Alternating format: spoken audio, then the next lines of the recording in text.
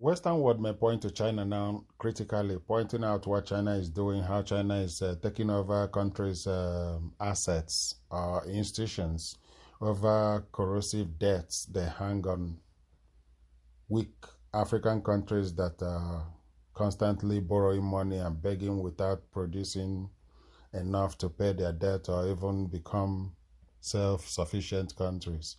Countries like Nigeria and a lot of others are becoming entrapped by Chinese dangerous debts. Because China knows what the Western country has done to Africa. They know how much Africa was manipulated, fleeced, and stolen from, and they continue to steal from Africa. And so China is doing their own bit.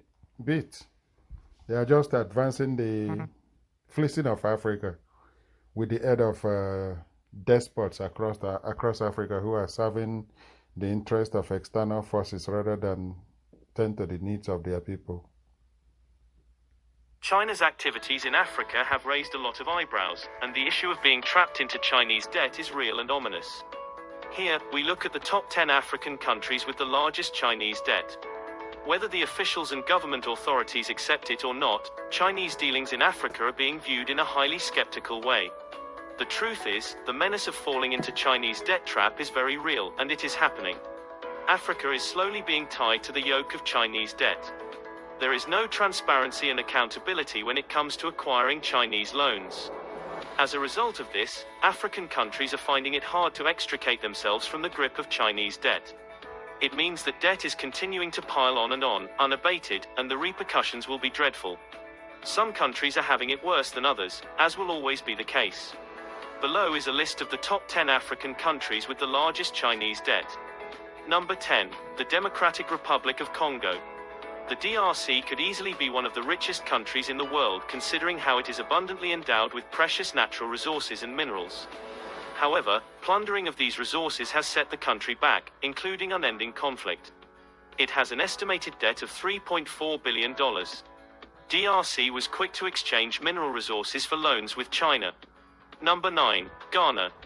Ghana stands at number 9 with an estimated debt of $3.5 billion. The country's opposition has involved the IMF to help look into the country's debt.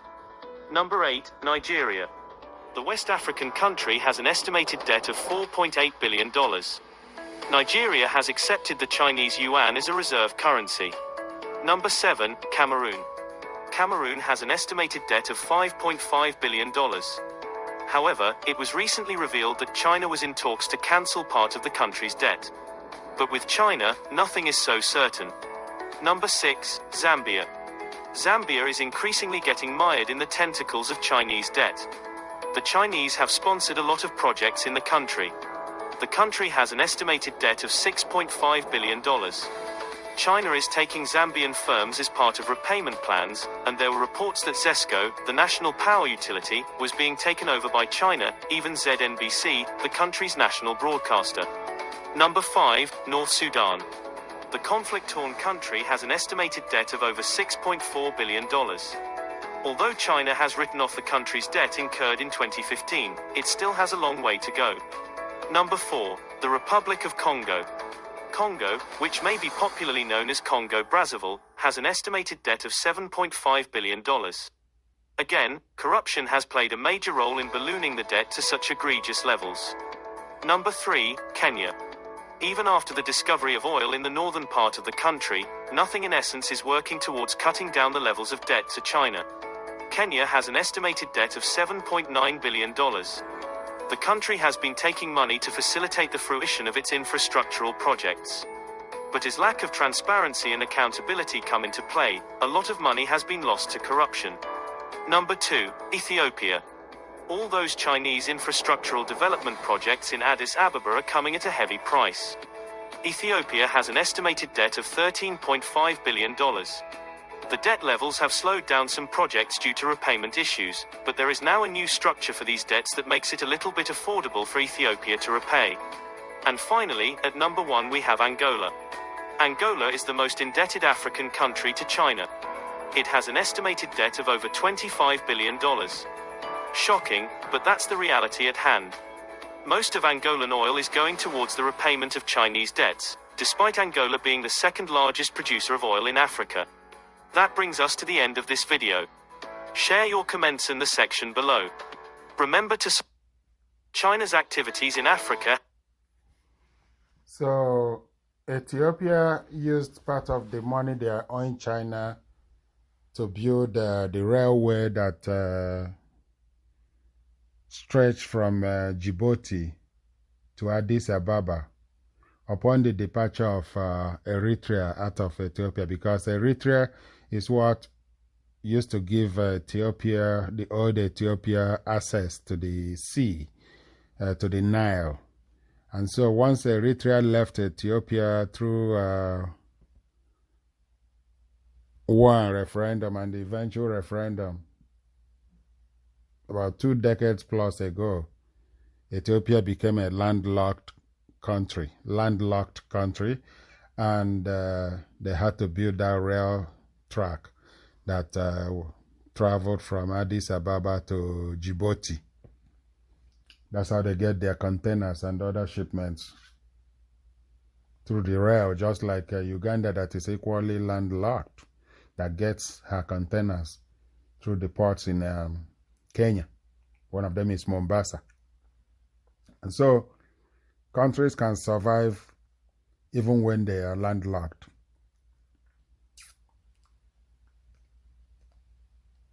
We can stop the Chinese onslaught against Africa by going through referendum in Nigeria. That's how we'll sort our problem there. Otherwise, those people going cap in hand, borrowing, looking for money, looking for aid to share, money to share, in a country that has 3 million crude oil barrels every day they supply to the rest of the world, they are still beggars. Terrible people. They have destroyed Nigeria and rendered it a miserable country. You know, a country that is supposed to be giving aid to other African countries is constantly borrowing, putting future generations into debt without any commensurate infrastructure to show for it. Sucks to be Nigeria. Today from the global lane, the dictator topping this year's list as the worst persecutor of Christians. The regime will take 3 generations of one family and stick them in prison for life. And these are prison camps that are designed to slowly kill off people. Most expensive Thanksgiving meal ever. Will Biden's infrastructure deal slow skyrocketing inflation? The truth is, it's not fully paid for, and as a result, it will turn out to be inflationary. Coming soon to the University of North Dakota, gender-neutral dormitories. If the male identifies as a female, he could essentially be assigned a female roommate. And transgender indoctrination. The princess who came to your ball tonight was me. And FBI terrorism tools used against parents. And it's all right here on the global lane. Where do Christians suffer the worst persecution in the world? China, Iran, Somalia? International Christian Concern has just unveiled its 2021 report on the top persecutors of the year. ICC lists 3 top persecutors this year: the worst country, worst group of persecutors, and the worst individual persecuting Christians. Well, joining us to discuss this year's list and to explain about what's happening around the world is ICC President Jeff King. Jeff, it's good to talk with you again. So let's get right into it. The worst country persecuting Christians this year. Surprise, it's not North Korea. Which country is it and why? Well, yeah, you know, Kim Jong-un, North Korea, it's always going to be a top performer, right? But what we looked at was like how many Christians are being killed presently. Is it a problem that's not addressed? We chose Nigeria. It's a surprise for a lot of people. But Gary, in the last 20 years, 100,000 Christians have been killed. 3 million plus Christians have had their lands, farms, homes stolen from them. And the government is part of the problem. So we chose Nigeria. Well, I know a lot of people say Nigeria, you know, that's just Fulani herdsmen and so forth, but it goes well beyond that. Tell us a little more. Well, this is the problem. You know, we work in Washington, D.C., and we're working with the government. And so that's the line that comes from the Nigerian government. They want to frame this as a conflict between farmers and herders. It's not a conflict. It's a one-sided war. It's a genocide against Christians. There's Boko Haram also, but the Fulanis have done much more damage. The Fulanis are going in. These are armed groups that go in and shoot up Christian villages and take their land.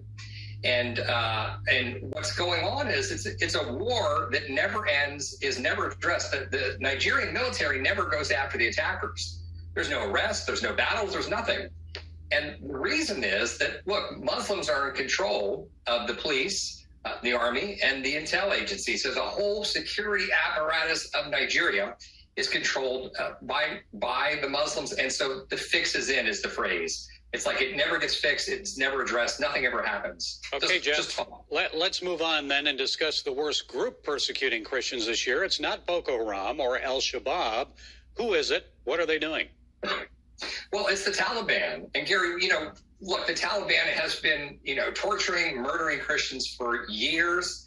The problem is that now they are in control of a state, and they have a potent intel security apparatus set up by us, but now they're in control of it. They're calling Christian leaders. We know you. We're watching you. We're going to come get you. They're going door to door. And unfortunately, just this past 2 weeks, they grabbed the first Christian. And what happens is they'll torture him. They'll find out who the other Christians are he knows. And then if he won't turn back to Islam, they'll kill him. And there's going to be a whole bunch of that. Well, a lot to pray about on that. Now, the worst government leader or person persecuting Christians, it's not Canada's Justin Trudeau for shutting down churches and arresting pastors during the COVID pandemic. So which government leader did you list as the top persecutor targeting Christians, and why? Well, you already nailed it. It's North Korea and it's Kim Jong-un. So either the country or he are going to show up in the top list. But look, the whole North Korean state exists to serve him and to keep him in power and the Kims in power. So we chose him as the individual doing the worst job against Christians, doing the most persecution against Christians.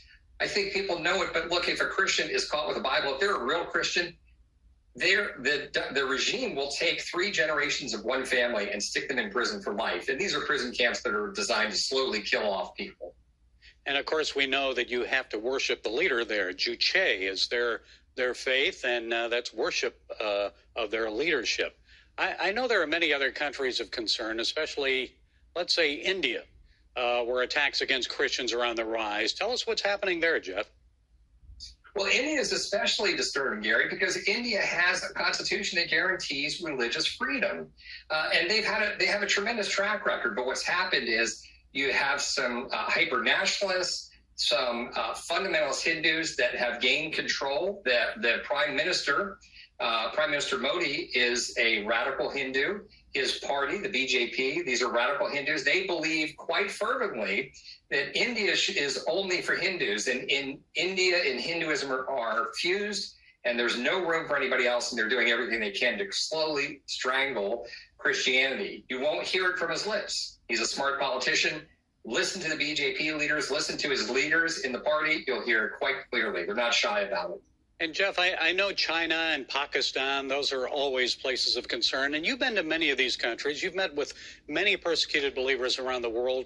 Which country really is driving you to your knees in prayer right now? Maybe what one should we keep our eyes on? Well, I pray for Nigeria constantly. We do a lot of work with the victims there. The 3 million plus that have already lost everything. Their homes have been stolen. 70 to 100,000 killed. The government is part of the problem because, just like you said, the government says this is just herders and farmers. It's a conflict. It's nothing but, and they are complicit in the attacks on Christians. Okay, I know that you're hoping this report will put more pressure on these governments to affect change. Jeff King, president of International Christian Concern. Thank you, Jeff, for sharing your time and insights. We appreciate you and the work you're doing. Love you guys and what you're doing, Gary. Thank you so much. God bless. If you're traveling over the river and through the woods to grandmother's house this Thanksgiving, or if you're staying home and preparing a meal, you and Granny will need more cash in your wallet for purchasing Thanksgiving food items. According to The Balance, you'll be spending 21% more this Thanksgiving than you did in 2020. And here are some cost increases to note for feeding a gathering of about 10 people. Potatoes up more than 8%. While Dr. Chukwuemeka Ezife from Ibuku is going telling people that he will go on his knees, prostrate before people, non-Igbos, for an Igbo man to become, or Igbo woman to become president of Nigeria. I keep wondering what is going on. Why is Nzuko Munna doing all this to humiliate Igbo by every means possible in order for one of their own members to become president of Nigeria come 2023? Are they not hearing what is going on, that there's a move for referendum? Like, don't they see the benefits of having a referendum that will not just impact Igbo people, but all other Nigerians, Middle Belt and Southern Nigeria will be positively impacted? Why then humiliate Igbo people all the time, like saying rubbish, when there is a big opportunity, a great opportunity to set all our people free, not just the Igbo people? Constitutional reordering is unavoidable in Nigeria. Why is Ezife, Dr. Ezife or Chief Mechin Bazulike setting us back? Nigeria of 61 years have been nothing but bloodshed for Ndi Igbo, set back.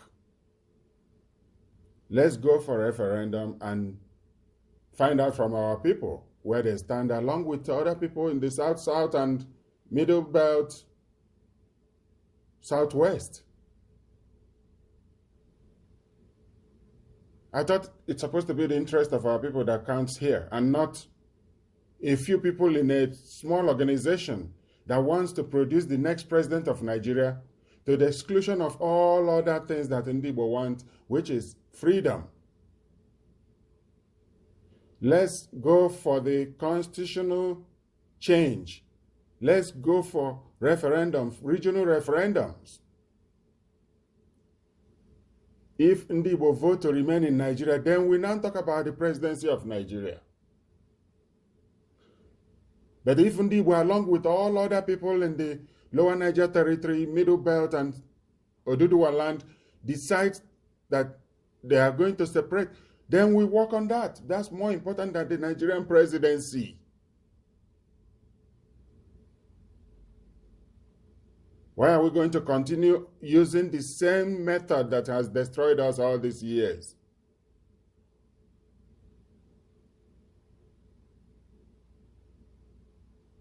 The next president, if we do not deal with the Constitution, will still rule by the 1999 Constitution that has been completely rejected and rightly described as a fraud, orchestrated by the Fulani Nigerian military with their civilian partners. We have a slave constitution on our hand, and our people are suffering as a result of this. The right of citizenship does not even count in Nigeria. Under current constitution, citizens cannot gather and express their frustration with a system that is killing them, like the NSAS, without getting shot. People cannot gather to say this is what they want, they need a change in the country without getting shot, like they did at Igboho's house.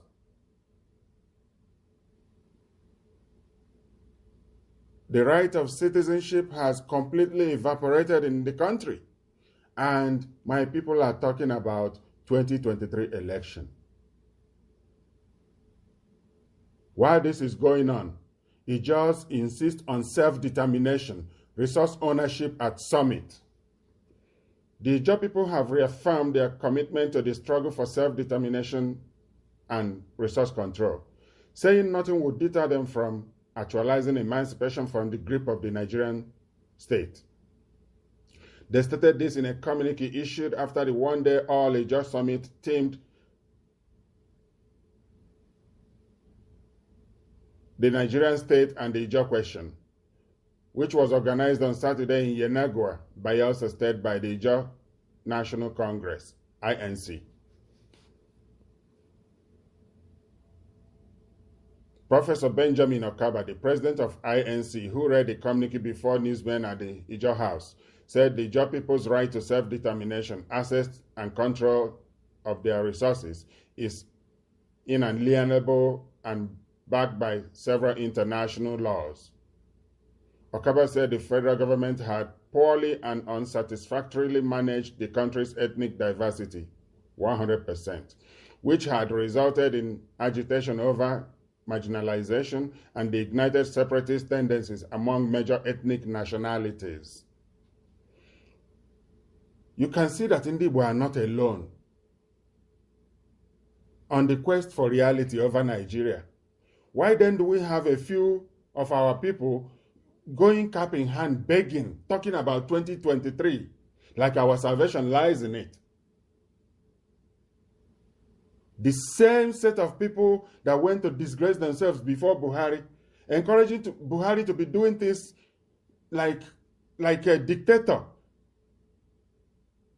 A man who has overthrown a most likely Supreme Court justice, removed him to pave way for Mohammed Tanko to become Chief Justice of Nigeria. A man who has seen to the invasion of a justice of the Supreme Court's house just a few weeks ago. My people allowed him to tell them that he does not interfere with the judiciary, but he will try. I mean, he stated that the Nigerian Federation had been an aberration as it does not conform to all known principles of federalism, which emphasize the division of powers between the central government and the constituent units of a coordinated and independent basis. On a coordinated and independent basis, Okaba said the Ijaw ethnic nationality can no longer bear the grave injustices, impunity, and flagrant nepotism, marginalization, neglect, oppression, and enslavement by the Nigerian state. This is what my people should be talking about. Instead, they are talking about 2023. What is wrong with Igbo? He further said that Ijaws would stop depending on the federal government for the protection of their environment, stressing that an environmental protection strategy would be evolved to safeguard sustainable Ijaw land for future generations. Amen. The communique read in part, the Ijaws resolved from this summit to employ all peaceful, diplomatic, non-violence, and other tools of disobedience to pursue and actualize our right to self-determination as a distinct people of common historical and cultural affinity and geographical contiguity. The Ijaw people shall stop at nothing until self-determination is achieved. The Ijaw nation shall continue to engage the federal government of Nigeria on its critical challenges, as well as the enforcement of a new federal constitution, and this is without prejudice to our resolve to seek self-determination. Well, the Ijaw National Congress should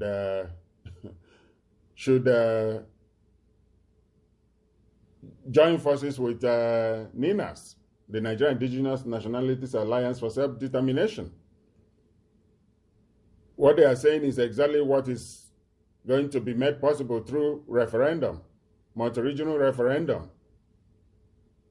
The INC chief added that all Ijaws, wherever they are in the world, will affirm their Ijawness by signing a reaffirmation accord, abide by faith and commitment to advancing the quest for a united and egalitarian Ijaw nation. Among notable leaders present at the summit, chaired by Justice Francis Tabai, retired, were the governor of Bayelsa State, Duye Diri, his deputy, Lawrence Ehuru Jakbo, Edwin Clark, represented by a retired federal permanent secretary, God knows Igali, former Minister of Police Affairs, Broderick Bozimo, and former Deputy Speaker, Delta House of Assembly, Fukekeme Solomon. Others included the Speaker, Bayelsa House of Assembly, Abraham Ingobere, Secretary to State Government, Kabowoe Benson, and others. Now you wonder what is going on with Igbo. How could you not get it that our people need referendum? How could Dr. Zife or Chief Amechi Mbazulike not get it that our people are clamoring for referendum? That what people in the Southwest said just a few days ago, that they do not support any further election until the 1999 Constitution is dealt with. That's exactly what Southwest did last weekend. Today, Monday, look at what Ijo is coming up with. And yet, some people think that our salvation lies in 2023 election. This is really embarrassing. It's embarrassing. It's embarrassing that instead of going for the real deal, we are wasting our time with 2023, then thrown another Fulani agent. God forbid. We are going for referendum. That's what we are going for. All these political goats, all these political Judas goats should just go and rest. And let's go for referendum, because a lot is riding on it. In response to Nigeria's continuing aggression, Aladima, in cooperation with other forces of liberty, devised a 5-phase plan to dismantle and ease out the evil feudal constitutional order. The first 3 phases involved working out an alternative, building a consensus around that alternative by way of an informal referendum, and the formal legal incapacitation of that 1999 Constitution. All these have been done by way of the Pronaco initiative, which outcome comprehensively revalidated the Aburi Accord model by the ethnic nationalities at a sovereign meeting 2005 to 2006 as a minimum condition for continuing in the Nigerian Union, failing which exit options will be explored. The movement for New Nigeria, which is the implementation phase of the Pronaco outcome, has carried out a successful countrywide informal referendum, and in May 2007 launched the winding up suit against the 1999 Constitution on the ground of self-evident fraud, with Chief Anthony Enahoro, Chief Sisi Ono, Chief Dim Chukwuemeka Odumegwu Ojukwu, Bishop Bolanle Bonigi, Prince Tanimoshe Bankole Oki, Chief Ralph Wazurike, and Alhaji Asari Dokubo as some of the plaintiffs. To date, Nigeria has no answer to this fatal challenge on the sole legal instrument holding the union together, and so the entrapped ethnic nationalities are at liberty to retrieve their sovereignties on their own terms, within or outside the Nigerian Union. The 4th phase commenced June 30th, 2011 with the MNN Declaration, which followed the post-election violent rejection of the same 1999 Constitution and democracy by Boko Haram at a time the 12 northernmost states in Nigeria had adopted Sharia since year 2000, which is tantamount to opting out of the Nigeria Union.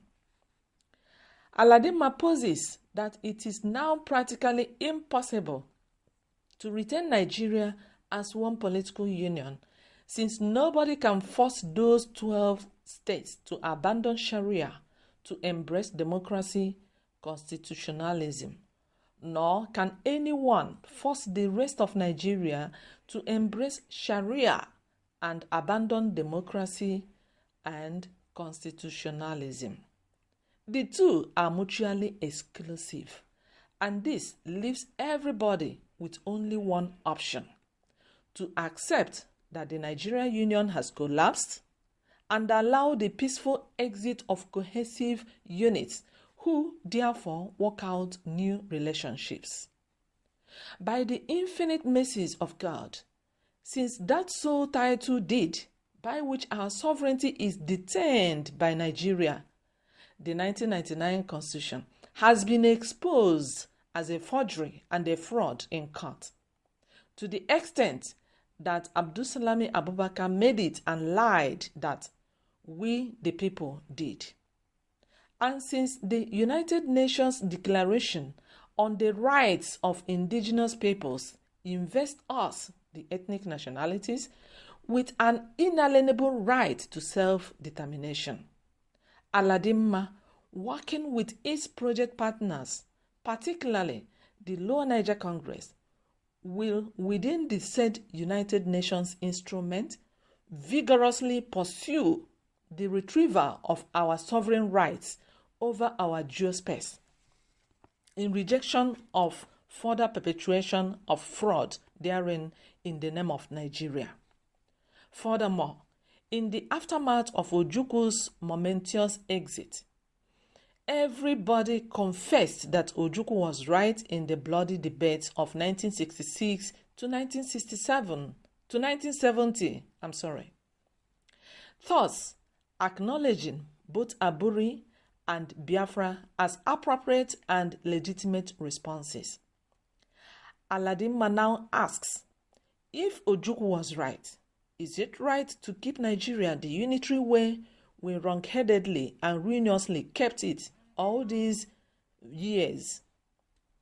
Having embraced the truth, is it not time to act on it by reworking the union in a manner that restore the hijacked autonomies of the entrapped nations, either Aburi model, that's confederation, or Araba model, which is full independence for units?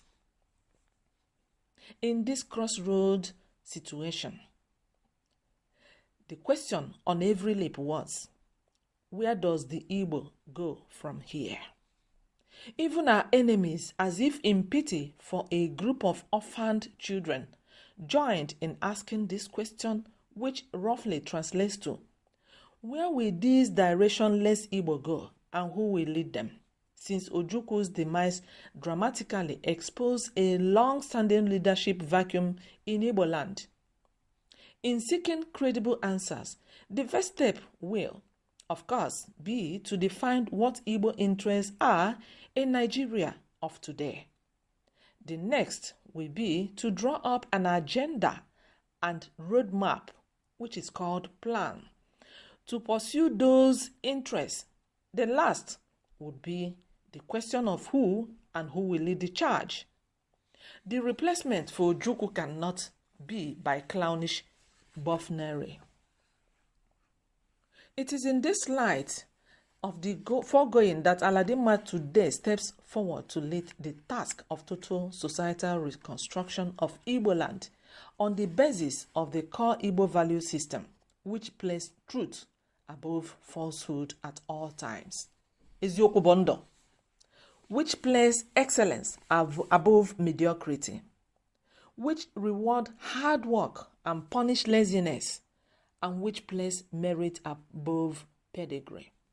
We shall restore the traditional Igbo sanction system to curtail the excesses of those who have become stronger than Oha, the people. In stepping forward at this time, Aladimma has substantially concluded his consultations with all segments of the Igbo society, both home and abroad, particularly the grassroots populations, regarding what the strategic Igbo pursuit should be at this time in Nigeria, between going for presidential power in 2023 and seeking to end the constitutional enslavement of the Igbo in Nigeria. You see, why we are telling you people to stop all electoral processes, all the political parties should close shop. Let us solve this problem. The problem of how we are going to live together in Nigeria. If we cannot do that, let us go our separate ways through referendum. We are talking about referendum instead of 2023 election. And as it is today, an overwhelming majority of our people are in favor of the latter. That is, going for liberty and not power under the current constitution, and Aladima intends to lead them in that path. If we go for power and miraculously succeed, the chances are simply nil as things stand today. No doubt, a few people will make billions, probably in dollars. But the constitutional framework which enslaved the Igbo will remain intact to enslave the rest of us, our children, and our grandchildren, and our future unborn children. Why, if we go for liberty and succeed, and success is now guaranteed in the face of the aforementioned United Nations instrument and Nigeria's dying 1999 constitution, we can immediately throw off the yoke of enslavement which has been around our necks for over a century to our eternal benefit. We stand to gain a lot if we do not renew this 1999 constitution through another round of elections and selections. Let us think twice. Let us think outside the box. Let us listen to the voice of reason. Accordingly, we declare that, number one, the best interest of the Igbo in Nigeria of today lies in pursuing the constitutional unshackling of its people and not in pursuing the presidency of Nigeria under the present constitution, nor will the creation of one more lame state alter the overall equation of our gross marginalization.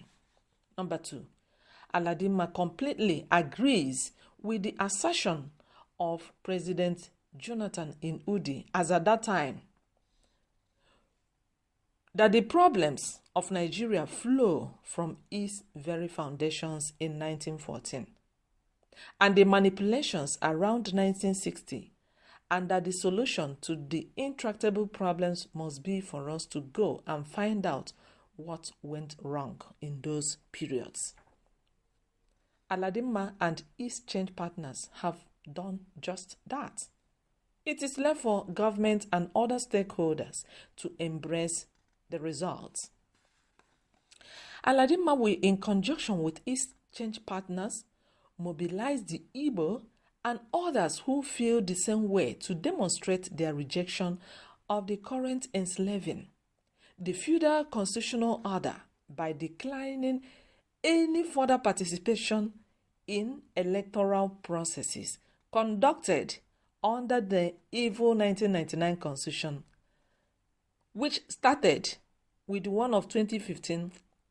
We are in 2022 and we have to stop that of 2023. We should not participate in all the electoral processes. It's not boycott. It is not boycott. Please, listen to the voice of reason. Reject everything about all the electoral processes under this 1999 toxic, fraudulent, imposed constitution. That is the chain holding all of us in a cage. Number 4, to avoid anarchy, Aladima prescribes that all those in power at all levels in the three arms of government should remain in office until the transition to a new constitutional order is completed, just like South Africa did when it had to transit away from the apartheid constitution between 1990 and 1994. Number 5. Any Igbo son or daughter who decides to pursue public office under the current constitution will, by that act, present himself or herself as an enemy of the people and will attract communal frown and sanction. Think about our people who are going into 2023 election. They are deceiving you. They will not care about you. They will never think about you. and they will never bring anything good to you. Our problem continues. Think outside the box. Number 6. A 90-day window from the date of the publication of this will be open to extend consultations to those who may, for one reason or the other, not have been reached so far, and we invite such persons or groups to contact us.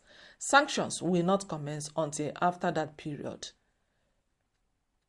Did they listen? The answer is no.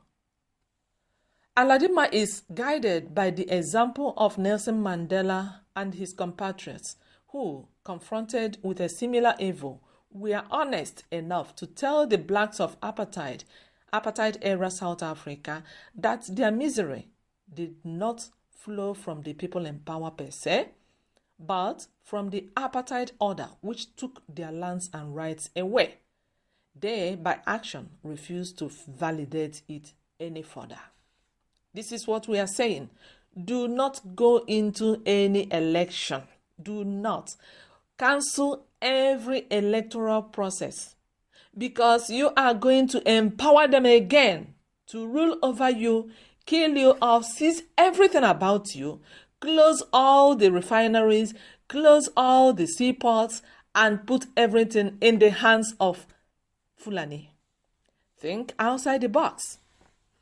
For the men of God in the land, who constantly recommend prayers as the solution to the Nigeria that stands on the foundation of injustice and gross inequity, Aladima wishes to point you to late Bishop Desmond Tutu of South Africa, who faced with a similar evil, stood on the side of truth, and fought side by side with the oppressed peoples of South Africa until the evil constitution of apartheid was overcome. We have a constitution that lied that we the people enacted our damnation.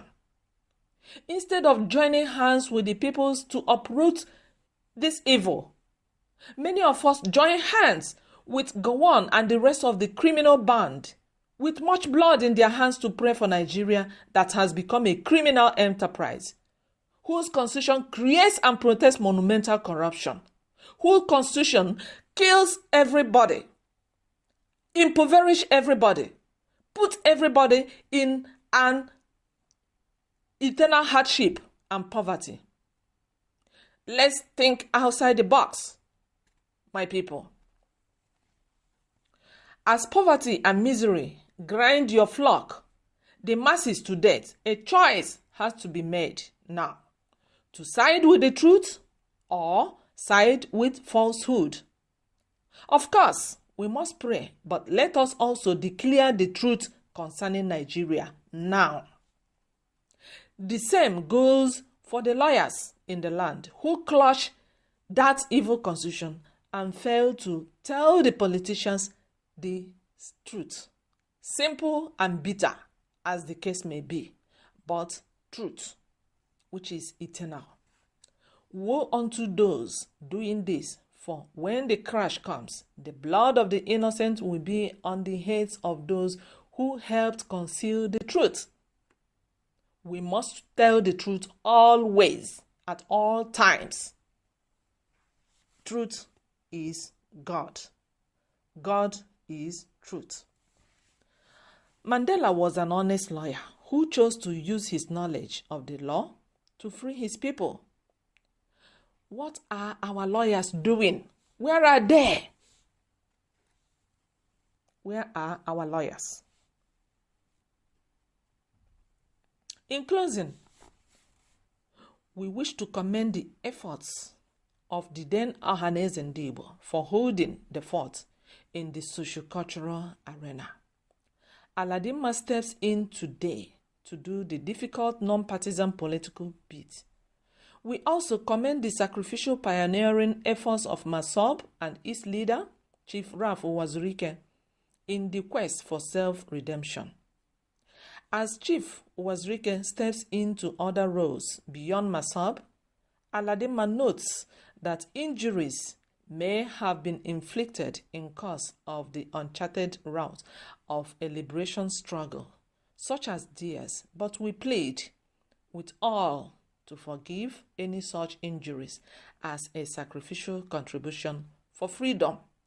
And we also beg Chief Ralph Uwazulike to think outside the box, to redress and look towards the yearnings of the people, which is found in NINAS, the movement of the owners of the land.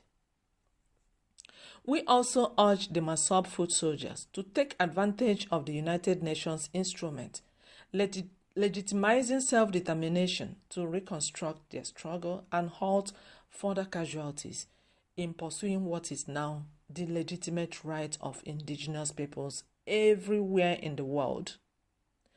Kosovo has moved from Serbia, South Sudan from Sudan. Scotland is awaiting a referendum to leave the UK.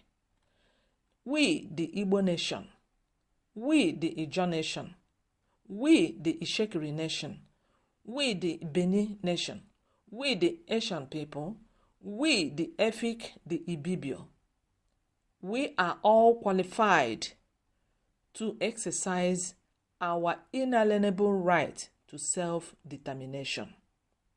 We are not talking about Biafra. We are talking about the emancipation of all these mentioned nations. We find ourselves under the umbrella leadership of the Lower Niger Congress. Lower Niger Congress is not the name of our nation. Please note.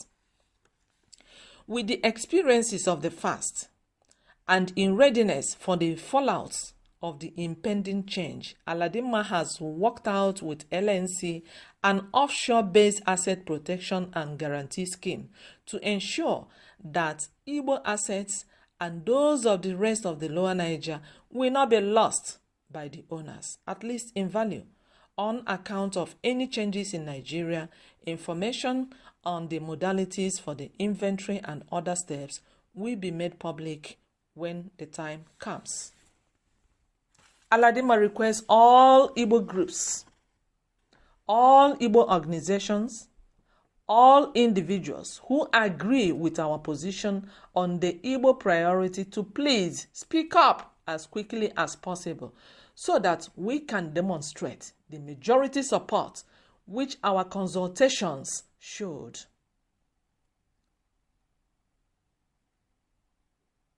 Phone calls, emails, and visit to our website are platforms to register support for or engage with our position.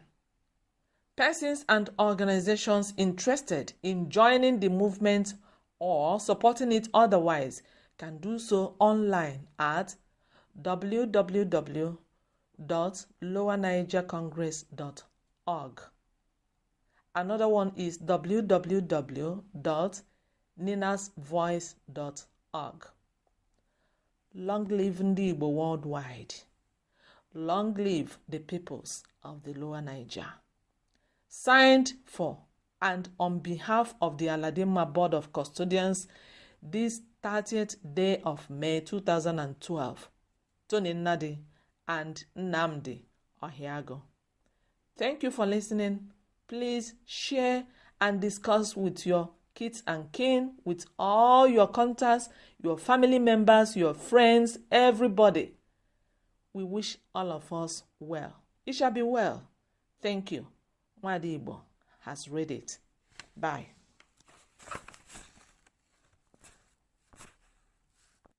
Iwukesan va dale enige ehaimo edion ikpea ihuo isen ewohan niriwoto sanrebe mejoto ewao otunatioli NINAS, Nigeria Indigenous Nationalities Alliance for Self-Determination, Niger Homonareo, Onotunada Wegi, Akoze Novade Beale,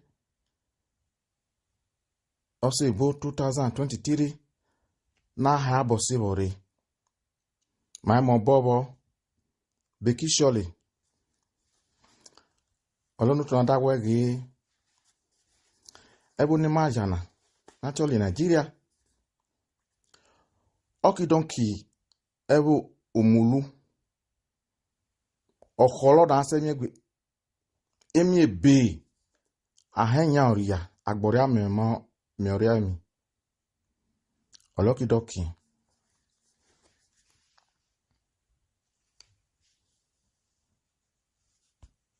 ono tuna NINAS da wege epare chavebu ne botioli constitution ole mane santioli ebuhi ye ebi umulu no ogi ole vuole wala esa mata wege era de nyaura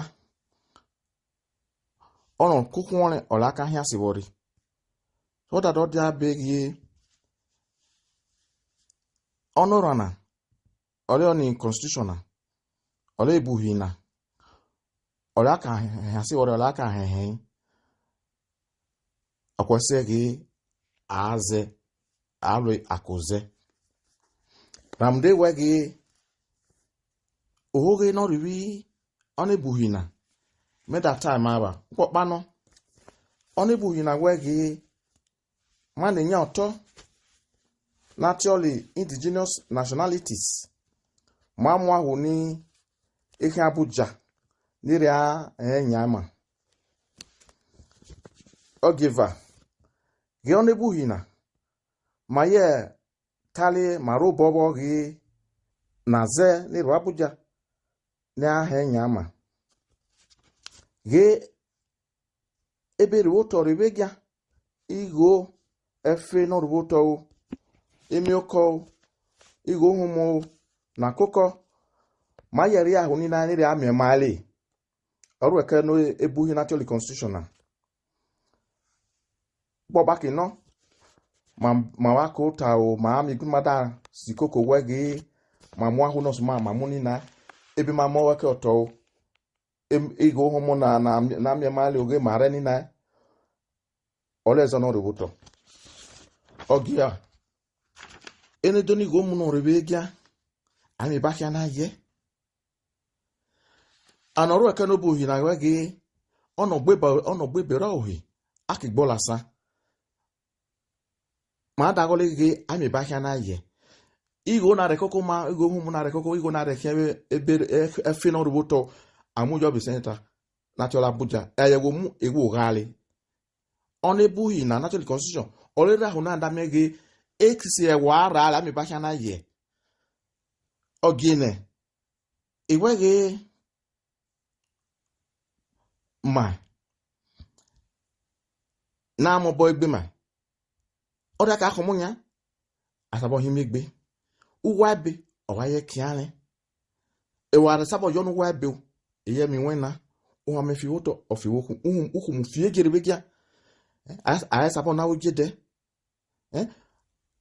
aware wege nya ge ma sabo na wujede ewa wo gboria a sabo miole igwe kiri okoko awu moni egwana ro mu igo nina anone bi onebu hina oyeri ahụ nina NINAS da wege owake mare diro anyị onu se na osacha sebirio oleda wege ukpede ni eneribi ugie uki igbeva alukpe negotioli 2020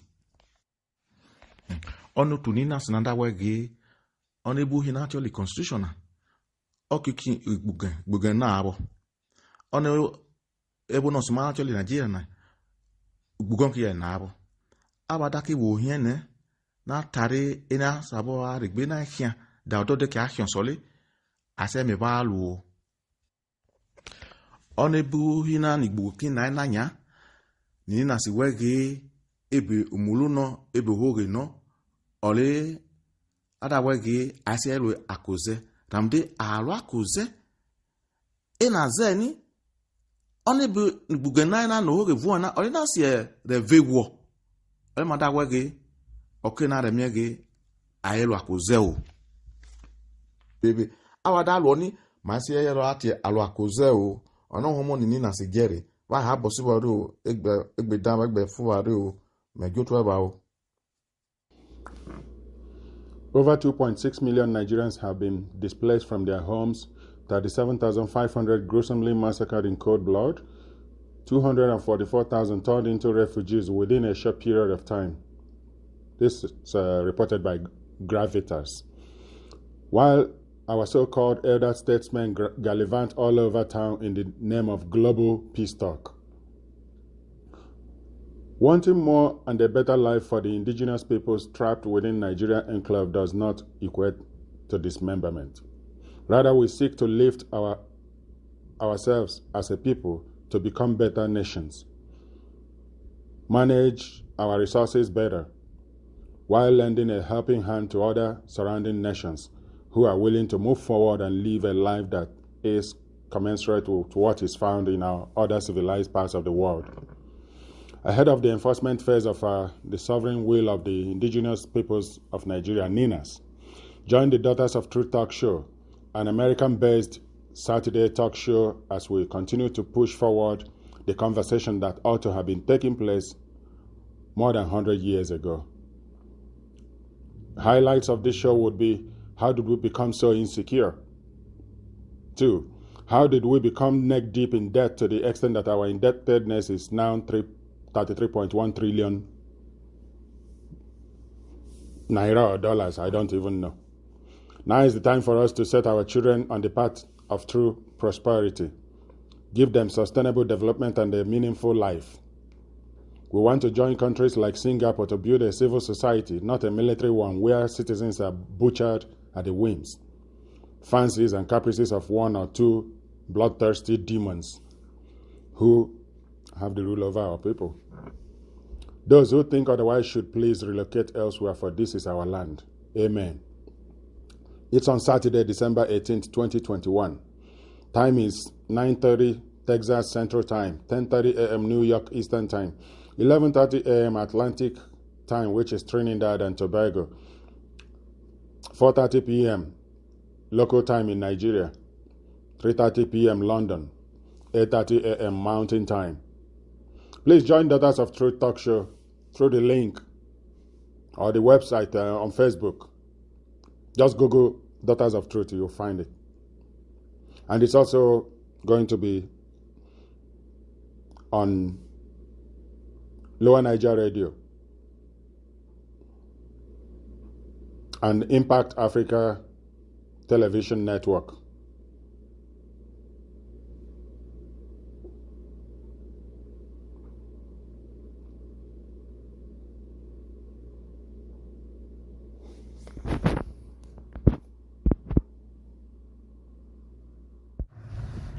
Here is a more comprehensive report of Ija's begins self-determination campaign at summit. This is the full communique issued after the meeting yesterday. Communique of the All Ijaw Summit held on Saturday, 4th December 2021 at the Ijaw House, Sani Abacha Road, Yenegua, Bayelsa State. An All Ijaw Summit was held under the auspices of the Ijaw National Congress, the umbrella social-cultural, political, non-partisan organization of the Ijaw ethnic nationality of Nigeria, on Saturday, 4th December 2021, at Ijaw House, Yenegua. The summit, which attracted prominent sons and daughters of Ijaw Nation, was convoked to undertake self-appraisal and evaluation of the existential conditions of the people of Ijaw ethnic nationality. It was chaired by His Royal Majesty Justice F.F. Tebai, Justice of the Supreme Court, retired, the Ebenana Oweifo, Tuemo Kingdom. Noticeable leaders present were the Governor of Bayelsa State, His Excellency Senator Duye Diri, the Deputy Governor of Bayelsa State, His Excellency Senator Lawrence Ewuhuru Japo, Senator Chief Dr. Edwin K. Clark, OFR, CON, Chairman Board of Trustees of the Ijaw National Congress, represented by Ambassador God Knows Bolade Igali, Alawe Broderick Bozimo, former Minister of Police Affairs, Honorable Abraham Ngobere, Speaker Bayelsa State House of Assembly, retired Honorable Komboye Benson Friday, Secretary to the Government of Bayelsa State, Honorable Funke Keme Solomon, former Deputy Speaker of Delta State House of Assembly, Elder Erasmus Patrick, Commissioner for Ijaw Affairs. Others present were traditional rulers led by His Royal Majesty King Alfred Dieter Spieth, Amayanaba of Tuon Brass, and Chairman Bayelsa State Council of Traditional Rulers, political leaders, captains of industry, and youths. After critical reappraisal and the evaluation of the past, present, and the introspection into the future of the Ijaw Nation, Summit noted as follows. 1. That the Aboriginal Ijaws have been the oldest indigenous settlers in Niger Delta area SWAT, deep Republican characteristics that abhors oppression, repression, and suppression. The Ijaws were independent people free from any hegemony before the advent of the British colonialists. These are evidenced by scientific and archaeological validity. 2. That the Ijaw Nation was conscripted into an amalgamated Nigeria in 1914 by the British colonialists through treachery and deception, when the British reneged on their obligation of protection, the basis for which treaties were signed. All protestations by our forebears, including King Jaja of Opobo and King Koko of Nembe, to challenge the British were met with stern reprobation and assault. The crude effect of this deliberate, traitorous, and perfidious act of the British over time culminated in the balkanization of the Ijaws into voiceless minorities, and today the Ijaw are relegated to second fiddle roles, and in some cases appear to exist without notice. 3. That the Ijaws occupy the most difficult coastal areas of the country that is blessed with resources to feed the Nigerian nation, but remains backward and poor. 62 years after the Henry Willings Commission report so described it. We are not only poor, but are beggars of what rightly and naturally belongs to us. 4. That the government of the Federation poorly and unsatisfactorily managed the inherent ethnic diversities, resulting in not only hues and cries over marginalization, but ignited several separatist tendencies among some major ethnic nationalities. 5. That the duplicitous balkanization of the Ijaws have led to our cultural identity problems, as our language is lost to the predatory effects of acculturation and assimilation. 6. That the balkanization of the Ijaw Nation has also created a contracted and inadequate political space for Ijaws, who, though is the fourth largest ethnic nationalities in Nigeria, continually suffer the pangs of discrimination, marginalization, and suppression. 7. That the Nigerian Federation has been an aberration, as it does not conform to all known precepts of federalism, which emphasizes division of powers between the central government and the constituent units on a coordinated and independent basis. 8. That despite the copious provisions in Chapter 2, Section 13 of the 1999 Constitution of the Federal Republic of Nigeria as amended on the directive principles of state policies, the federal government has flagrantly reneged on the equitable application of the federal character principle to the charging of the Ijaw Nation. 9. That the creation of only 23 homogeneous local government areas of the entire Ijaw ethnic nation, out of 774 local government areas that are funded from proceeds of oil and gas, for which the Ijaw Nation accounts for about 70%, is criminal, insensitive, and perfidious.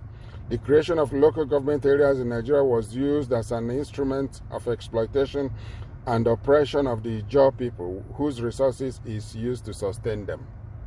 10.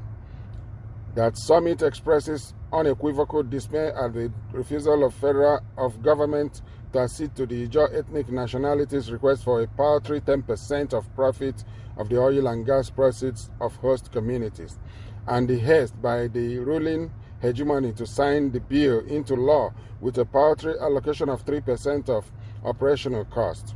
This does not only further the institutionalization of impunity and insensitivity, but leaves the Ijaw nation helplessly to reflect on our continued relevance to the Nigerian states as a people. 11. That the only visible reward to the Ijaw nation for feeding and sustaining an ungrateful Nigerian hegemonic class have been consistent degradation, despoliation, and destruction of our environment, fauna and flora, with no remediation strategy. We live with the hazardous effects of gas flaring and the now pervasive challenge of soot, suffering unmitigated health hazards which have continued to send our people to early deaths. 12. That it is most unfortunate, callous, and irresponsible, and smacks indignation of consequential proportion for proteges of feudal hegemony to bemoan the challenges orchestrated by the failure of government and the international oil companies that impact negatively on oil-bearing communities. 13. That even the 2012 United Nations Environmental Programme, UNEP, describes the Niger Delta area, Ijaw Nation, as a disaster and most polluted site in the world. Number 14. That the present national security architecture is skewed towards only protection of the oil and gas assets in Ijaw land as against the people's right to defend and protect their naturally endowed resources, whereas this is against all known international laws of the inherent right to ownership of natural resources by indigenous peoples. This has resulted in several cases of conflicts and insecurity in Ijaw land. 15. That Ijaw people's quest for political unification has been age-long, as this has been central in all the demand for our forebears to the pre-independent constitutional conferences. 16. That the Ijaw ethnic nationality can no longer bear the grave injustices, impunity, flagrant nepotism, marginalization, neglect, oppression, and enslavement by the Nigerian state. 17.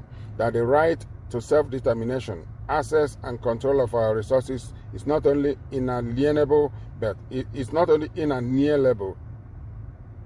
but backed by several international laws. Accordingly, the summit resolves as follows. A. That the Ijaws would no longer depend on the Nigerian state for the protection of their environment. To this end, an autonomous Ijaw environmental protection strategy be evolved so as leave behind a sustainable Ijaw land for future generations. B. That the Ijaw people shall explore the various international laws and statutes that offer protection for the enforcement of their right to self-determination and the protection of their God-endowed resources. C. All Ijaws, wherever they are in the world, shall affirm their Ijawness by signing a reaffirmation accord, abide faith and commitment to advancing the quest for a united and egalitarian Ijaw nation. D. The Ijaw nation shall continue to engage the federal government of Nigeria on its critical challenges, as well as the enthronement of a new federal constitution, and this is without prejudice to our resolve to seek self-determination. E. That Ijaws resolve from this summit to employ all peaceful, diplomatic, non-violent, and other tools of civil disobedience to pursue and actualize our right to self-determination as a distinct people of common historical and cultural affinity and geographical contiguity. F.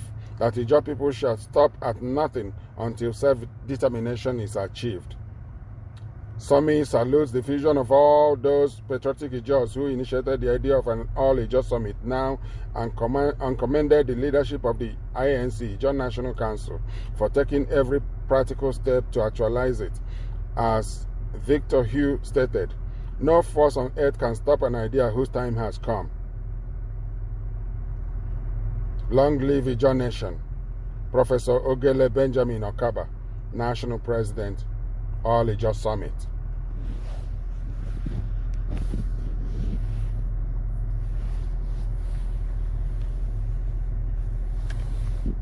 Understand your role in society, you can never make any meaningful contribution. According to the Greeks, there are three types of people on earth: the idiots, the tribesmen, and the citizens. My concern early here is that Nigeria may have been dominated by the idiots. Studies show only 10% of Africans are citizens. The remaining 90% are either tribesmen or idiots. When the Greeks used the word idiot, they did not use it as a curse word. Idiots are people who just don't care. If they write exams, they will cheat. If they are in government, they will steal. An idiot does not care at all.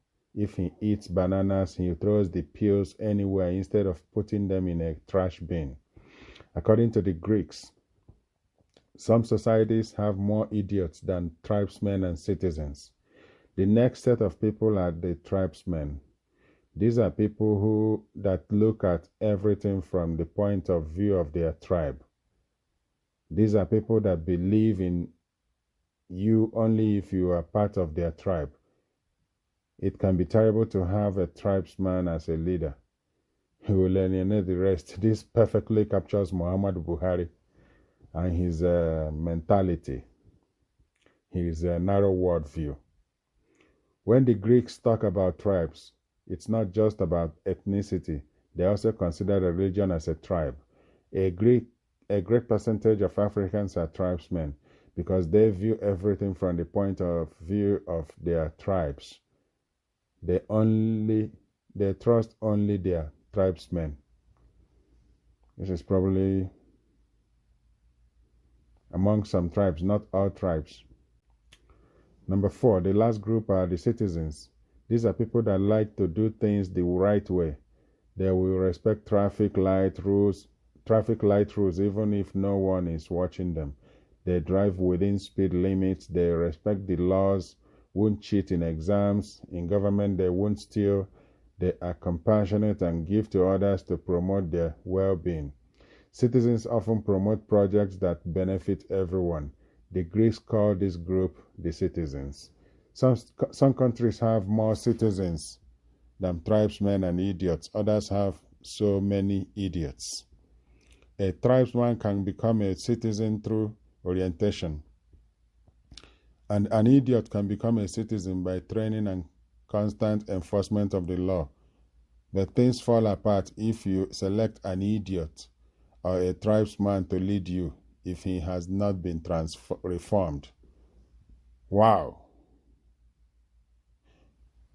The interim chairman of APC once told us that Muhammadu Buhari was a reformed Democrat. That was a lie. So the disaster called Muhammadu Buhari could have been avoided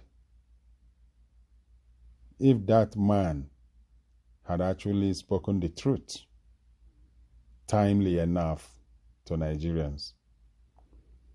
Nigerians allowed this dangerous man to get into office because of the lies of some party members. Wow. But things fall apart if you elect an idiot or tribesman to lead you if he has not been reformed. Where do you belong? Are you an idiot, a tribesman, or a citizen? Reflect about your life, reflect about your country and Africa in general before you answer. Food for thought.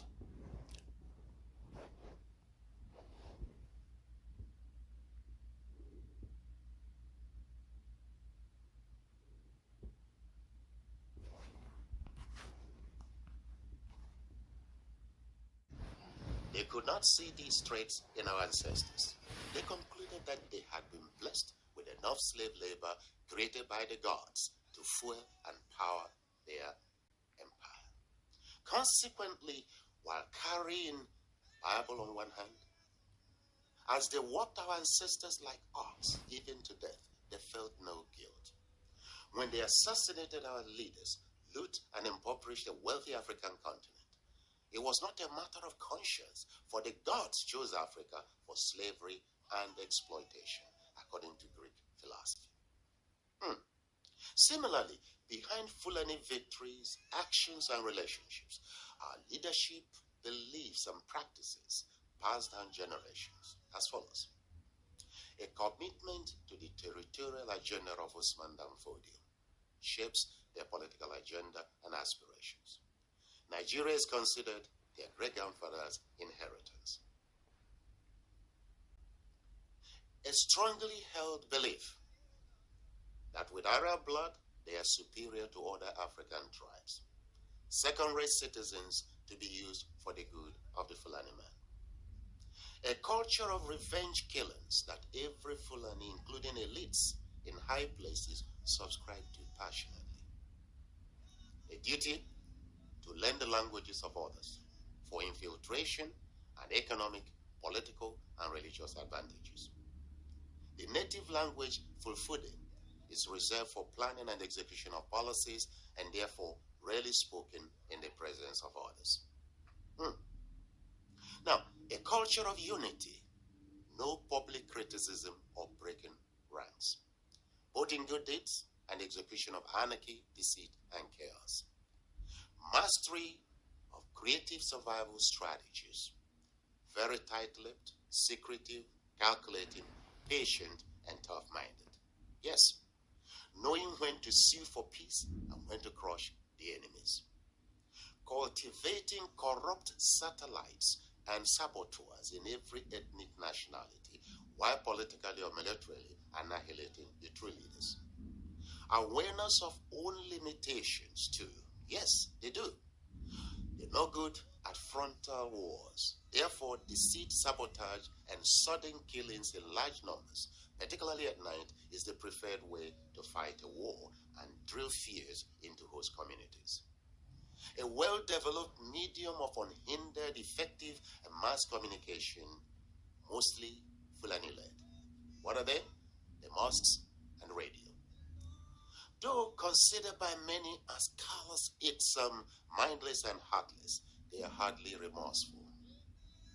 Now, these beliefs and practices condition the Fulanis to believe entitled to lead or rule wherever they are, regardless of comparative intelligence and capability of their host communities, the born-to-rule ideology.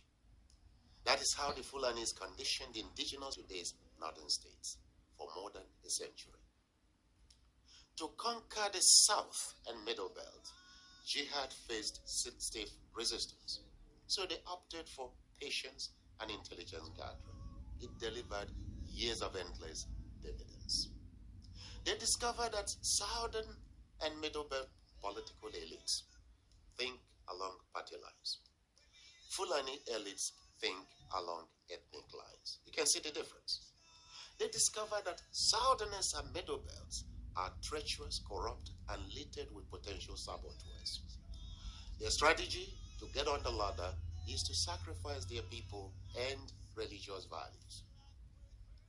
The Fulanis used these weaknesses with ruthless wisdom.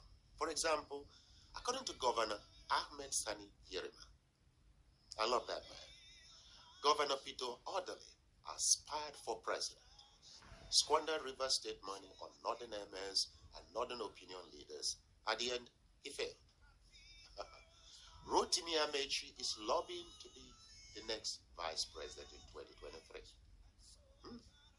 He is completing the biggest rail and road line into Niger Republic, while the roads in the south are impassable. He will fail in the end. James Ibori wanted to be vice president. Delta State Liaison Office in Abuja became an ATM for northern PDP members. At the end, he failed and imprisoned. President Goodluck Ebele Jonathan postponed South-South development in pursuit of a second term, rehabilitated the Amajuris and MS palaces, built Abuja Kaduna railway line and universities. At the end, the Northern INEC chairman he appointed dismissed him from office. Now watch this. In recent times, for 2023 presidential ambition, in glorying fire victims of the Adeniji Adele Market, Lagos, Bola Tinubu donated 50 million to Katsina Market, ravaged by fire. He will fail. Ignoring market fires in the southeast, Nyesom Wike, for political ambition, donated 500 million to reconstruct Sokoto Central Market. He will fail too. The Fulani race, through leadership, organization, and unity of purpose, have scored successes never possible elsewhere on the African continent. For example, in the period of military dictatorship, through the influence of their emirs, they ensured the best of everything. Today, the Federal Civil Service, NNPC, CBN, and NPA workforce are dominated and controlled by the Fulanis, though not as qualified as their southern counterparts. Though no seashore or oil wells in the north, they are in control of all seaports, the NNPC, and oil wells. Though the poorest region in Nigeria, they are in control of taxes, industries, and revenues generated in the south. Clever stuff. Though a minority and less educated compared to the south, they are in total control of the presidency, Senate, judiciary, and the military, the police, the Air Force, civil defense, and immigration. They successfully nurtured a politically aware and active Fulani race, such that on polling day, rain or shine, even the handicapped, sick, starving, underage, and elderly turn out to vote for political power. Southern professors and uneducated professionals maintain criminal silence with the hope of attracting appointments from the Fulani-led administration. The Southern politicians jostling to be president in 2023 have also been subtly subdued into acquiescence in order to prove to the Fulani leadership that they will be worthy partners if allowed to mount the presidency. Now, hopefully, you have figured out why the Fulani and their leadership are not moved by accusations of brutality, insensitivity, carnage, and illegal occupation of lands in Nigeria. It is worth noting that the Fulani's practice of borderless global citizenship, proclaimed by Governor Bala Mohammed, will never apply to Arab African countries like Tunisia, Morocco, and Egypt, and will not apply to Europe and America. These are superior races. You can now appreciate the wisdom in General Tsu's words. And you have just witnessed the handwork of a true and patriotic leadership. You may not like the sight, sound, taste, and smell of the outcomes. However, be bold to acknowledge the genius in the Fulani leadership. They are not our enemies, but aggressive competitors on a mission. That's my expectation for a true Igbo leadership. In part 2, I will address the failures of Igbo leadership and propose a way forward. Thank you.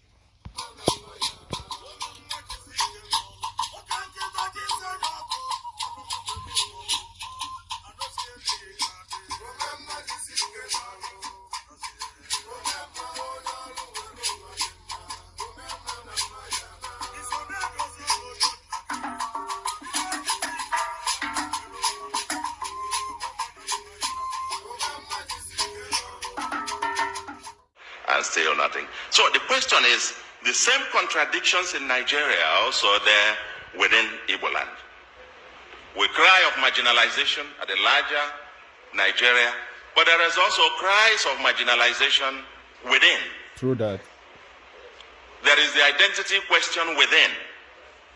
There is the citizenship and indigenship question within. How many other Igbos live in Aba and in Abia, for example? But, I don't know, 2 years or 3 years ago, There was the indigenship thing, that all non-Abia citizens were sacked from but these people had lived there, worked there, paid their taxes there. They were counted as part of Abia in the census. You collect revenue, more revenue because of them. But then, no, you can't walk in there. You are not an indigent. So while we are pointing one finger there, ladies and gentlemen, look closely. The other three are saying, let's get it here. And so how can this new leadership emerge? And then of course the entry fee is very high. The fourth, the new Biafranism, and that is my last point. And let me say that Nigeria has wittingly or unwittingly dragged the Biafran issue from the periphery into the mainstream discussion. True. Nnamdi Kanu, in my view, threw a bait and Nigeria took it. Today, he is the most popular political prisoner and will end up either as a hero or a martyr. But to his credit, he has forced Nigeria and the world to discuss Biafra. I believe that keeping him there does not do Nigeria any good. I believe this young man should be released, and released like yesterday.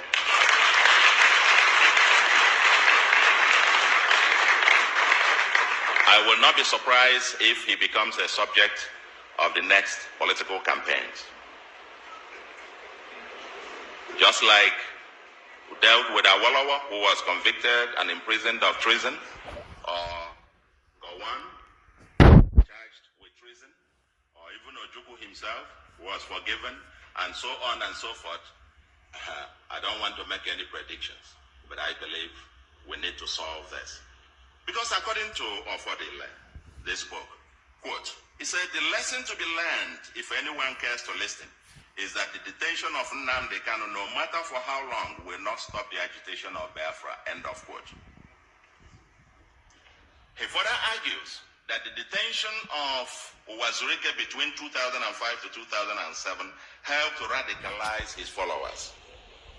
The same thing happened when the leader of Boko Haram was killed. His followers became more radicalized. Detention of Nnamdi Kanu, I never heard of him before this time, to be quite honest. Never heard of him. I didn't even know about the IPOP or whatever thing. Until this thing, and you now realize globally it's become an issue and it's become mainstream.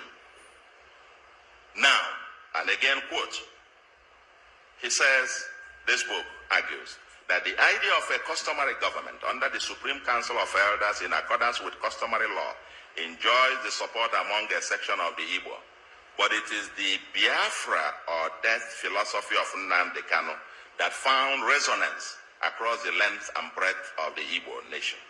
Therefore, there cannot be a resolution of the Biafran dilemma without a wholesome engagement of the Nnamdi Kanu Uche Mefo faction of IPOB. End of quote. That's what this was. So, if I were President Buhari, quite honestly, I would be very suspicious of anyone who advises me to ignore the Biafran issue. I'll be very suspicious. Anybody who says that is either ignorant or being mischievous, or quite patently doesn't mean well for the government itself. It probably wants the same government to repeat the mistakes of the past so that it could lead it down the drain. We must start learning in this country. So let's talk Biafra. Where are the Igbo elite and the intelligentsia in all of this, especially those in Nigeria? It seems, as this book points out, this is being driven mostly by the Igbo intelligentsia in diaspora, the new resurgence. The new ones within, there seems to be a division, 3 classes you can identify. The ones within the mainland, and I'm sure, and you discussed, they have a different point of view. those in diaspora within Nigeria, so to speak, who are in Abuja and Lagos and so on and so forth, Kano, Kaduna, and so on. And an elder was asked about that, living in one of these northern states, about Biafra. And they asked him, what do you think about this Biafra? He said, well, nah, I just didn't know. In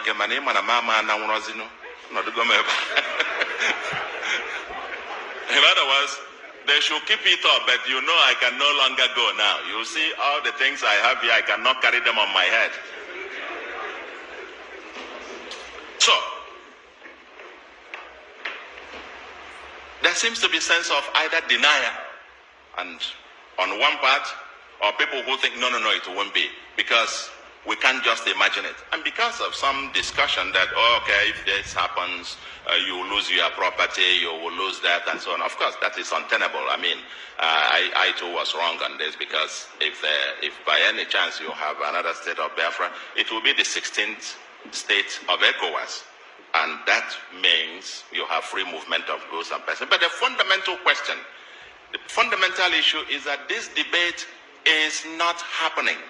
This whole thing is being driven almost in a haphazard manner. Last week, they called for, was that last week? Yeah, last week.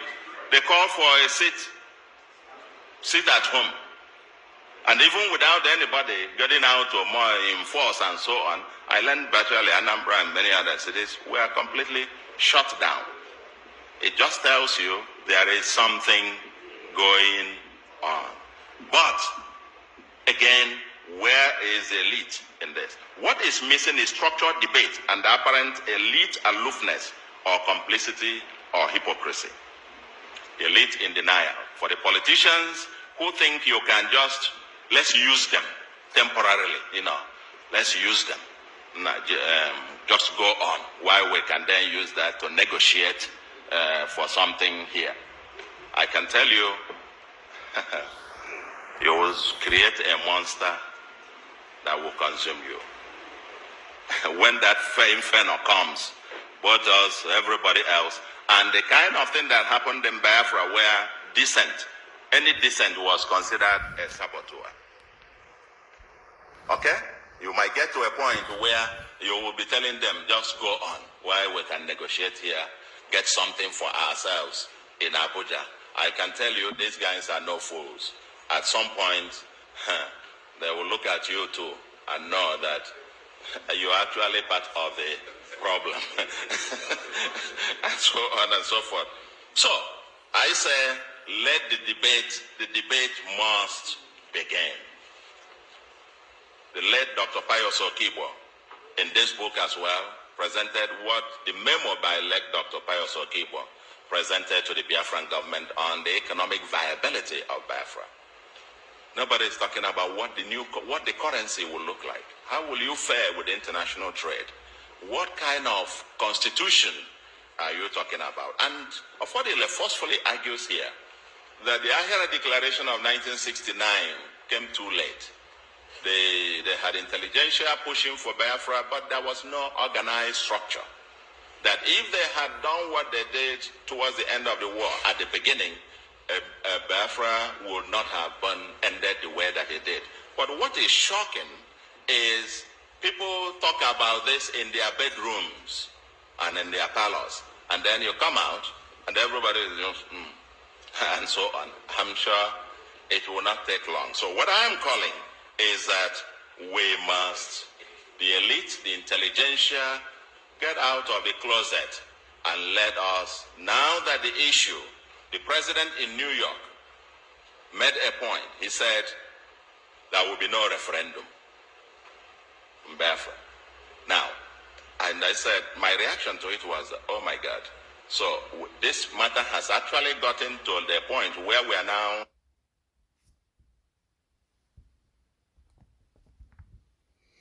Yes, it has gotten to the point where the president, by his almighty powers, can give us conclusive statement that this will not happen because he's God. Yes, referendum will happen upon Nigeria. Definitely it will. It's a matter of time. And yes, the people will vote to decide where they want to be, whether to continue with the slave chain that is all around each other's neck and hands and feet, or we'll go our separate ways. And this is the call that is going out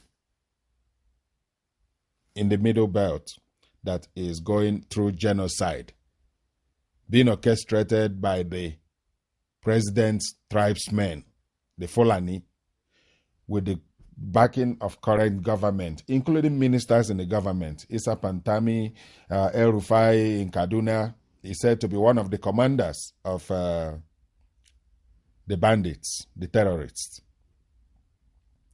Benue State, Plateau State, all areas in the north are coming under attack. Southwest is not spared, southeast, south, everywhere is under attack. And so NINAS comes in and says, look, this is the template. This is how you can go about doing this. Referendum for the regions or zones or states or whatever you call it, but we know who we are in our regions. We want to have referendum, a binding referendum to be supervised by the United Nations. This will help to stabilize Nigeria, including the emerging nation states. If Muhammadu Buhari wishes Nigeria well, if Bola Ahmed Tinubu wishes Nigeria well, if Ojus Okalo wishes Nigeria well, who is that other criminal that is seeking to become Rochas Okorocha that robbed Imo State dry? If they really mean well for Nigeria, let them join the call for referendum. If they really, even like if Rochas Okorocha mean well for any people he built school for in the north, in Meduguri or wherever, if Rochas wishes them well, Rochas Okorocha, this is a public call to you. Join the call for referendum so that we can restore hope and dignity to our people. And if you don't want for our people, at least for those people you are helping in the north, in the far north, help them to begin to heal by having whatever they choose to have.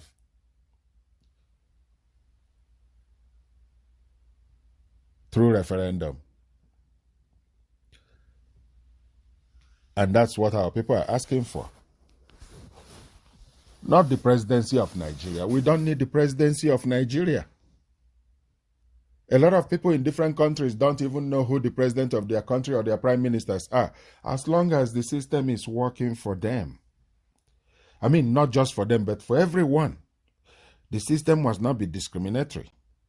The system must work. It's just like tap. When you turn it, it will run. That is all that we are demanding. And we cannot find it. We can't get it in Nigeria. And so we're asking for a referendum. The name of our territory will be decided by our people. And that's the message of NINAS. So that we can serve greater number of our people. Let's go through referendum. It's not complicated. God forbid that Nigeria should continue the way it is.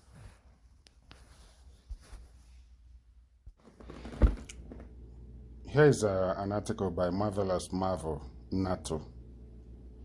You can't win a battle whose sponsors are your leaders, political leaders and religious leaders. They are the one behind the terrorist groups across the Sharia belt, the 12 Sharia practicing states of northern Nigeria.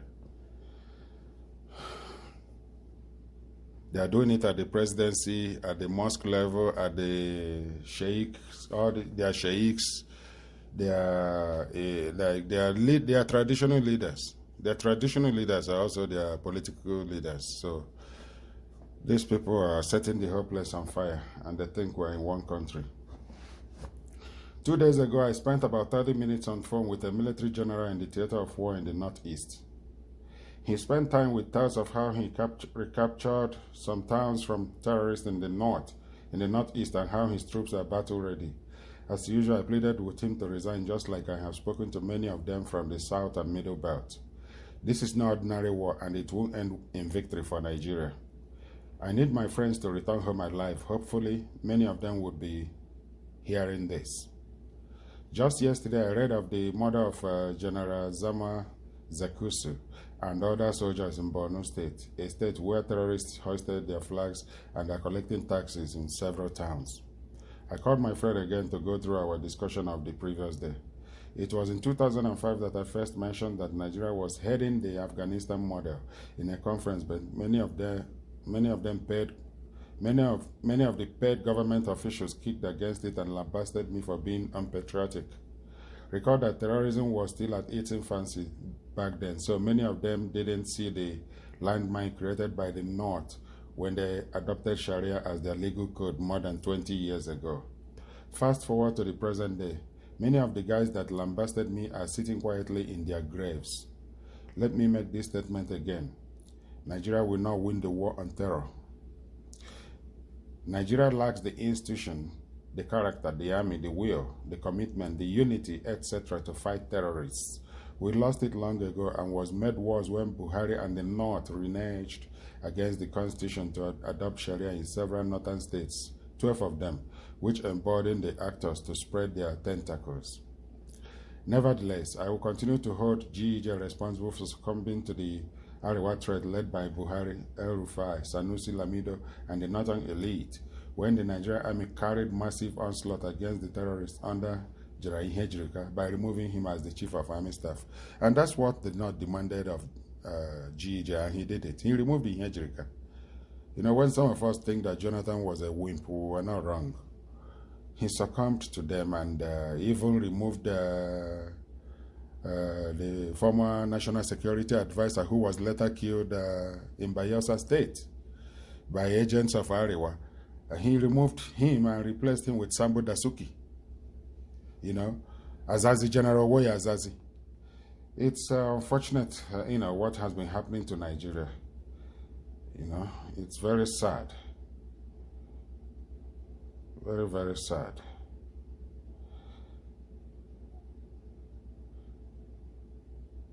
Recall that they accused General Ihejirika of trying to avenge the Biafran loss on their people. In other words, the North saw the terrorists as their brothers fighting for the same cause of establishing Sharia law, but in a misguided manner, whatever that means, but saw Ihejirika as a usurper, and Nyamiri, which must be stopped at all costs. Evidently, they were never happy that GEJ appointed an Igbo man chief of army staff, the first since 1970. Even though General Ihejirika recorded success in his push against terrorists and the Arewa regarded him as an infidel, decimating their Muslim brothers, they never cared that these people were murderers, rather were driven by religious sentiment. It was the North under Buhari that said that attack against Boko Haram was an attack on the North. Muhammad Buhari said it. It was Buhari that muted the idea of treating terrorists as the way Niger Delta militants were treated and suggested paying them salaries, which they are doing already. It was Buhari and the North that fought GEJ against branding Boko Haram as terrorists, but they were quick to call flag-flying IPOB members who has never killed any police or soldier as terrorists, and even went ahead to proscribe them and murdering thousands of them. Recall that Boko Haram appointed Buhari to represent them in negotiating with the government of GEJ in recognition to his support for the group, which was public knowledge.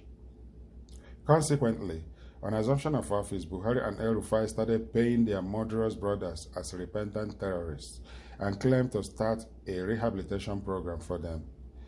Millions of dollars were sunk into this program till date. The result was the growth of terror and banditry across the whole of northern Nigeria in very dangerous dimension and astronomical proportions. Expectedly, many of these rehabilitated terrorists found themselves into the Nigerian army today, working as spies and fighting from within the army to kill military personnel and their families. The point we must not shy away from is that Boko Haram, Islamic State, West Africa Province, ISWAP, Buhari, El-Rufai, Pantami, including, I must add, Sheikh Ahmed Gumi and many others, are fighting the same cause, which is to establish a pure form of Islam or Islamic State, a caliphate in Nigeria. Why must we involve ourselves in their fight? Buhari wanted Sharia, while the terrorists want Sharia. Why must an Igbo, a Christian, go to the north to die in a fight between two Muslim brothers? Why would a Middle Belterner, why would a Southwesterner do this? You know, Nigeria is gone. Sadly, I see those praying for Nigeria as either gullible or hypocritical folks. This is the time for politicians in the South and Middle Belt to sit down in sincerity to find solution to how the movement of terrorists in the South. Actually, they should shut down. All political activities should shut down until we figure out exactly what's going on. I am going to church this morning. No, I wouldn't pray for Nigeria to be better. Rather, I will pray for the disintegration of Nigeria, at least in the most peaceful way, which is what NINAS is proposing. A very peaceful dissolution, a peaceful way of putting Nigeria to sleep for good. I will ask God to separate us from terrorists and wicked people.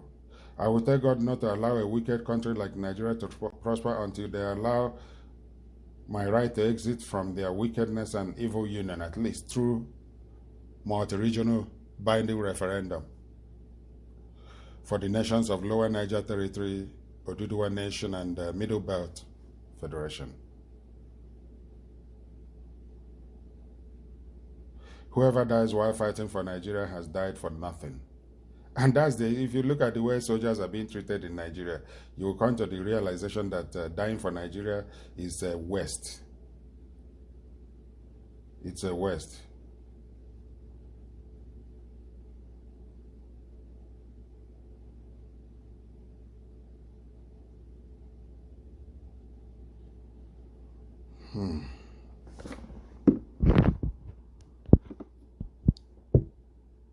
From the various states of the Niger Delta region of Nigeria, they come in honor of the invitation of the Ijaw National Congress to its program titled All Ijaw Summit.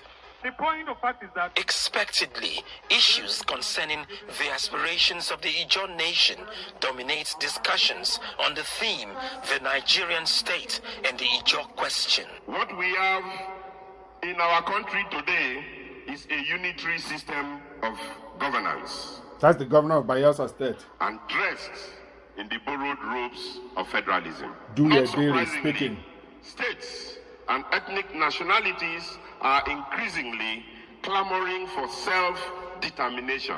God bless you. Or even in outright cases, secession. Thank you. An ideal situation will be the devolution of powers from the center to the states. There you While go. it is my cherished hope that Nigeria will find reasons to coexist peacefully, equitably, and justly, we cannot believe that all is well. Gatherings such as this should actually prepare us for the eventuality. the country called Nigeria. The sub-themes are redefining the Nigerian state and the Ijaw people, the imperative of Ijaw quest for self-determination yesterday, today, and tomorrow, and reforms in Ijaw national polity, the need for self-introspection. The program ends with a communique. The Ijaw nation and Ijaw people will no longer depend on the Nigerian state. That's Professor Benjamin Ogaba, For the protection of their environment. President of Ijaw National Congress. To this end, an autochthonous Ijaw environmental protection strategy is evolved so as to leave behind a sustainable land for future generations. The Ijaw nation takes a stand for self-determination. We have resolved from this summit to employ and engage all peaceful, diplomatic, and non-violent means and pursuits to actualize our rights to self-determination as a distinct people of common historical, linguistic, and cultural affinity and geographical contiguity. The Ijaw people shall stop at nothing to drive, to pursue this target of self-determination until it is achieved. Amen. A common denominator among participants is the leaking wellhead of ITAO's OML 29, the pollution in Nembe, and the cry of the people. Ovietime George, Arise News. The leakage is continuing and nothing is being done about it. The leakage in Nembe is ongoing. You can see the pipe leaking. Nobody is doing anything about it. Meanwhile, a northerner, Aminu Seira, wrote the following about the South. The Igbo people need to follow exactly what the Ijaw people are doing. We need to follow through with it. Ndi Igbo through Ohaneze needs to come out and make our position known. We're not interested in the next 2023 election. We're not interested in who becomes the president of a dysfunctional country, Nigeria. But we're interested in having a referendum to help us find out from our people whether they want to remain in Nigeria or they want to remain outside of Nigeria. This is what our people are clamoring for, not who becomes the next president of Nigeria. The president of Nigeria would do no Igbo any good. It may make a few people billionaires in Naira or dollars, but that's how far it can go. You will still be in jail under the 1999 Constitution if your neighbor, if your town's guy becomes the president. It doesn't change anything about your future, anchored on the 1999 Constitution. Now, this is what this Northerner had to say against the South. Notice how he addressed it, the Southerners. No Southerner will smell the seat of the president in this country again. Politics is a game of number, not by education or derogatory comments, says Aminu Seira. We are just watching the actions of the Southerners against the Northerners without taking any decision, without taking any decisive action against them, because we know where we are waiting for them. The North is telling the South that they have the population. Maybe they are counting the sons in the desert to outnumber the South, but we're not interested in the election. We're interested in a referendum that will happen before we even get far. That they are focusing on something else. So he says no Southerner will smell the seat of president in this country again. Politics is a game of number, not by education or derogatory comments. We have the number and we are at liberty to decide who becomes the next president of this country. We've watched Southerners humiliate, insult, abuse, kill, and torture our people, and as well destroy the means of livelihood of our people, doing their legitimate business in the South. In all of this, we never revenge because we know, wow, the Northerners are master of liars. These are the people that has been beheading people, destroying businesses and houses and lives across the North. When something happens in Europe, Christians in Nigeria get killed by Islamic extremists and terrorists in Nigeria, in Arewa, Nigeria. These people killed an old lady in Kano just a few years ago. They killed a teacher in Bauchi for removing Quran in the hands of a student that was using it to cheat in an exam. They killed that teacher, a Yoruba lady. Now they are telling us that they don't do nothing to the South. Wow. Anyway. Any Southerner planning to contest the presidential position of this country will receive the highest humiliation and embarrassment he has never seen all through his life. These people hate us with passion, including our religion, and you don't expect us to allow them rule us. This is in line with Ahmadu Bello's position that the South must be treated as a conquered territory, with the minority in the North as their slaves to do whatever they wish, and never allow the South to have the rule over them. That's what this guy, Aminu Seira is repeating here. We are meant to be at the top, not beneath, right from the origin of this country. We've not been defeated in an election, and it won't happen in 2023. They should continue destroying their region with sit at home while we are planning ahead of them come 2023.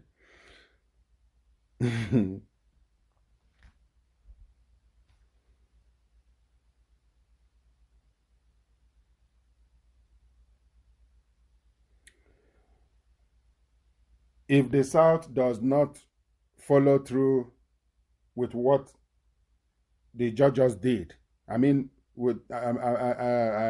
particularly Southeast, Ndị Igbo must follow through and make their position known in Nigeria. Ndị Igbo, we are not interested in any further election about who rules Nigeria. There is future beyond Nigeria. There is future beyond present Nigeria that is not working. There is something better. That is what Ndị Igbo should be suing for, not who becomes the next president of a dysfunctional country. Ndị Igbo must not die because of Nigeria, but Ndị Igbo can live outside of Nigeria. Outside current arrangement that is not working. A hijacked arrangement. Nigeria, as presently constituted and administered, is a rogue country, worse than North Korea. Worse than North Korea.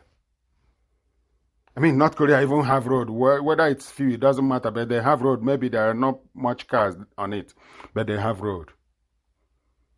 Their electricity may be epileptic, but it's better than that of Nigeria.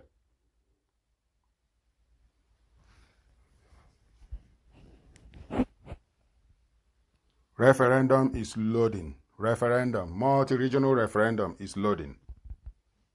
Following is from Hausa Christians Foundation, HSCFO, Hausa Christian Foundation, from the northern part of Nigeria, an area that has been grossly abused, raped, sacked by Boko Haram and Fulani terrorist herdsmen who are spreading across Nigeria like wildfire, killing, replacing communities, like an active genocide that is taking place in Nigeria, and yet the rest of the world thinks that Nigeria is stable enough for them to do business with. This is what is going on in Nigeria now. Northern Nigeria, in denial of the truth and now the heavy price. A wake-up call from the aftermath of the Sokoto Travelers Massacre by the Hausa Christians Foundation, HAC 4. About a few days ago, over 42 people got roasted in a vehicle, commercial vehicle they were traveling on, by Fulani terrorists in Sokoto, the far north. Since the truth was dethroned and deceits enthroned for over 200 years, northern Nigeria, especially the Hausa land, has been a den of thieves, robbers, and blood-sucking demons. The 200 years mentioned here was the first from the beginning, from the entrance of the Ottoman Damfodio, caliphate-seeking jihadi that ended 100 years later with the invasion of northern Nigeria by the British. That's about 200 years right there. To this moment, that's 200 years now. There is no society that will survive in an atmosphere of utter disdain for the sanctity of human life. Bloodshed was the foundation upon which many kingdoms and offices were established. Lies have been used to lay the foundation of most of the miseries we suffer today. Our states and communities have buried the culture of value for human lives on the basis of religion or tribal differences. When evil people get what they want, the people get brainwashed with the cliche that God gives power to whoever he wills. And when the evil ones could not find their ways into getting what they want, they resort to violence and evil campaigns mostly centered along religion or tribal differences. No place on earth where evil and mediocrity are celebrated like this region. That's northern, the Arewa, the 12 Sharia states. Yes, everything evil thrives when given religious connotations, and so we lost the control of the future. Northern Nigeria is a multilingual, multi-ethnic community, yet no one is respected and given a chance to live and feel belonging. Yet no one is respected and given a chance to live and feel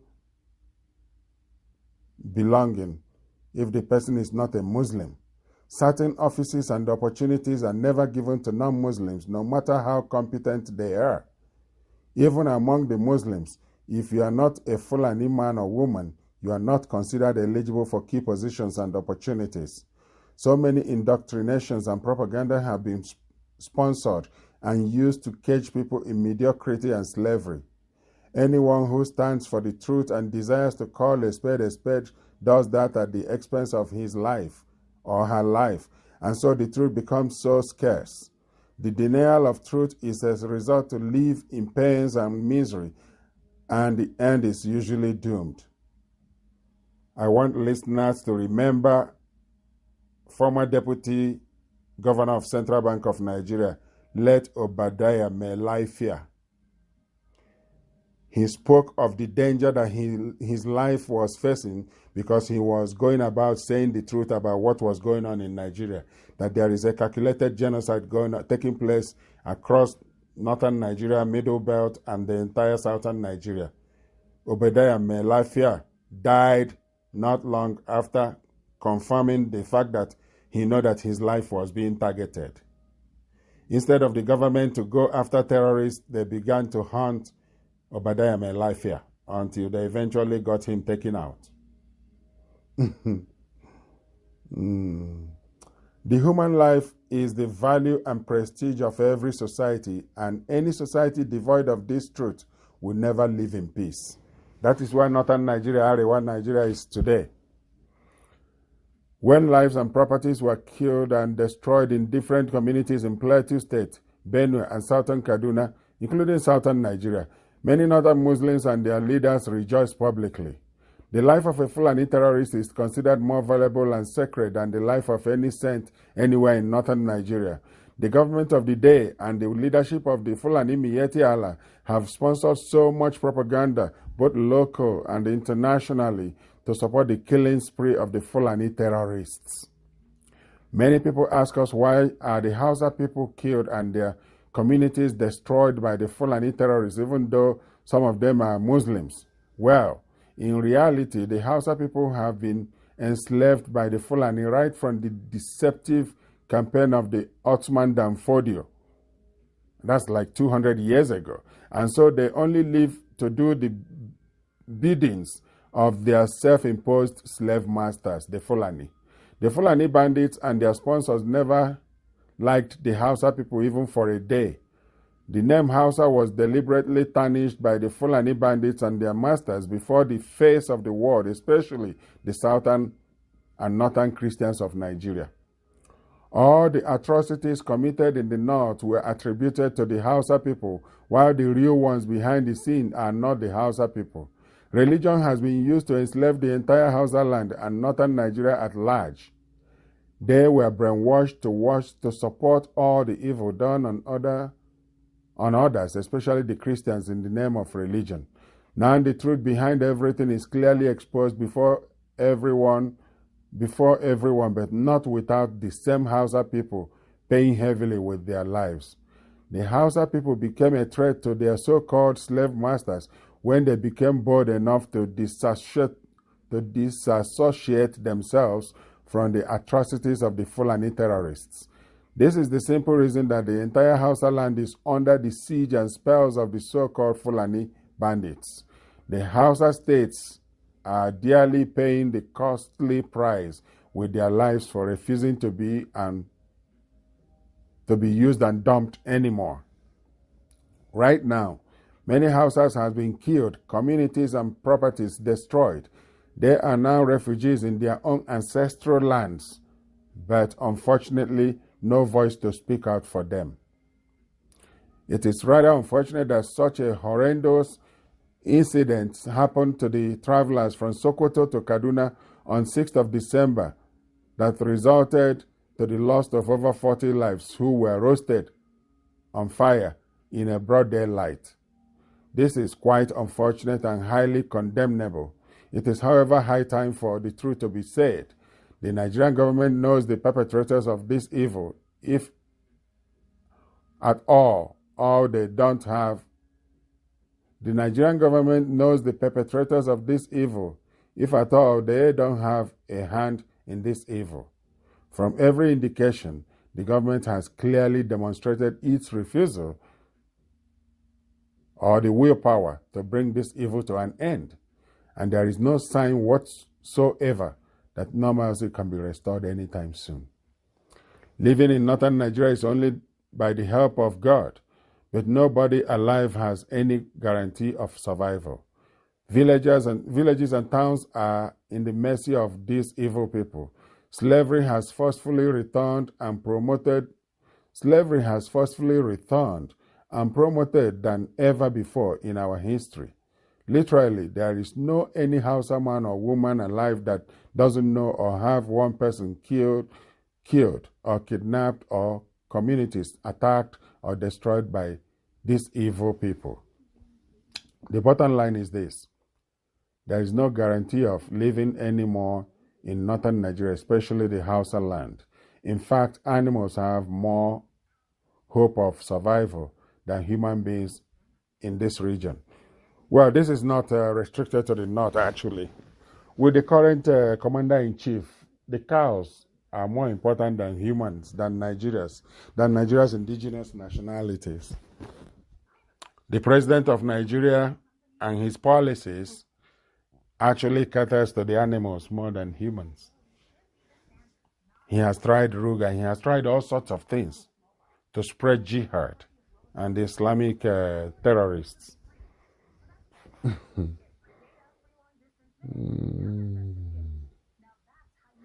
As our heartfelt condolences go to families of all those who lost their beloved ones, homes, and properties, we also call upon all and sundry to be strong in the Lord and the power of His might.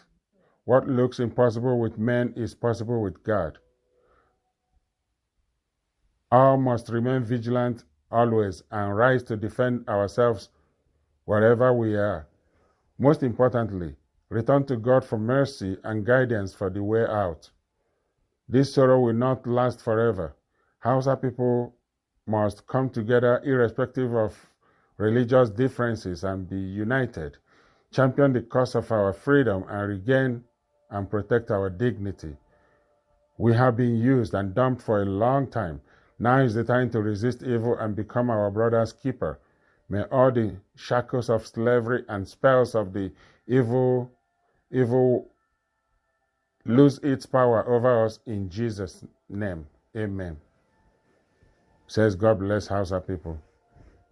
Well, the only hope for all the indigenous nationalities, and I have to be very specific here, the only hope for all the indigenous nationalities of Middle Belt, Oduduwa land, and Lower Niger Territory in getting out of Nigeria with our lives intact is by embracing the NINAS mission of referendum, the demand for referendum, according to the processes laid out by NINAS.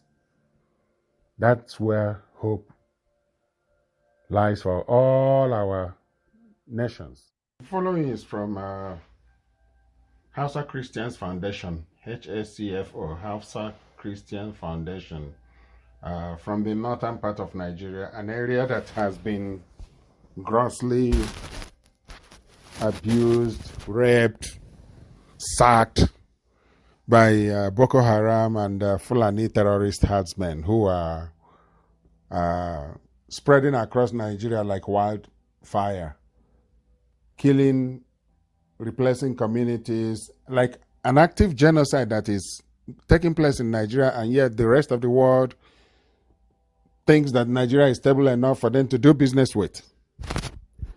This is what is going on in Nigeria now. Northern Nigeria, in denial of the truth and now the heavy price. A wake-up call from the aftermath of the Sokoto Travelers Massacre by the Hausa Christians Foundation, HAC 4. About a few days ago, over 42 people got roasted in a vehicle, commercial vehicle they were traveling on, by Fulani terrorists in Sokoto, the far north. Since the truth was dethroned and deceit enthroned for over 200 years, northern Nigeria, especially the Hausa land, has been a den of thieves, robbers, and blood-sucking demons. The 200 years mentioned here was the first from the beginning, from the entrance of the Ottoman Damfodio, caliphate-seeking jihadi that ended 100 years later with the invasion of northern Nigeria by the British. That's about 200 years right there. To this moment, that's 200 years now. There is no society that will survive in an atmosphere of utter disdain for the sanctity of human life. Bloodshed was the foundation upon which many kingdoms and offices were established. Lies have been used to lay the foundation of most of the miseries we suffer today. Our states and communities have buried the culture of value for human lives on the basis of religion or tribal differences. When evil people get what they want, the people get brainwashed with the cliche that God gives power to whoever he wills.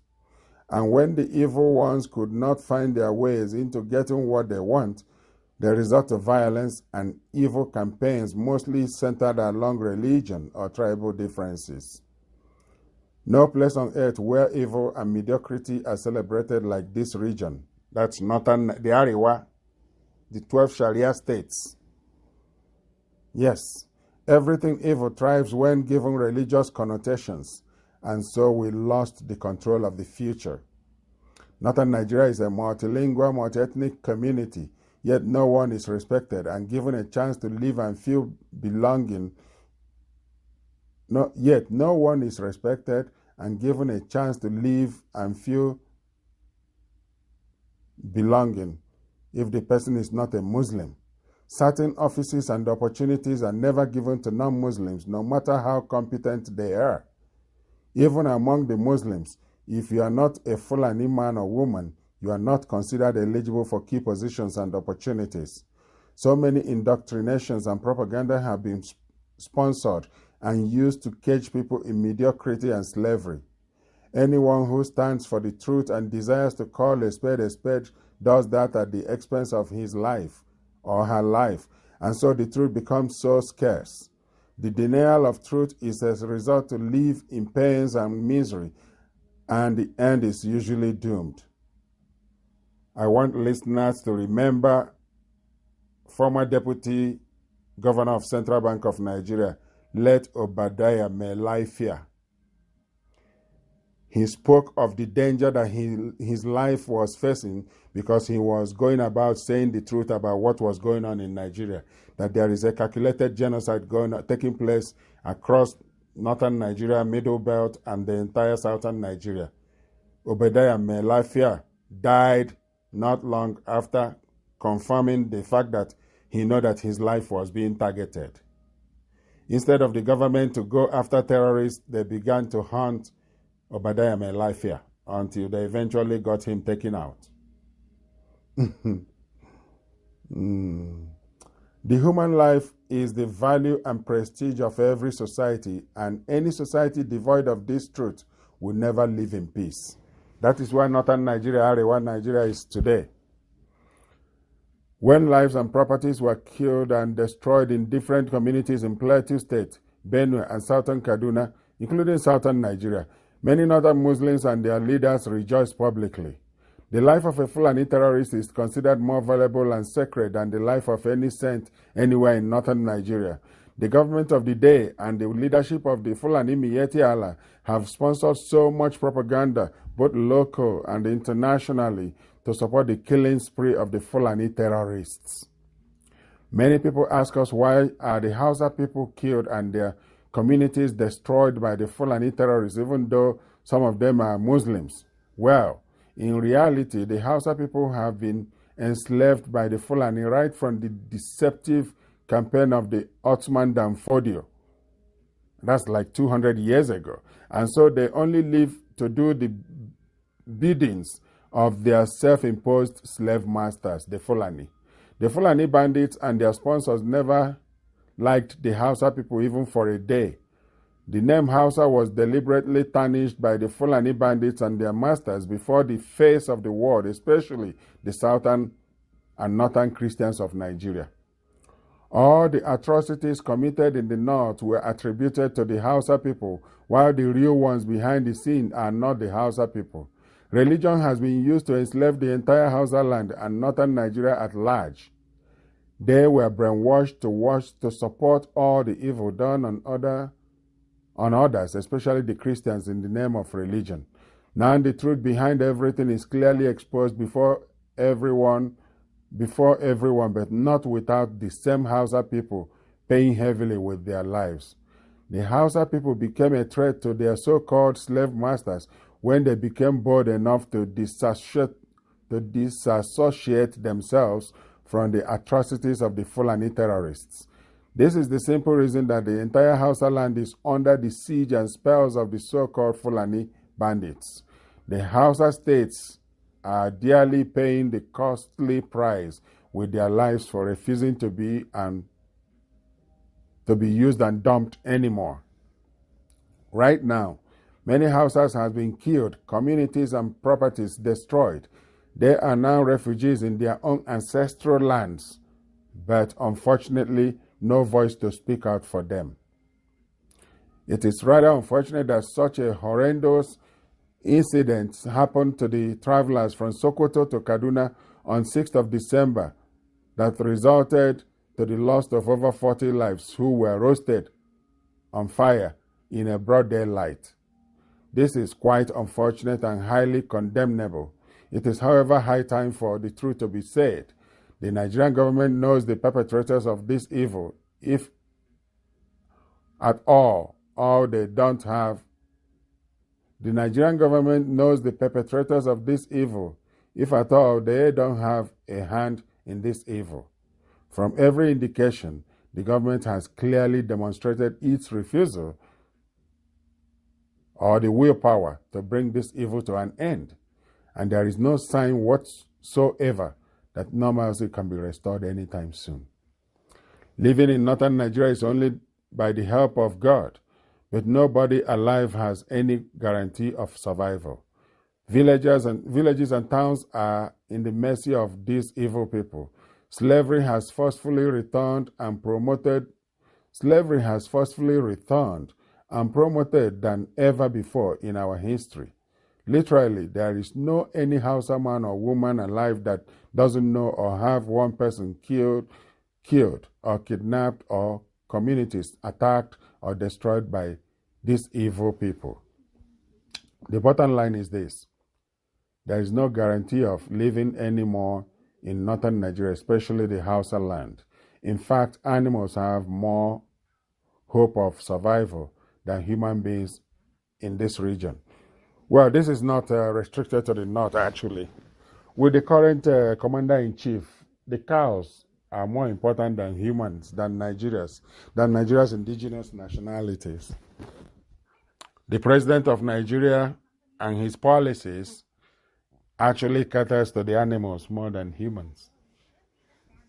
He has tried Ruga, he has tried all sorts of things to spread jihad and the Islamic terrorists.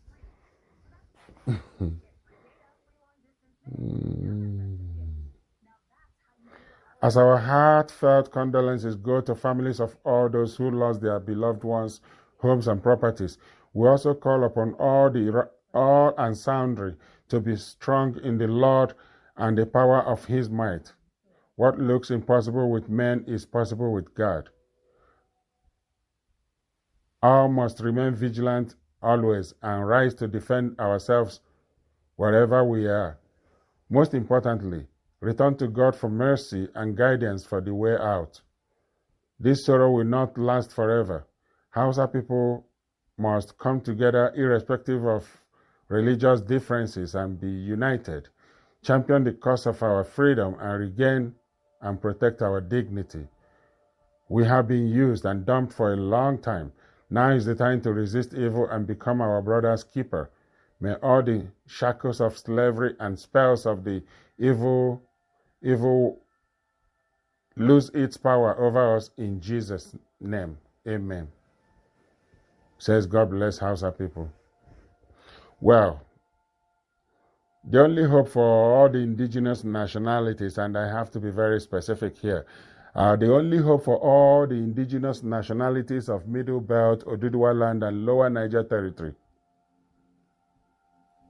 in getting out of Nigeria with our lives intact is by embracing the NINAS mission of referendum, the demand for referendum, according to the processes laid out by NINAS. That's where hope lies for all our nations. Anything that will make you depend on this country called Nigeria, you are finished. You are doomed.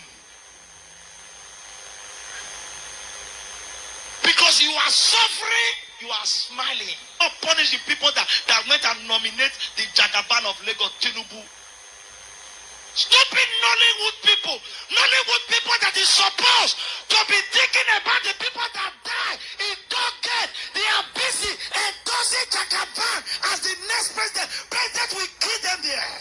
John Okafor, Ibu. If Jagaban rule this country as Nigeria, will leave this country. You will not see me again. He will not come. I say, stupid man. He cannot come back to do what? Old man like that. Old man, when we are still alive, people are engaged on talking about who will be the next president of Nigeria, a country that is already gone beyond recovery. I mean, what is Tinubu trying to do? Or who else? All those people that are pushing or angling toward election, like they don't see the signs, they don't see the handwriting on the wall, they don't see that Nigeria is completely gone. Our people are pathetic. Like they are ready to do whatever because they don't care. They have no regard for the people. Anybody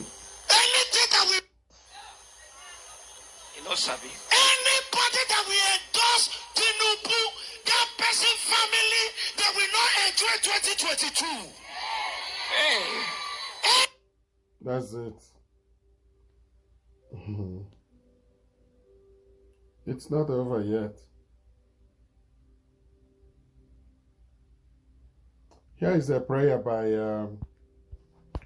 the elders of Mbieri, where some criminals went to kidnap their Eze.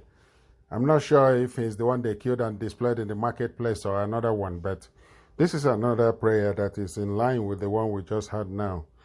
The number of people needs to be completely dealt with, and let these prayers come through upon them.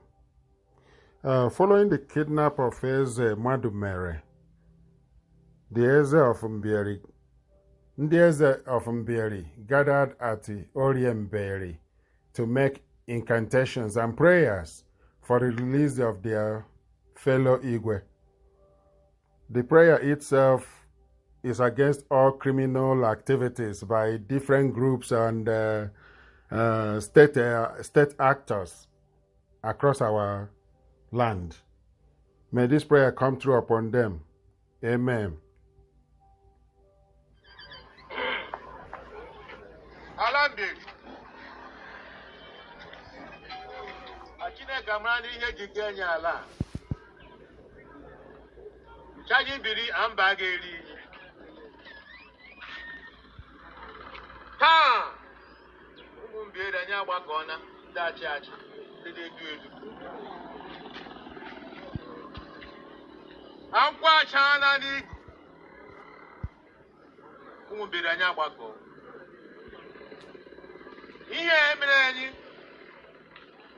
omere n'eke omere n'orie omere n'afọ ma ọ na nkwọ anyị si taa mberi bilie bilie bilie mberi ụmụ gị anya ebe n'akwa ndị egburu izu jee jiri nwa gị otu onye ọchịchị enyi kei asị m ala mberi ekwerere ha jụụ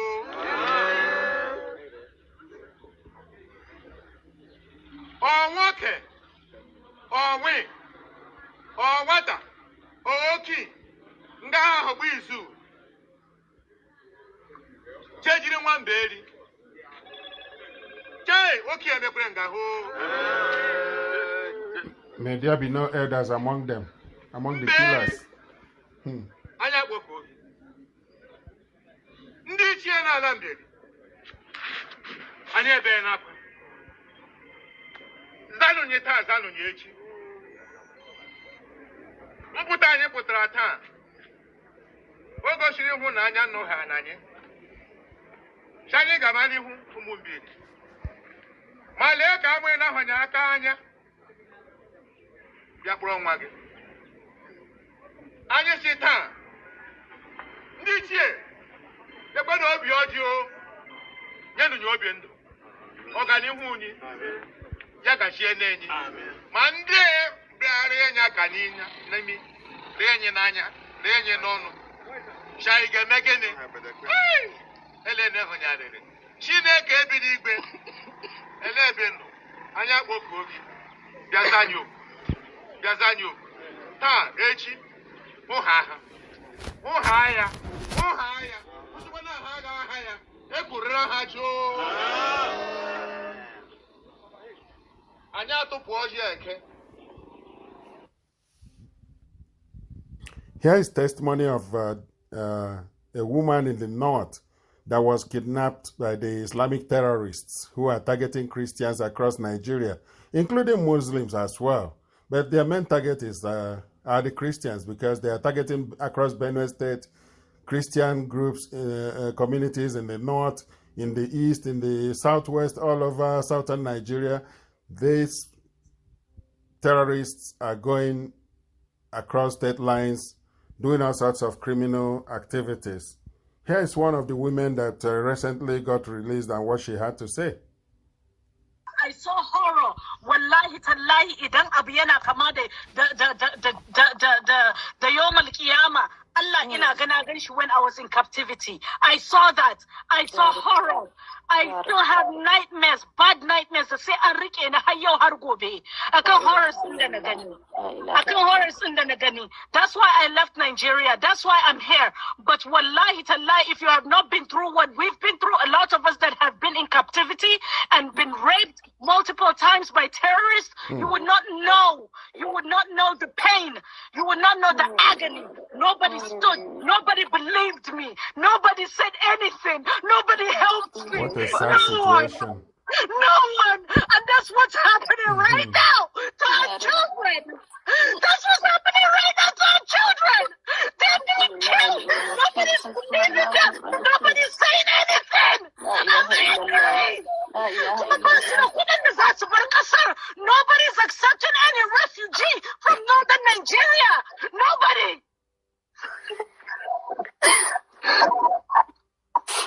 I was raped by terrorists. I was beaten. I still have marks on my arm. I know what's going on. I know the pain. The Islamic terrorists are raping women, raping young people, everybody. And Muhammad Buhari is struggling to call them terrorists. He is struggling to tag them terrorists. That's the government Nigeria have today. Terrorists are running Nigeria essentially.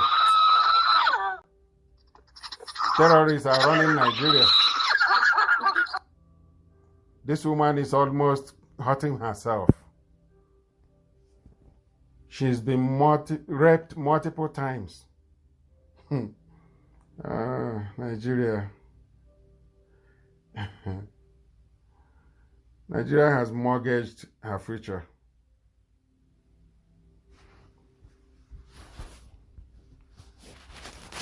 And NINAS presents a golden opportunity to have Nigeria sorted out through referendums, multi-regional referendums, in the Lower Niger Territory, in the Oduduwa Nation, and Middle Belt Nation.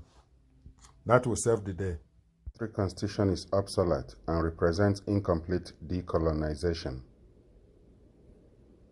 By Ndidi Owechwe. Independence from colonial masters was meant to be freedom for Africa. However, some 60 years later, freedom has continued to elude many African countries. That is because independence in itself is not freedom except when it is accompanied by self-determination for indigenous ethnic nationalities on their ancestral lands. Looking back at events in the 1950s, it becomes clear that corruption, injustice, and mischief were going to guide the new nation called Nigeria. Let us first consider a key index that was manipulated, that is, population figures, which determined representation in the parliament, distribution of resources, and distribution of federal civil servants, etc. Harold Smith, a British former colonial civil servant working for the Department of Labour before he died, confirmed that the figures of the census in 1952 had been inflated to favor the North, to make it seem that region had more than half of the total population. Armed with this window, Bello, the premier of the northern region, must have felt very confident when, just 12 days after independence in 1960, he boasted his vision and caliphate agenda for Nigeria, to be an estate of his ethnic nation, the Fulani, immigrant settlers in Nigeria, and declared, the South would be conquered territory and its people never able to control their future.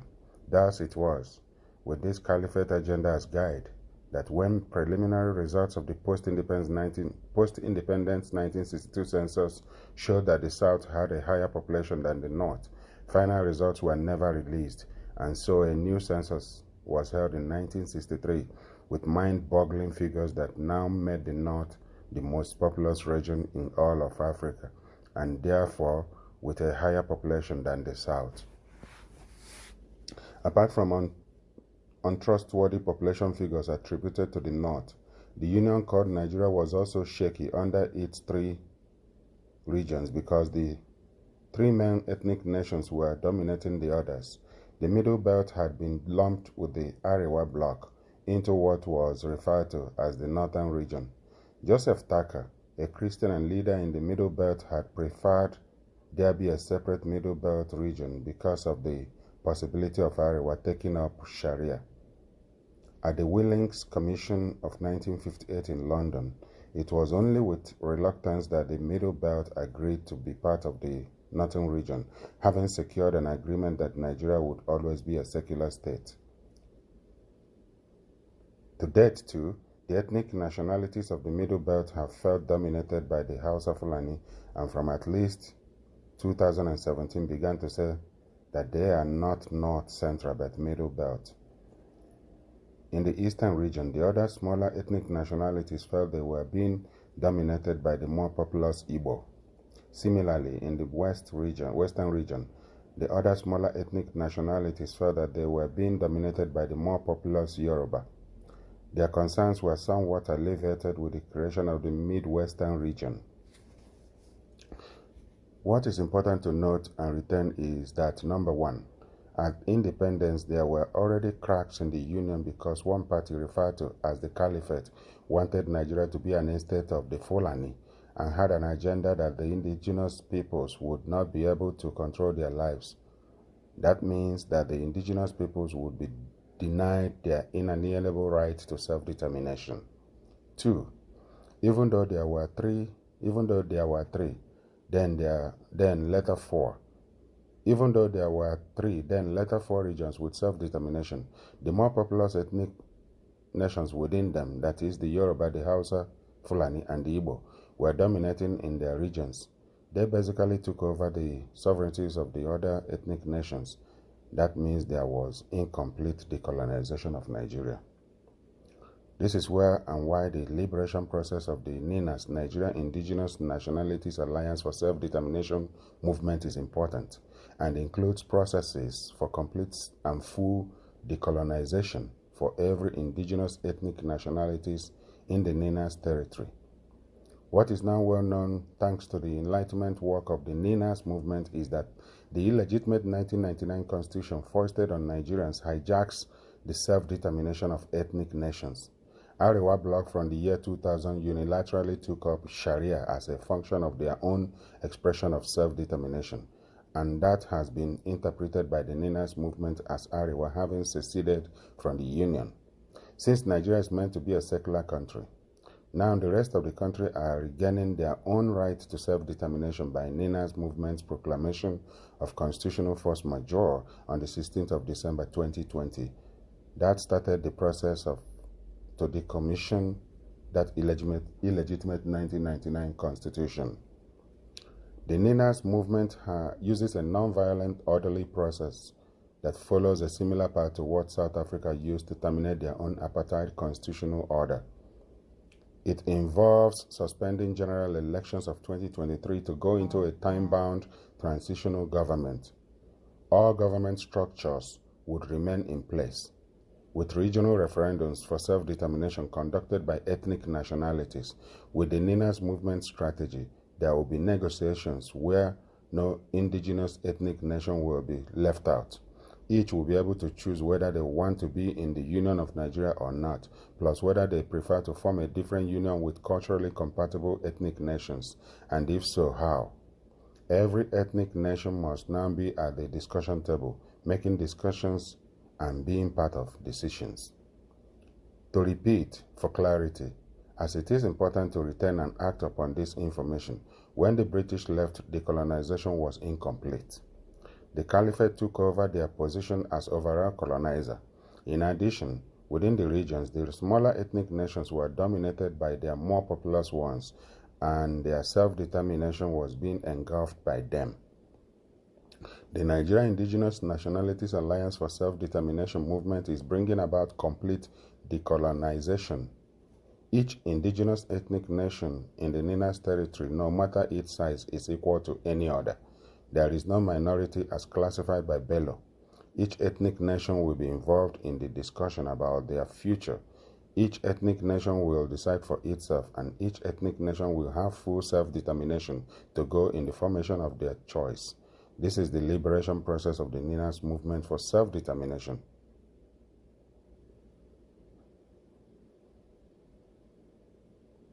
For more information, check www.ninasvoice.org.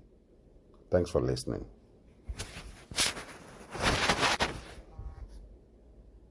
Hello, my brothers and sisters. It's showtime. Well, today, from Ibom People's Radio, the topic is UK MPs to debate sanctions against Nigeria. Today, Wednesday, December 11th, 2021. As a matter of fact, this is going to happen at 4:30 p.m. UK time. So this is going to start in about an hour or so. So basically, what are we talking about here? MPs from news reports would hold a debate today. United Kingdom members of parliament from the House of Commons will hold a debate on the Magnitsky sanctions and human rights abuses in Nigeria. This debate, as usual, will be held in Westminster Hall in England. The debate will be led, reportedly from the reports, by Chris Bryant, Member of Parliament. Chris Bryant, Member of Parliament, will lead this debate on sanctions, on how to sanction greedy, inept, and murderous Nigerian officials. So we have a couple of questions to address here. Number one, what is the Magnitsky Act? A lot of people don't know what this is. I'll give a quick background. The second question we're answering, how does it apply to Nigerian officials and UK laws? The third question is, how does it affect Akwa Ibom? We are here to advocate for Akwa Ibom people, for 7 million Akwa Ibom people, for self-determination, for economic independence and political independence. That's what we are here to advocate for. So we take these Nigerian issues and see, does it affect Akwa Ibom? Should Akwa Ibom care about the Magnitsky Act? Should it care that the House of Parliament in London, where a lot of decisions are made on even the very Nigeria, should it matter? Should it matter in London? This is where the president goes to get his health care, gets everything. Nigeria politically depend on their former colonialists in the United Kingdom. Does it matter? The question is yes. I will go on to respond to the 3 questions I posed today. Number 1, what is the Magnitsky Act? Well, this is really a bill that was passed in the US in 2016.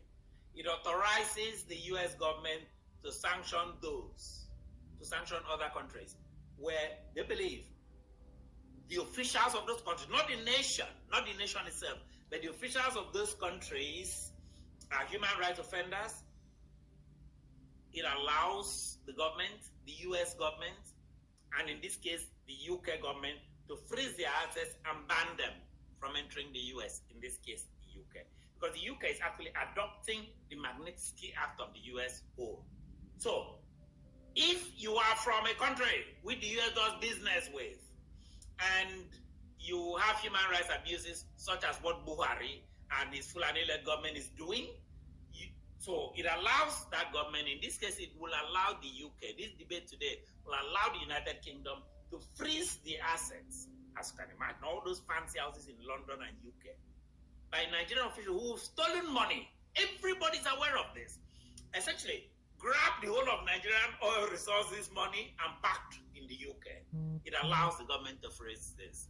If the government can prove, if like what Chris Bryant is doing today, if it can ascertain that that government has human rights offenders, which we do. We have political prisoners today, a lot of political prisoners that Buhari put you in prison. If you say a single thing against the insecurity in Nigeria, against ISWAP, people Buhari calls his Fulani brothers from Mali, from Niger Republic, coming into the country, if you say anything, you are thrown into Buhari's gulag. You are thrown into his gulag. So those ones, human rights abuses, to freeze the assets. Freeze the assets in England in this particular case, and ban them from entering the UK. I could give them a list. I could help them here.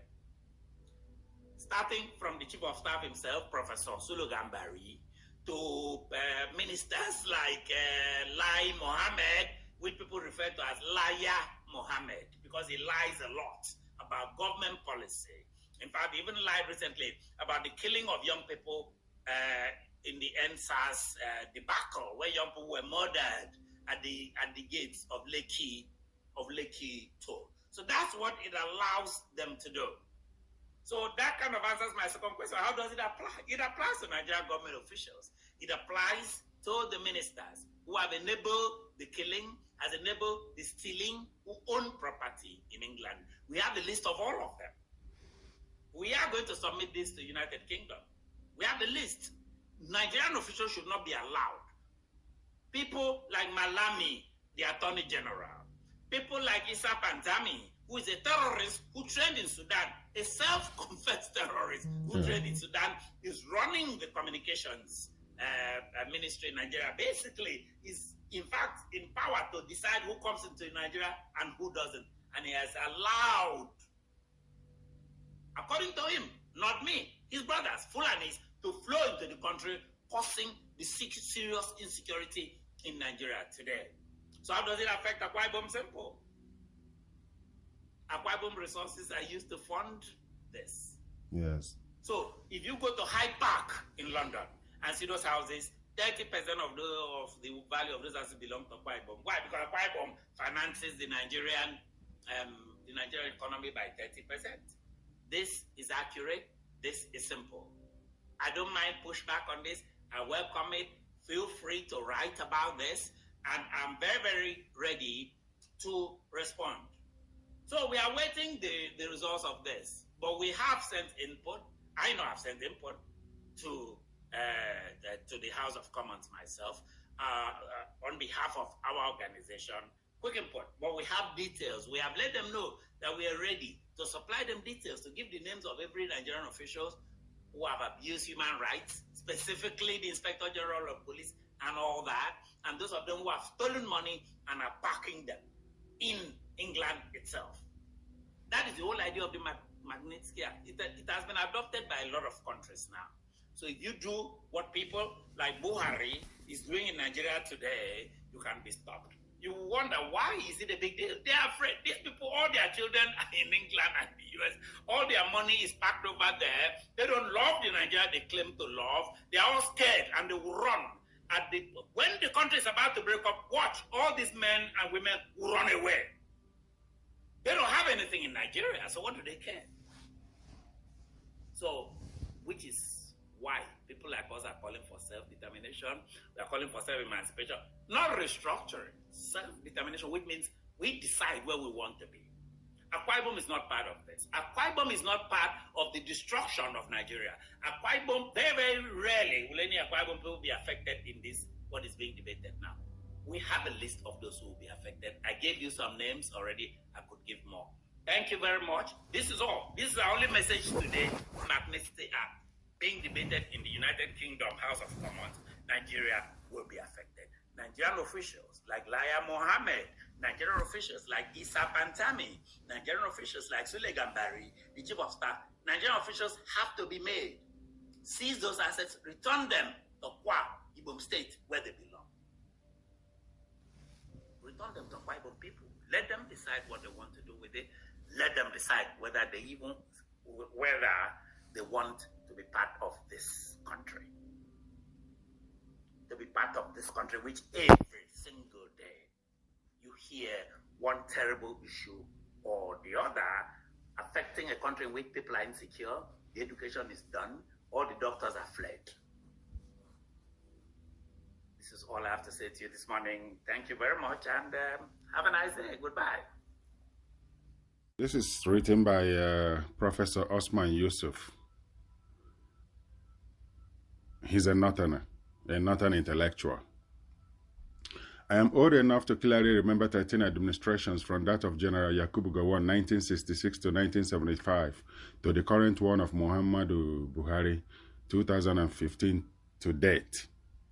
It is safe to say that none of these administrations came to power with so much hope, expectations, and goodwill of citizens and the international community like President Buhari's. That's his own opinion. This thing he just said here is a big lie. Anyway, there is more to this. Unfortunately, all this goodwill has been squandered by this government due to a messiah complex.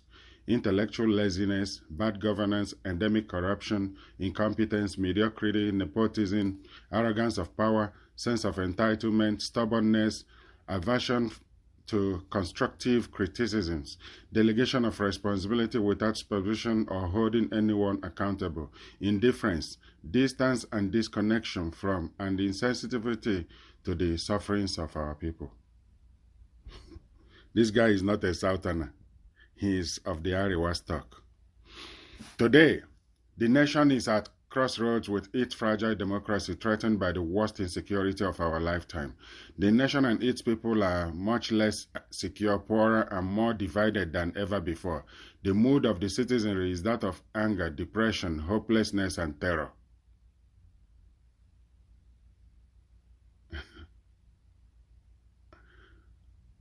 It is not even corruption that is the... it's not insecurity that is Nigeria's number one problem.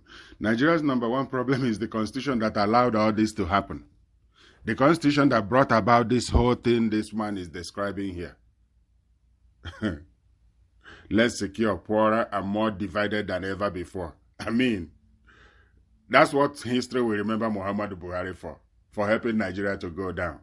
And so the whole thing that revolves, that is holding all these things and keeping it going is the 1999 Constitution. And that's what NINAS has consistently focused on.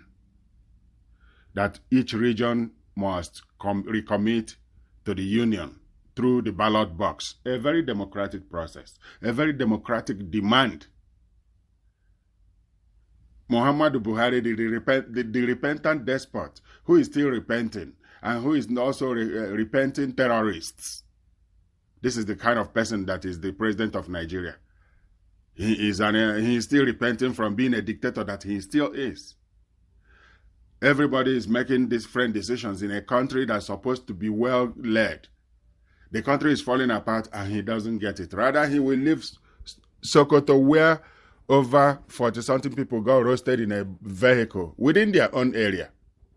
He will leave it and go to Lagos where it's quiet to launch book and to praise Adebisi Akobi and others.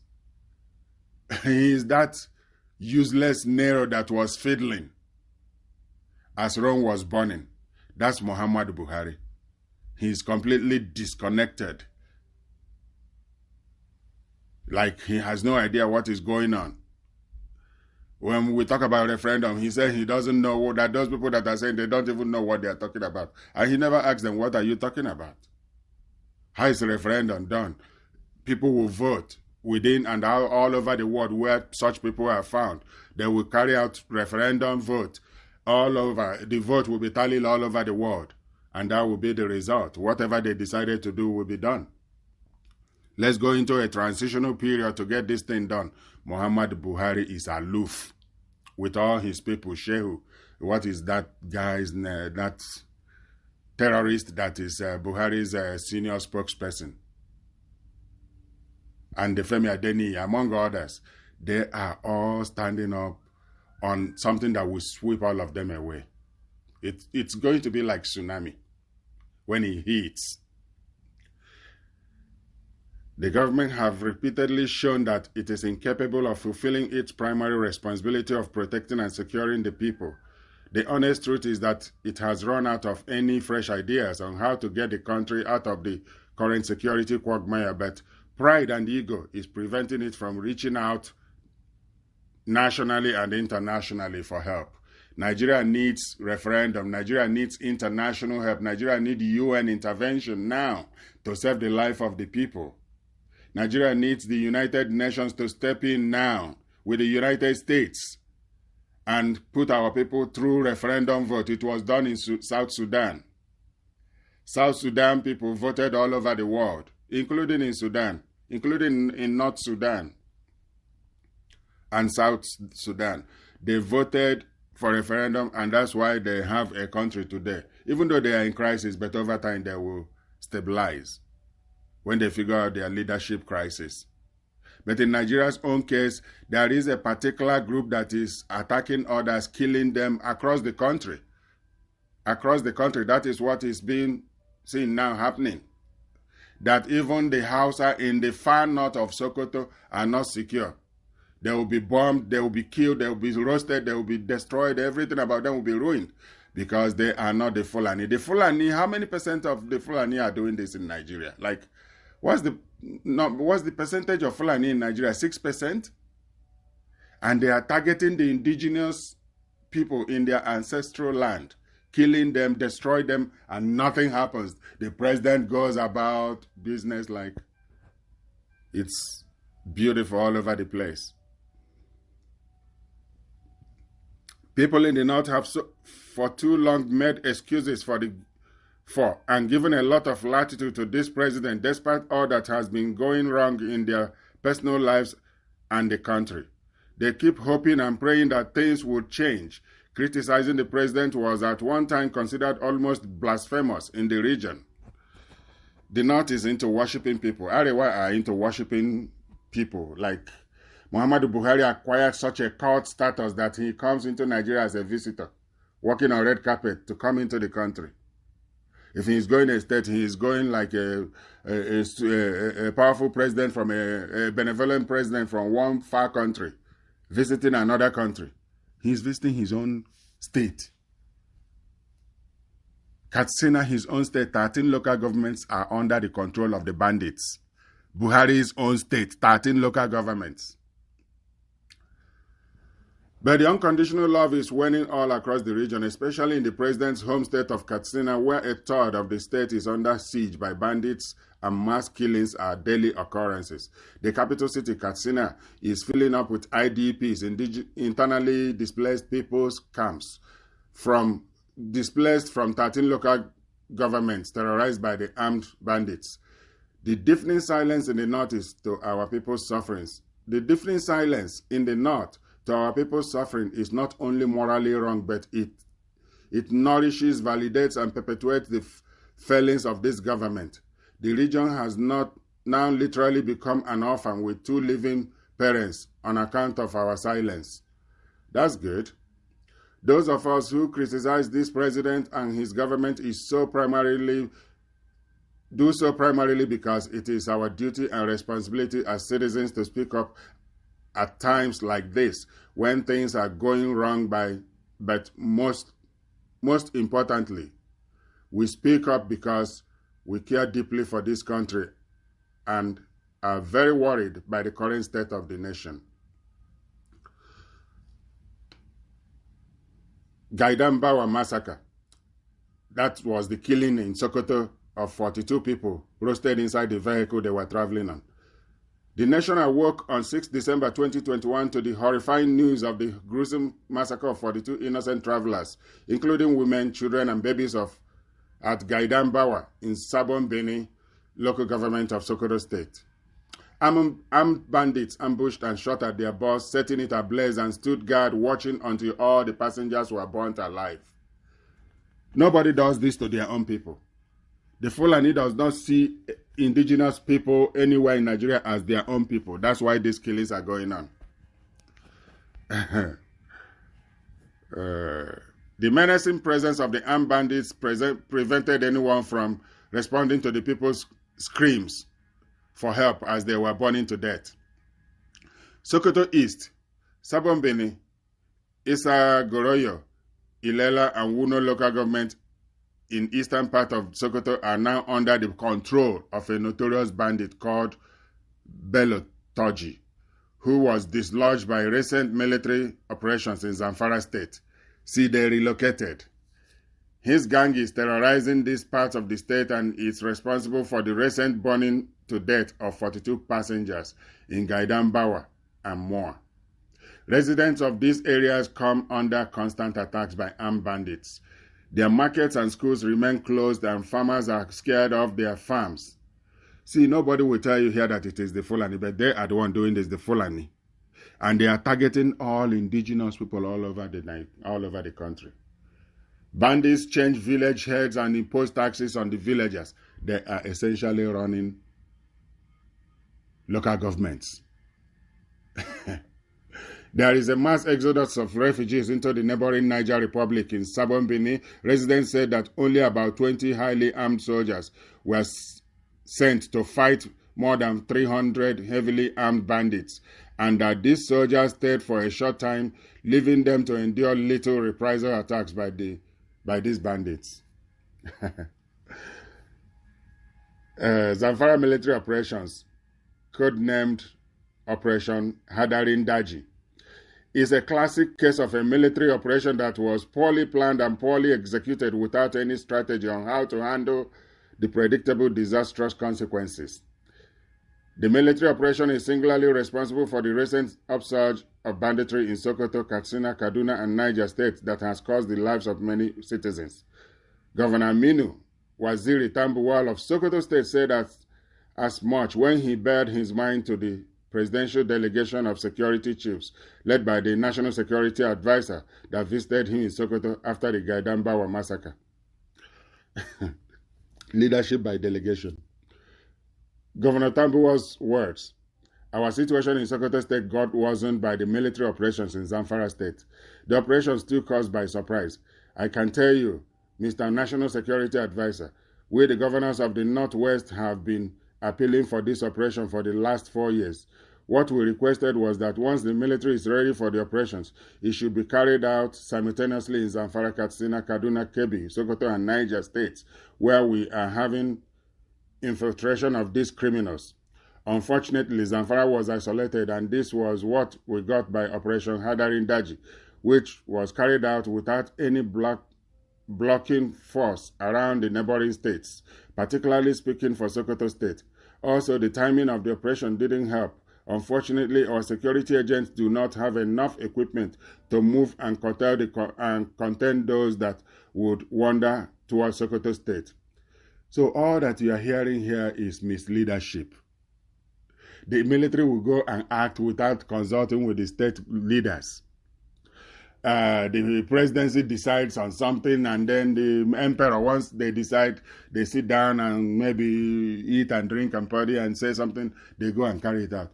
Everybody is doing whatever. Nobody is coordinating. There is no cohesion in everything they are doing.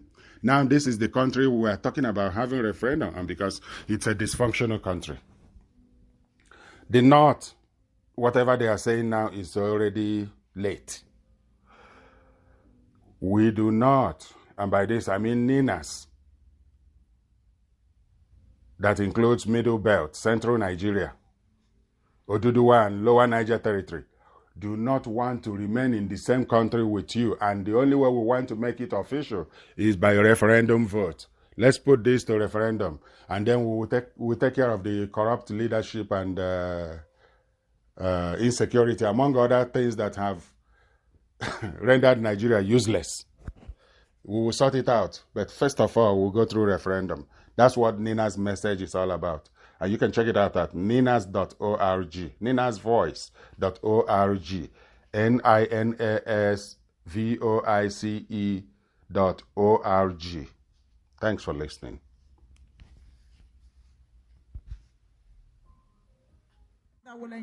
From the various states of the Niger Delta region of Nigeria, they come in honor of the invitation of the Ijaw National Congress to its program titled All Ijaw Summit.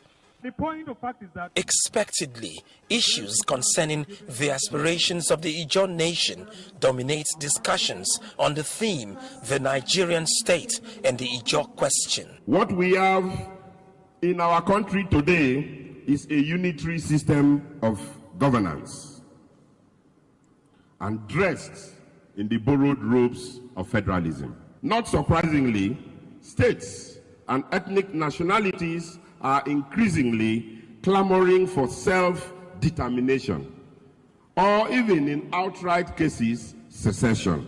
The ideal situation will be the devolution of powers from the center to the states. While it is my cherished hope that Nigeria will find reasons to coexist peacefully, equitably, and justly, we cannot believe that all is well. Gatherings such as this should actually prepare us for the eventuality.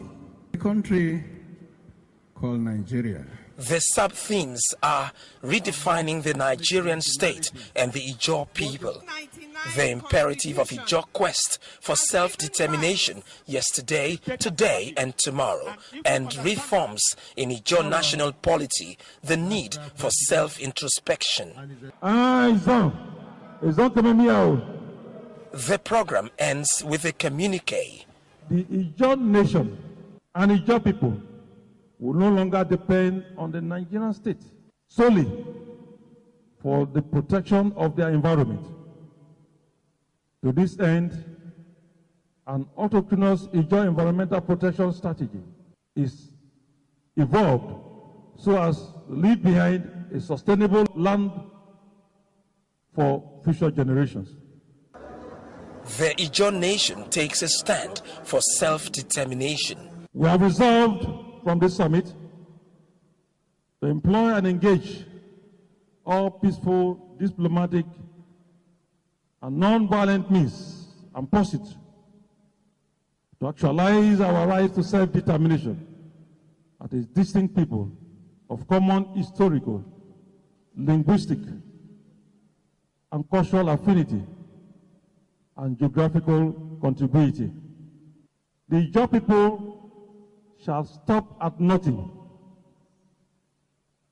to drive to pursue this target of self-determination until it is achieved. A common denominator among participants is the leaking wellhead of ITAO's OML 29, the pollution in Nembe, and the cry of the people. Here's an article by Malcolm Omirohobo. I don't know how to pronounce it very well. He says to avoid a failed state, Nigerian elites must mobilize and enlighten the youth masses to seek a people's constitution that guarantees justice for all. The Lagos-based lawyer Malcolm Omirohobo has asked and answered the most poignant question regarding the fast progression of Nigeria into becoming a totally failed state in recent years. The learned gentleman asked this question because he sees the Nigerian elite core, who constitute the intellectual and economic backbone of society, as too reticent in addressing the complex conundrum in which the country is mired. The aloofness and nonchalance of the elite core enable and facilitate the entrenchment of a corrupt governance order that has, with time, translated into all the woes of today's unitary Nigeria. Omirohobo has no doubt that if nothing is done sooner to remedy the situation, Africa's most populous country should become a failed state. He then asks, who will suffer if Nigeria becomes a failed state? He concludes that the same elite core who prefer to play the proverbial ostrich now by failing to speak out against misgovernance and maladministration of the country should bear the brunt of the existential miseries of living in a failed state, but in a polity that is driven by crass opportunism, greed, and narcissistic instincts, hardly have the time to stop and reflect on anything that can interfere with the ongoing feeding frenzy at the center. The elite core are perceived by society's underdogs as active collaborators, and thus the main beneficiaries of the oppressors ruling over everything at the very top. In a failed state, those who wield power now shall be able to devise the means to protect themselves and their immediate cronies. The elite class, comprising professionals, technocrats, administrators, and the merchant class, is left to its own means after all the institutions of governance collapsed nationwide. Chief Omirohobo spoke plainly as he painstakingly details the travails awaiting the Nigerian elite in a failed state. For the underclass, the writer quipped, "He that is low needs fear no fall. He that is low needs fear no fall, or he that is down needs fear no fall." The elite middle class shall experience the most trauma if Nigeria becomes a failed state today. Common sense would compel a critical mass of the country's elite core to become more attentive and proactive on matters pertaining to national governance, in particular, and the political economy. I'll go over that again. Common sense would compel a critical mass of the country's elite core to become more attentive and proactive on matters pertaining to national governance, in particular, and the political economy in general. But as we already know too well, common sense is not a common commodity, particularly in Nigeria. To read Malcolm Omirohobo's article in full, go to the LNC USA website homepage and scroll toward the bottom. This brief was prepared by Dr. Okenwanwosu.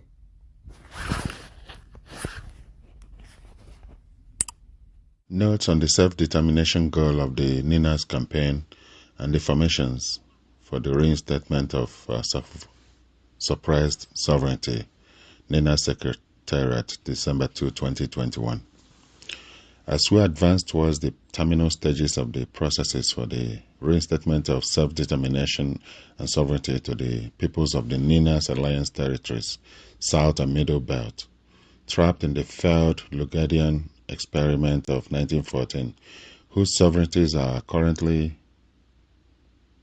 suppressed and subsumed under the suzerainty of Unitary Nigeria, erected by fiat upon the fraudulent 1999 Constitution of Nigeria, it has become necessary to once more shed some light on the formations in which the reinstatement of suppressed sovereignties are being undertaken. From the onset, as can be verified by a review of all our public communications documents, including audio-visuals over the years, the goal of the entire intervention we have driven since 1999 as PRONACO, MNN, and NINAS had always been to deliver the sovereignty of the peoples of Nigeria back to them. Subject to referendums and plebiscites, the formations in which the sovereignties would be pursued and taken back are also clearly articulated, hence the maps that accompany our propositions at each stage. Prior to the emergence of the NINAS map, which shows a 4-block internal delineation, the MNN map of Nigeria, broken into 4 blocks, has been in the public domain since the 2007 court suit challenging the legitimacy of the 1999 Constitution. The 4-block map represents the formations in which the inevitable union reconfiguration that would have followed the demise of the irreversible 1999 Constitution is being discussed and undertaken, all the way to referendums and plebiscites. Just like the question of geographical formations for aggregating, the degree of autonomy desired by the peoples of each of the blocks in the NINAS alliance will also be determined by the referendums and plebiscites. The two questions, that is, geographical formations and degree of autonomy, can consolidate for resolution in the one referendum or plebiscite. These notes of clarification became necessary as a response to what seems like a confusion, real or contrived, regarding the formations in which the peoples of each bloc in the NINAS alliance will step into their freedom when the bondages of unitarism and suzerainty masquerading as Nigeria are broken, as well as the degree of autonomy represented by the self-determination being sought on their behalf by NINAS and its constituent components. All other arrangements regarding relationships between the various blocs in the NINAS alliance will be undertaken in freedom and self-determination, meaning that such arrangements will be determined strictly by agreements freely reached by the blocs, not by fiat or any form of imposition. May we request that those who understand these clarifications to please explain to others who may not. It is an important part of the liberation campaign to educate and enlighten the people seeking the liberation, as it has become clear to us that the ignorance of most of our people has been a great obstacle to our path to freedom, and that ignorance is being exploited by sundry mischief makers for all kinds of purposes, including quick gains.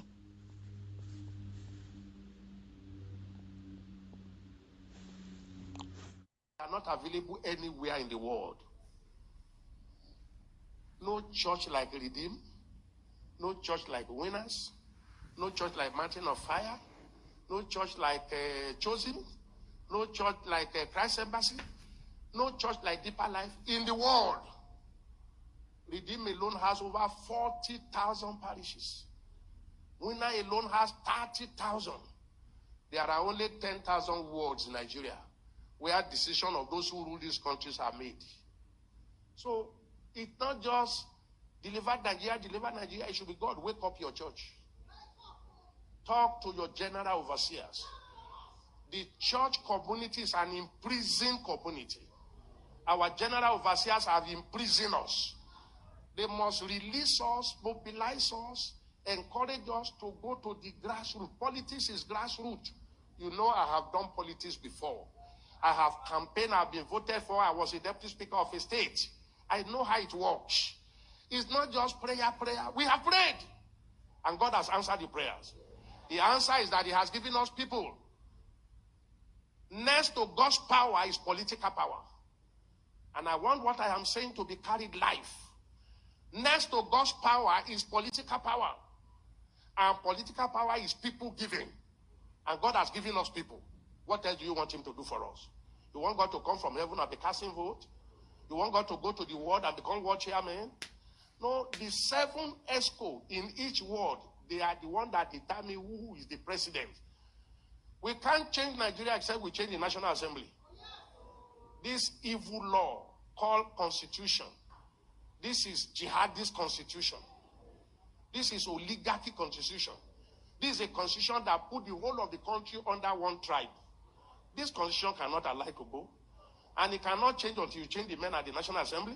The men at the National Assembly will not change until you select new people that will replace them. So the church must wake up. And not only church, patriotic Nigerians must wake up in the name of Jesus. And you don't win on social media. You don't win on Facebook. You go to the grassroots. Me and you must be attending world meeting. And we will put our good people there. It is the people at the world that are called delegates. It is delegates that select who will be the president, who will be the governor, who will be the senator. If you are not there, you are at the back of the fence. If you pray from now till next year, and you are not there, it's a prayer in vain. Church must wake up. And that's what I'm telling the whole church. And I'm telling you now. I don't know why God sent me to politics when I went. But you see, God has to send Joseph to Pharaoh's house. Joseph has to be raised in the palace to understand the palace culture. And then God returned him to defeat Egypt. By the grace of God, we will take Nigeria back. This country must be restructured. We must go back to true federalism. Nigeria was a negotiated country. Nigeria is not one country. Nigeria is a country of many nations. How can one ethnic group dominate everybody? It will not happen. It will not happen again. This year, God will deliver this country.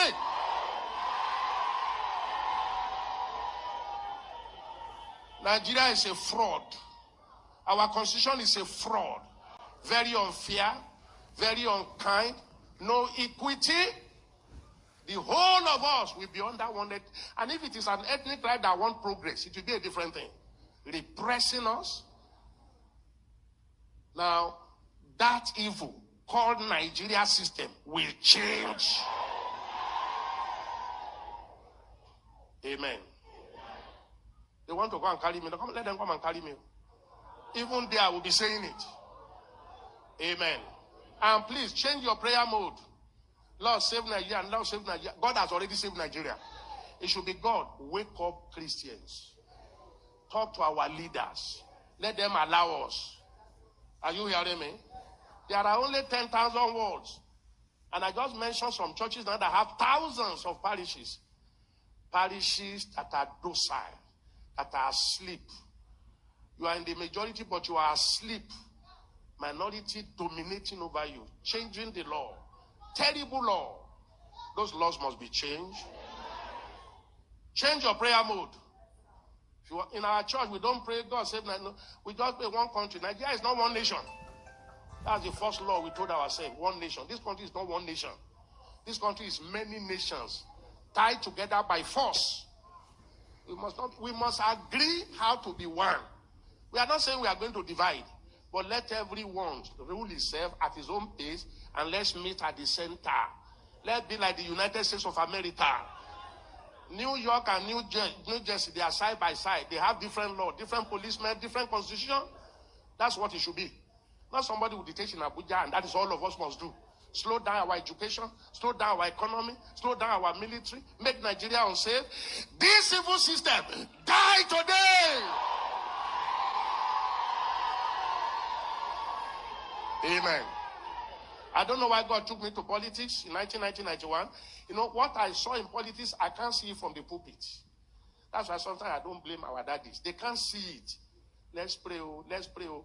You pray until they cut your neck. You pray until they abduct all your children. No, we have prayed enough. We will still be praying. Time for action. Time for action. Time for action. I am going to tell you more about it later. I'm writing a book that is circulating all over the country now. And I have been around here for 49 years with you. And some of you are blaming me when I went into politics. God made my eyes to open. Nigeria will not be free until we send away these evil politicians. They must be replaced. And our constitution must be rewritten in the name of Jesus. Do you still like me? All right.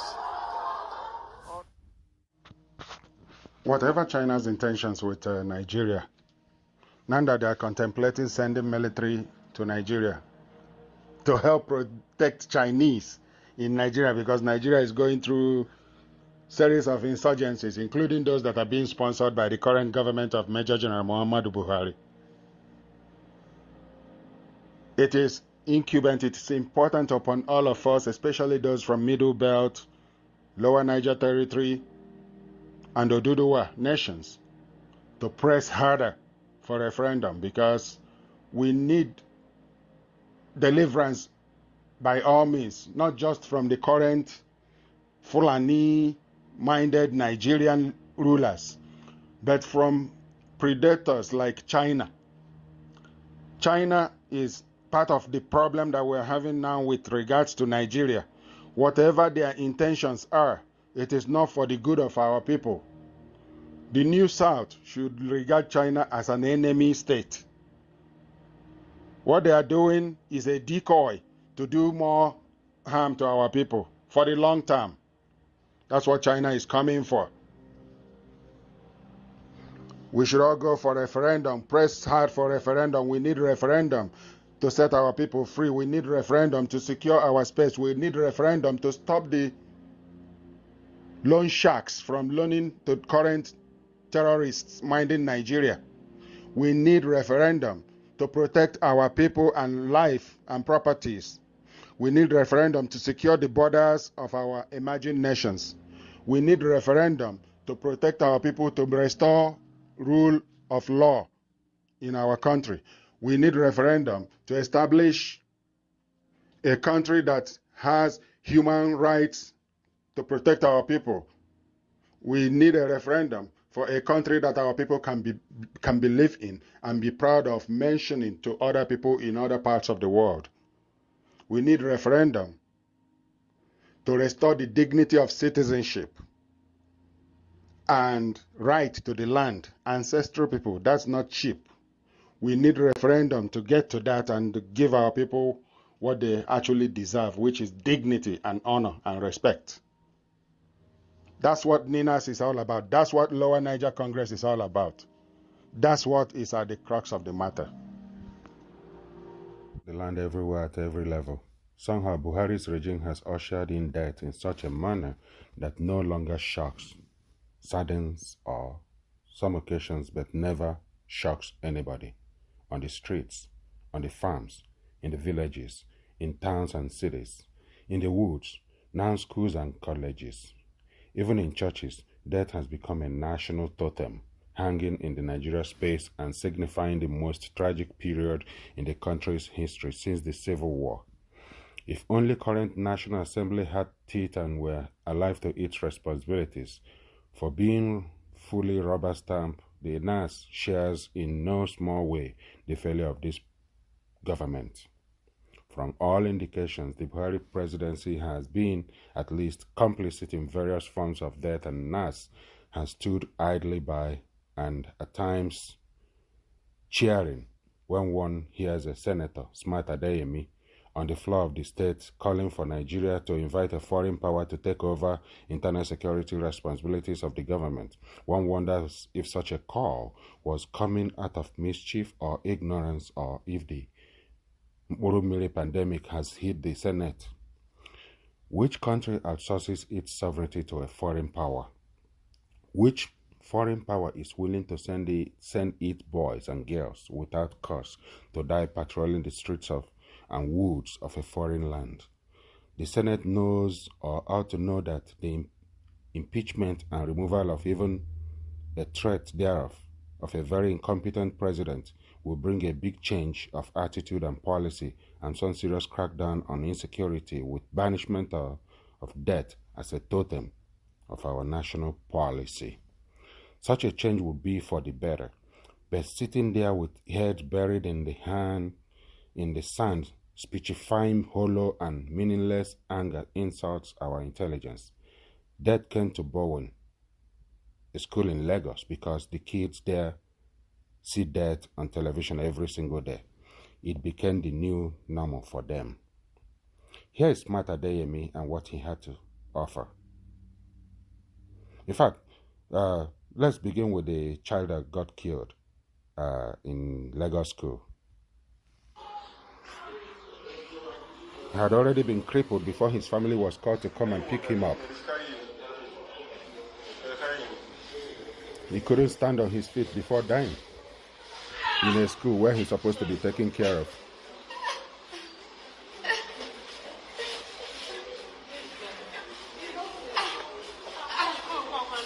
He was beaten down mercilessly.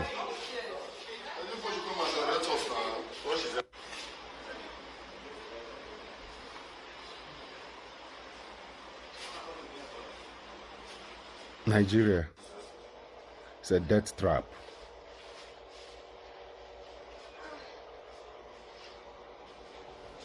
Nigeria is a shame to humanity.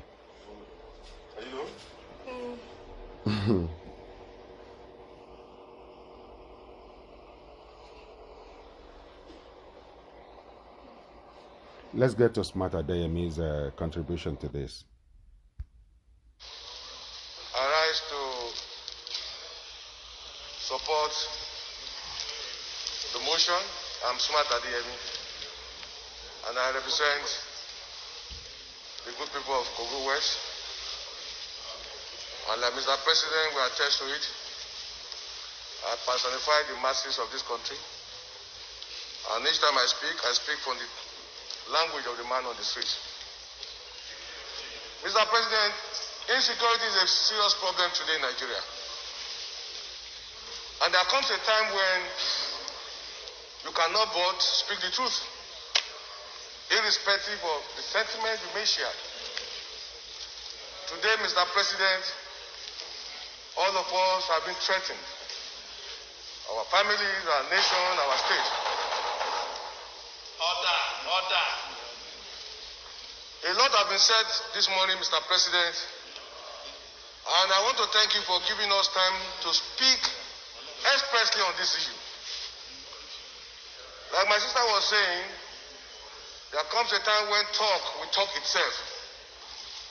There comes a time when truth will become like a torchlight in the midst of silence. So you are forced to talk. Mr. President, we need not run away from the fact that more than ever before in the history of our nation, this is the worst instability we are facing. In fact, this is worse than the Civil War. Are you in PDP? Mr. President, the solution is very simple. Today there are a lot of misgiving, a lot of misinterpretations of what is happening. Some people believe, some people in government are supporting this move. Some people believe, some people sponsor those who are destabilizing our nation within the country. The answer is very simple. We cannot pretend that we are capable of confronting the situation in our hands. America, as powerful as they are, when the pandemic came, got to a point that China had to come, they came to their rescue. We shouldn't pretend that we needed foreign support now. Let nobody deceive us, Mr. President.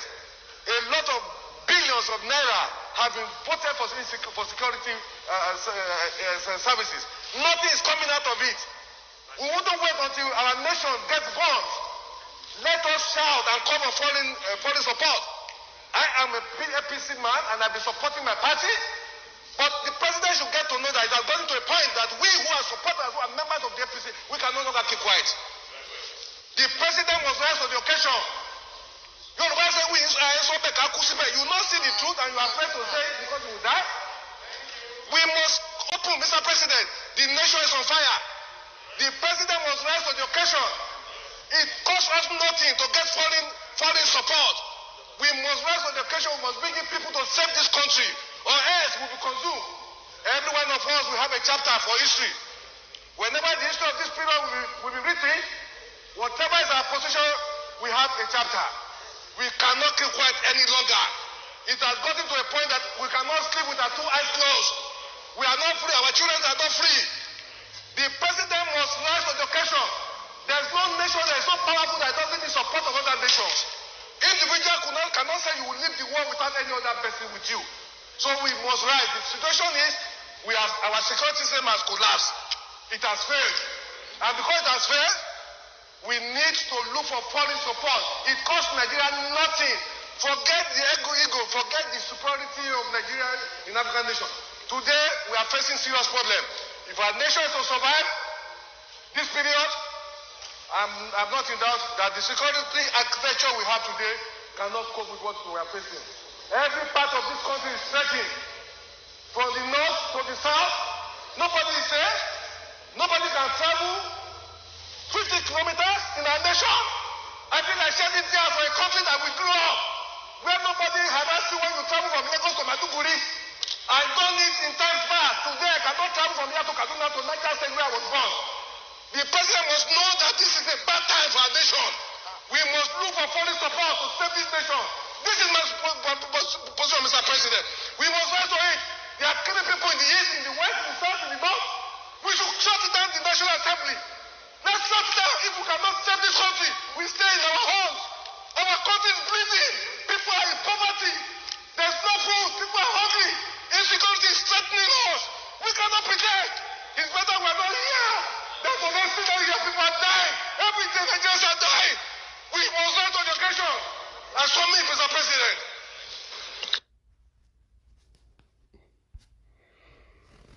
We're still dressing the surface of the wound without dealing with the cause symptoms. Nigeria's problem is the constitution. Let's subject this country to referendum. It's a peaceful call. It's a democratic demand. Skirting around it cannot heal Nigeria. Skirting around it or trying to avoid it will not fix Nigeria. What will fix Nigeria for the long term?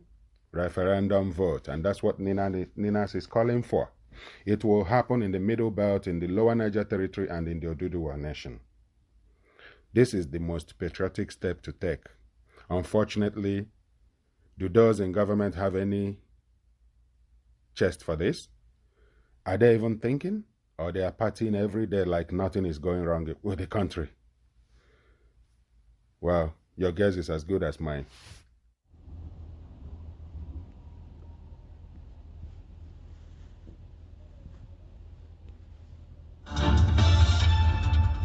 Where do Christians suffer the worst persecution in the world?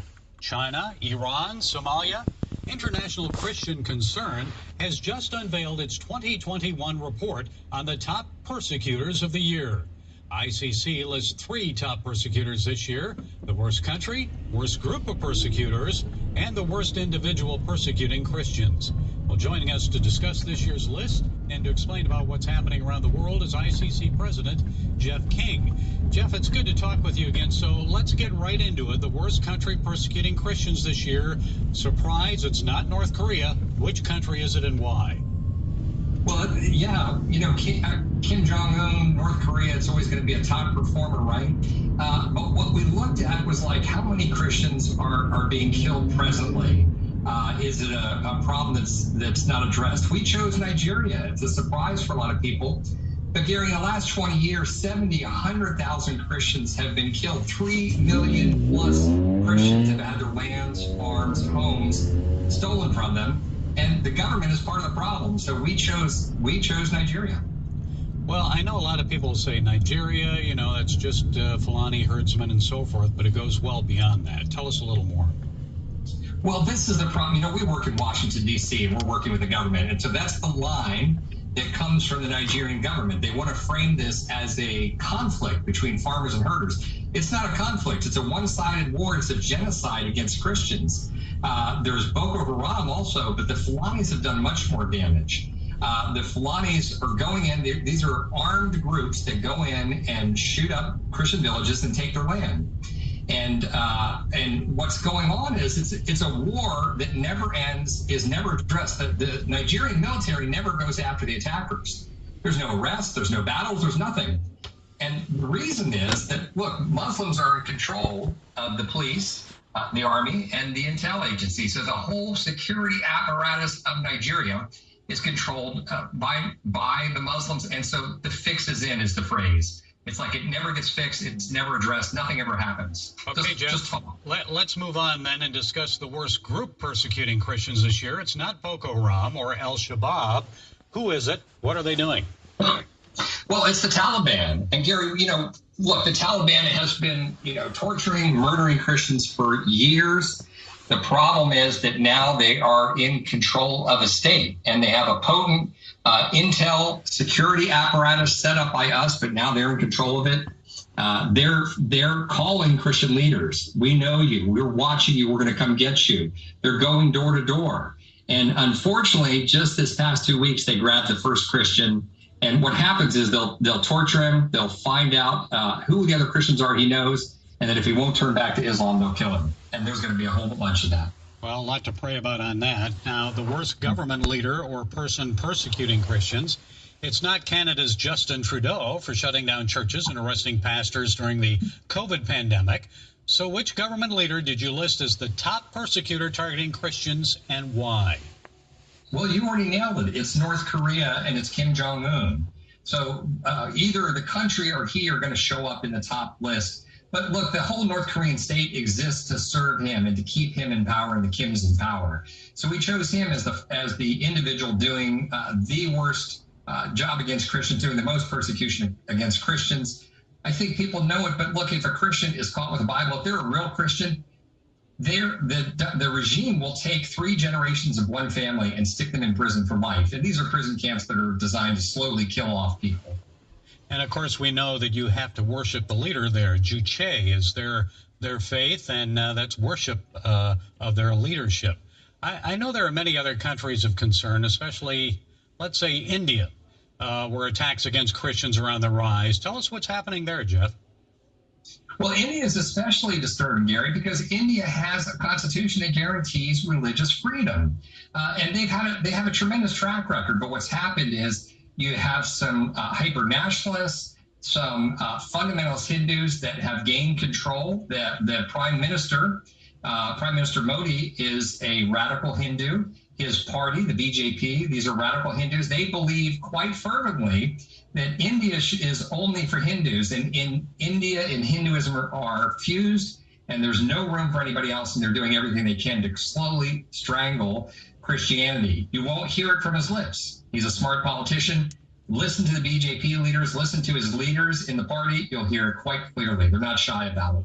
And Jeff, I know China and Pakistan, those are always places of concern. And you've been to many of these countries. You've met with many persecuted believers around the world.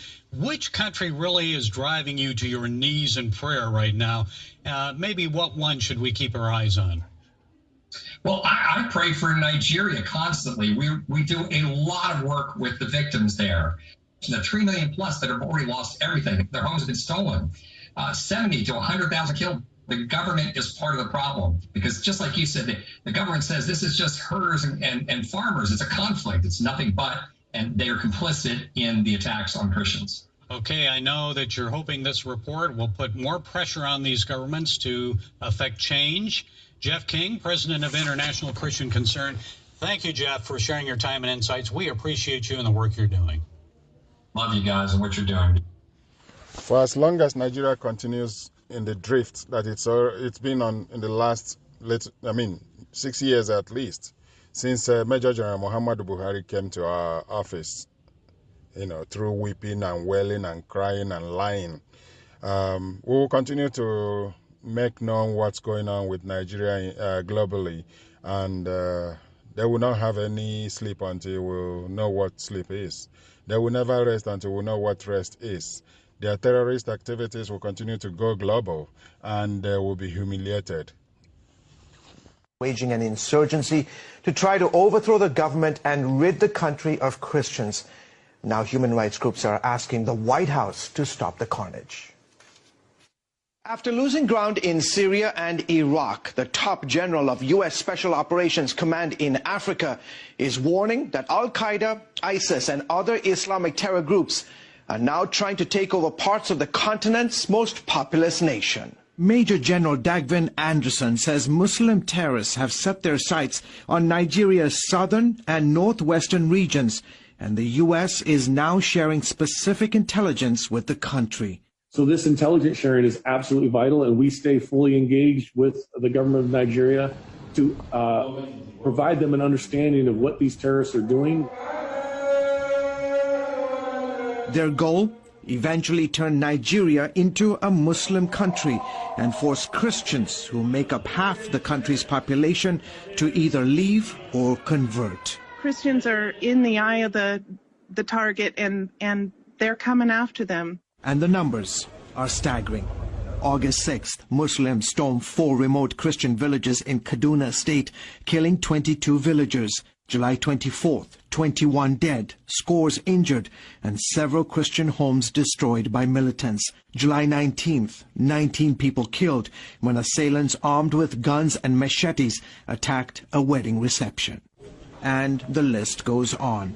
Leading human rights groups say what's going on in Nigeria is a genocide. If you look at what's happened in the last 20 years, George, it's just massive number of attacks against Christians. Look, 50 to 70,000 have been murdered.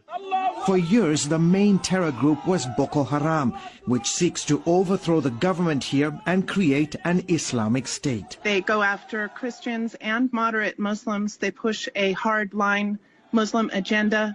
It is their intention to establish a caliphate and to just rid all of Nigeria and West Africa of any Western influence whatsoever. Now, there's a new actor on the scene. In Nigeria's so-called Middle Belt region, where the Muslim North meets the Christian South, a terror group made up of Muslim Fulani herders are killing thousands of Christians. More than 1,400 Christians were hacked to death in just the first 7 months of 2020 by Fulani herders. Unfortunately, the secular media are quite often biased and trying to present this as a tribal conflict rather than religious. Nigeria's president, a Muslim, has so far done very little to stop the bloodshed. His police and army are also mostly made up of Muslims. The attackers are never captured. They are not prosecuted. The security services respond very slowly. A full day can go on with attacks happening and no security shows up. And frequently, the government officials will provide cover. Helpless and vulnerable to almost daily attacks, leading Catholic bishops are now urging Nigerian Christians to defend themselves. Human rights groups are asking the White House to appoint a special envoy to help end the persecution of Christians in Nigeria. Unless the world takes note and puts pressure, economic pressure, sanctions, visa bans on the officials who are responsible for this travesty and for not reining in the terror, then Nigeria will continue to be a bloodbath. Meanwhile, King's Group is helping more than 3,000 Christians who lost their businesses, homes, farms, or land to Boko Haram and Fulani militant attacks. International Christian Concern has created communal farms to give victims the opportunity to rebuild their lives. When they get back to work, the family is fed, they have a future, the kids can go back to school. It's a restoration of hope. It really is. And it's much more than just economics. It's the whole community. It's all the parts of life, the emotional, the physical, the mental. It means a lot to them. ICC and so many other groups trying to bring hope in the midst of all this devastation facing the Christians of Nigeria. And they are doing it. They are, absolutely. Great story, George. Thank you. Coming up, new evidence. Federation. And do you know that even the constitution that we use today, which is the 1999 constitution, denies what is called a no-autochthony. In other words, there is no referendum, there is no plebiscite. The people of Nigeria did not vote to say, this is the constitution we want. It was imposed on us by a military decree, and yet it remains the ground norm. I mean, what a misnomer. We are not in a dictatorship, but we are running a constitution that we didn't vote for. And our administrative units have been carved on the basis of that constitution, supplanting our regional.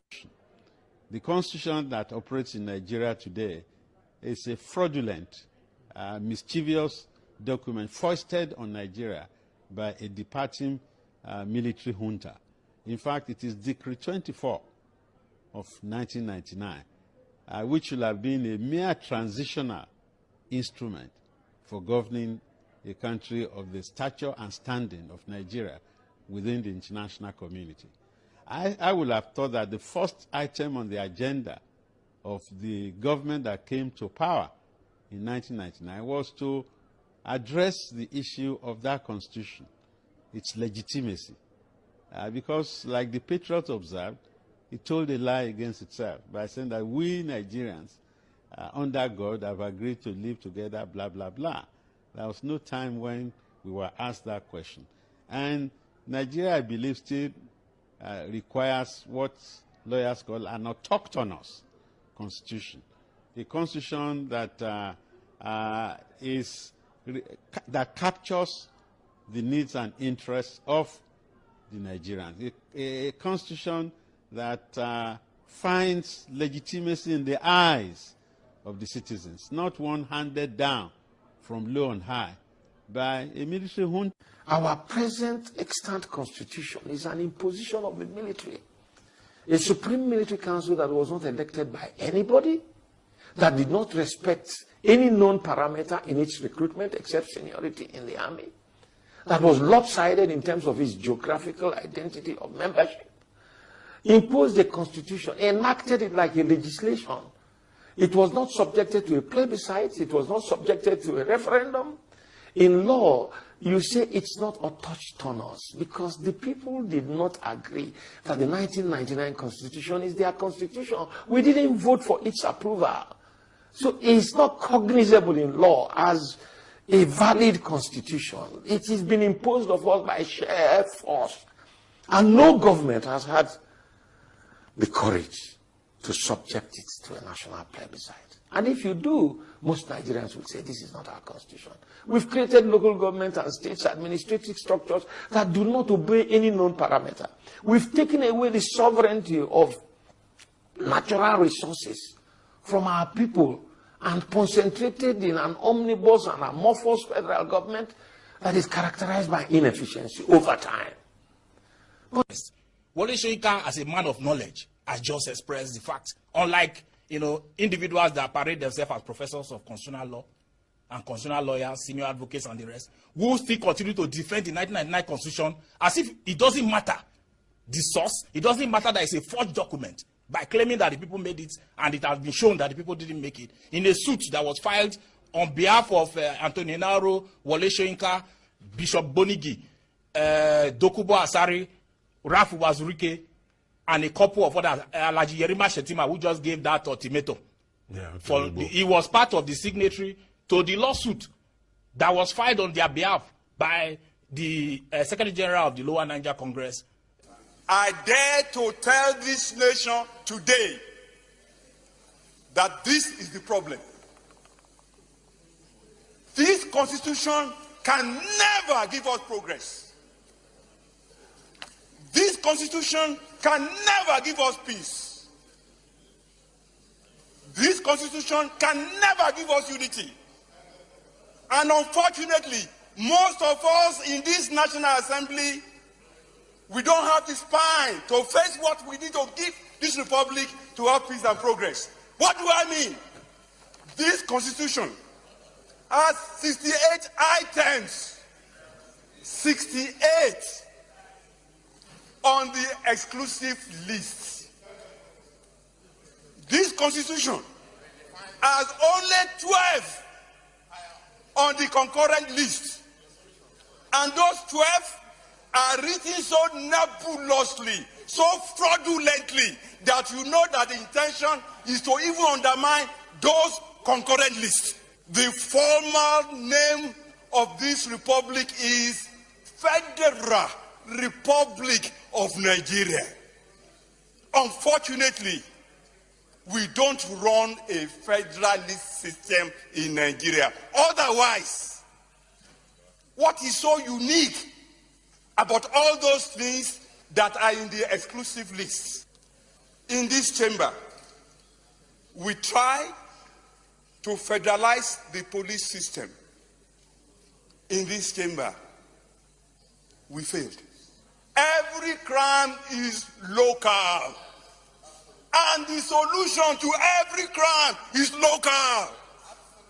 The earlier that senators in Nigeria summoned the courage to say, we should not continue to deceive ourselves. Nigeria is threatening everybody and groups. When we lie to ourselves and we're reaping the fruits of lying, we are victims of the lie that we call our own, the social contract, which is another name for the Constitution. We say we in Nigeria gave this Constitution to ourselves. We didn't. It was imposed. And it's not working. It's centralized. And the good things of life are not available for Nigerians. And they are crying. And you begin to blame them. You don't blame victims. You blame the system that produced the victims. This Constitution is not made by Nigerians. It's imposed. A federal constitution should be truly a federal constitution. You don't centralize everything. Nobody can fix this system. It's like putting square peg in round hole. It wouldn't work. It's not Buhari's fault, or Jonathan, or the previous ones. They were handed, and still being handed, instruments, i.e. the Constitution, that cannot work the way it is. Let us do an agreement. Constitution is an agreement that we agree to live together by these rules which we will spell out about governance. This current one is a fraudulent one, and it's giving us victimhood because we never did it, and they say we did it.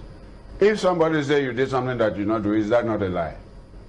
We went to court, the case is in court, praying the court to say, look, the Nigerian people never did it. The court kept adjoining, part of the problem we have. The case is still in court. Inauro started it. A lot of distinguished men and women up and down this country had their signature there. The case has not been taken. All right, we'll also anchor at that point. Dr. Amos Akingba is in Adeko and Afenifere chieftain. We appreciate your talking to us this morning. It's my great pleasure. Lower Niger Radio is your station for all things about self-determination, nation building, and liberty. With all the challenges and insecurity in our ancestral lands, the survival of our peoples and the political arrangements they decide on is our goal. We discuss solutions. We bring you messages of hope, truth, and trust. So, tune in today. Lower Niger Radio is the voice of liberty for the ethnic nations of the South, South, and Southeast.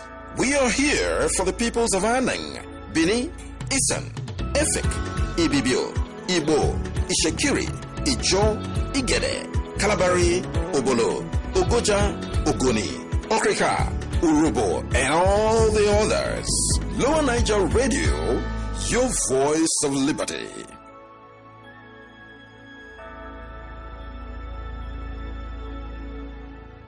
Prayer for our liberation.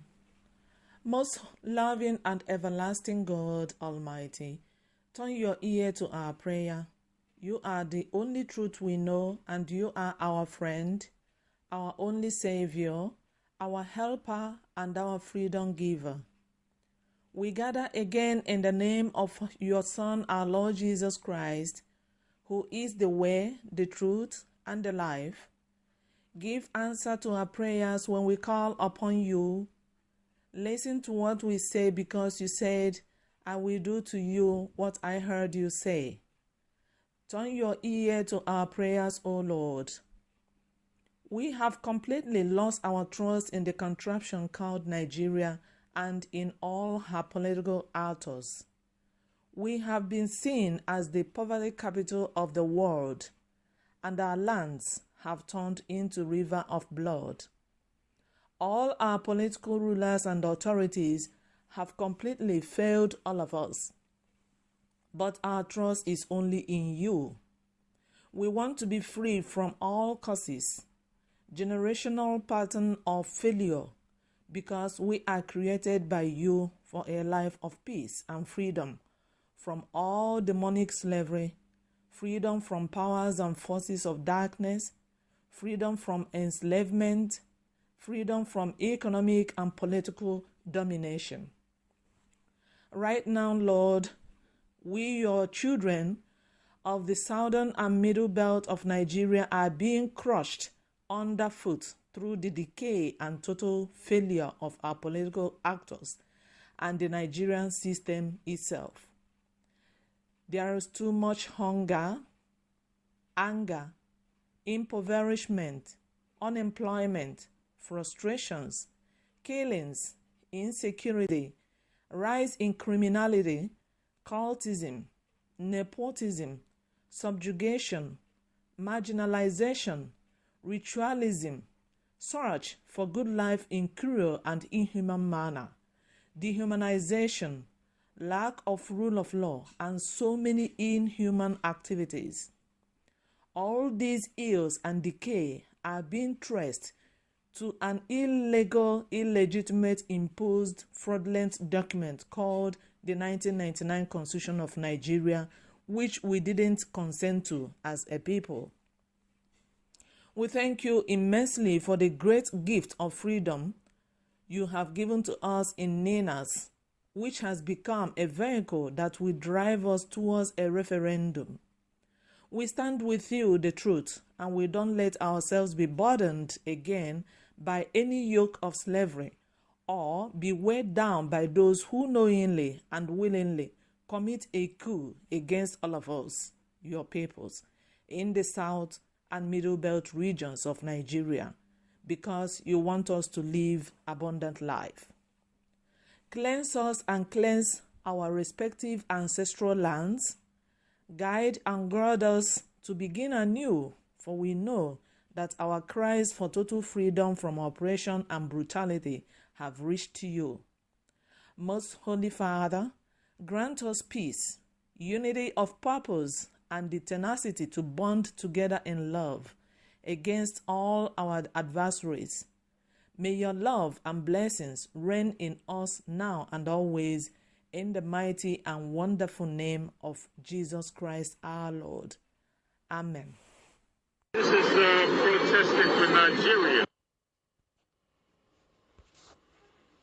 Listening as an American was being interviewed by a member of NINAS during the UN General Assembly in New York, where Nigeria government went to hire foreigners to counter-protest the justified right of citizens to protest against their government's mishandling of what's supposed to be a country.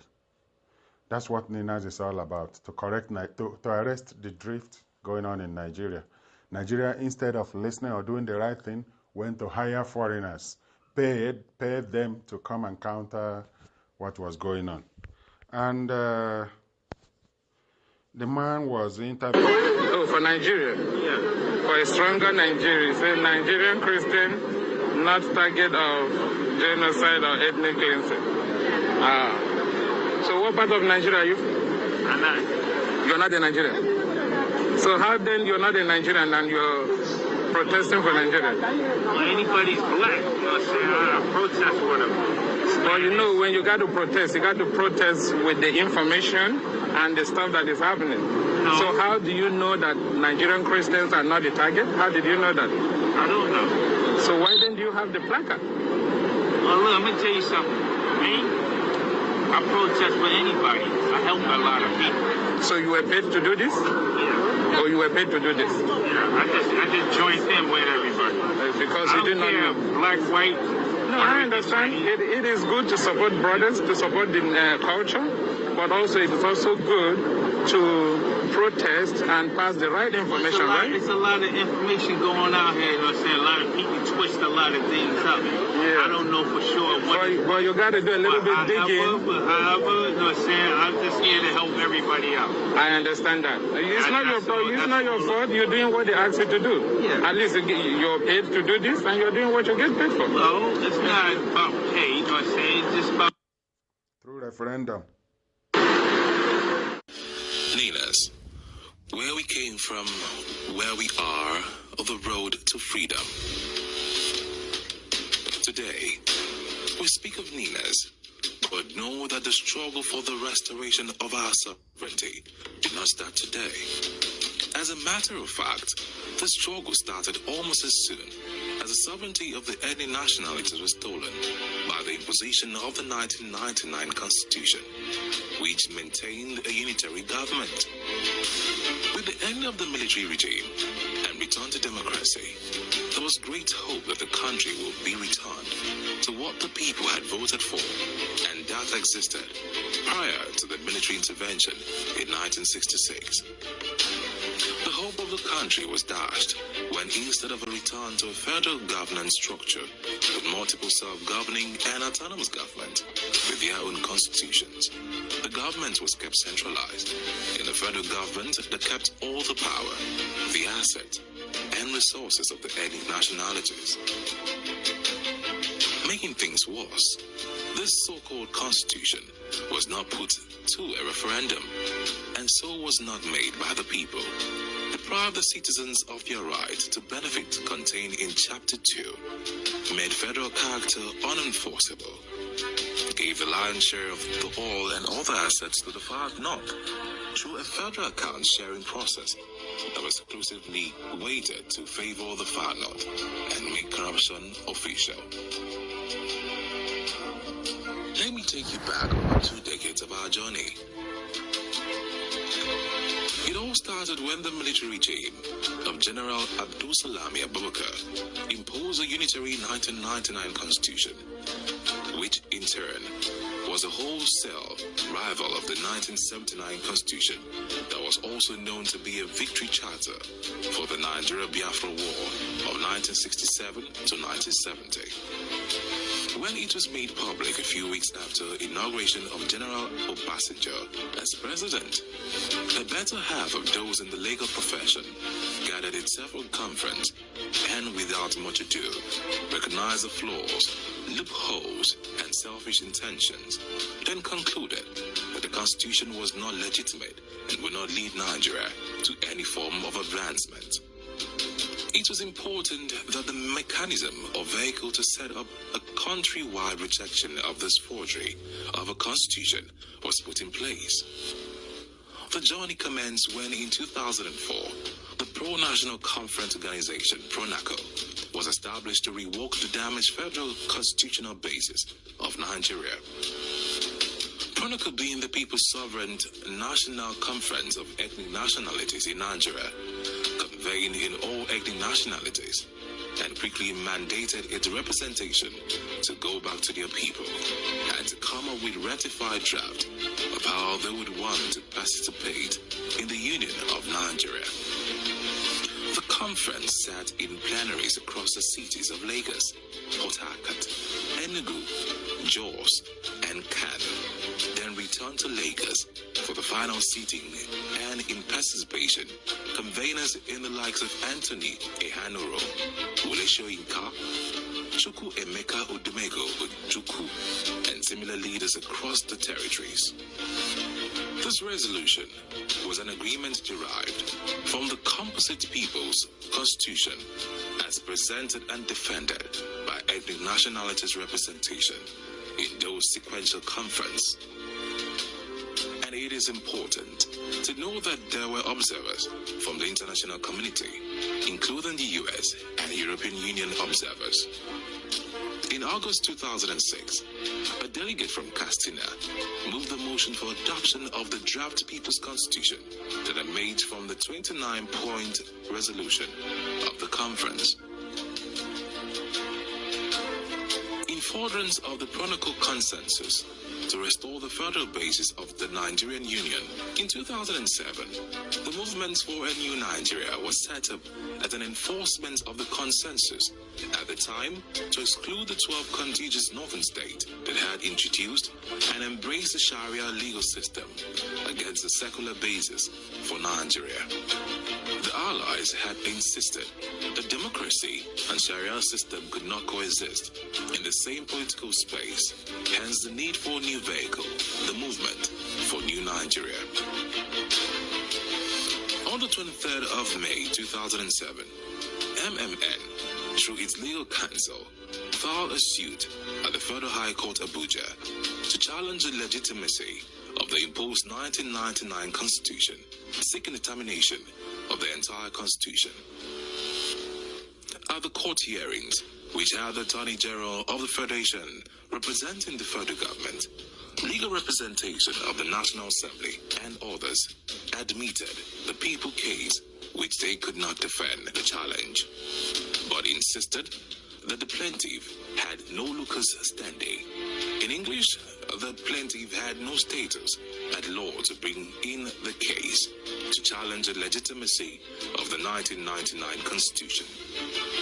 Having acknowledged that the restoration of the people's sovereignty did not need the participation or permission of government, the Joint Multi-Regional Vehicle instituted the MMN Lagos Declaration 30th of June 2011, by which the Allies partner blocks, the Lower Niger, South-South, and Southeast, the Yoruba land, and the Middle Belt publicly rejected the Caliphate-imposed 1999 Constitution, mandating regional self-determination actions which included referendum and international outrage.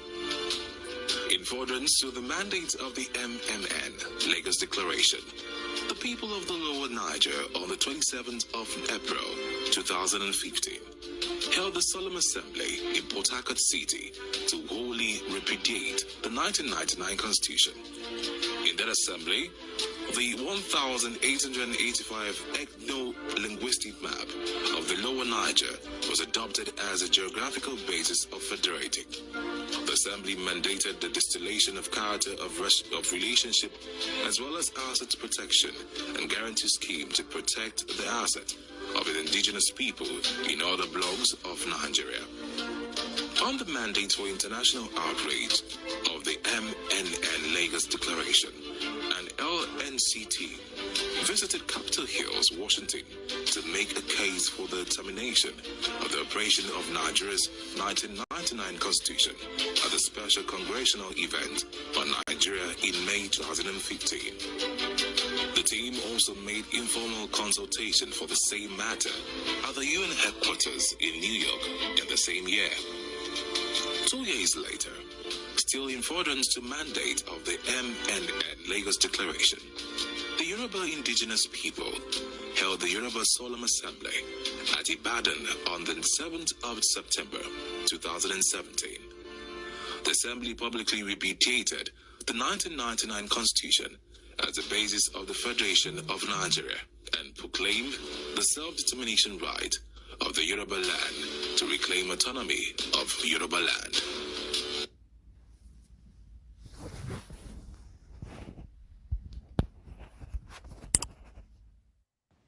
Here are some things that happened Tuesday, 28 December 2021, where OBJ spoke something about the oil and gas in Niger Delta.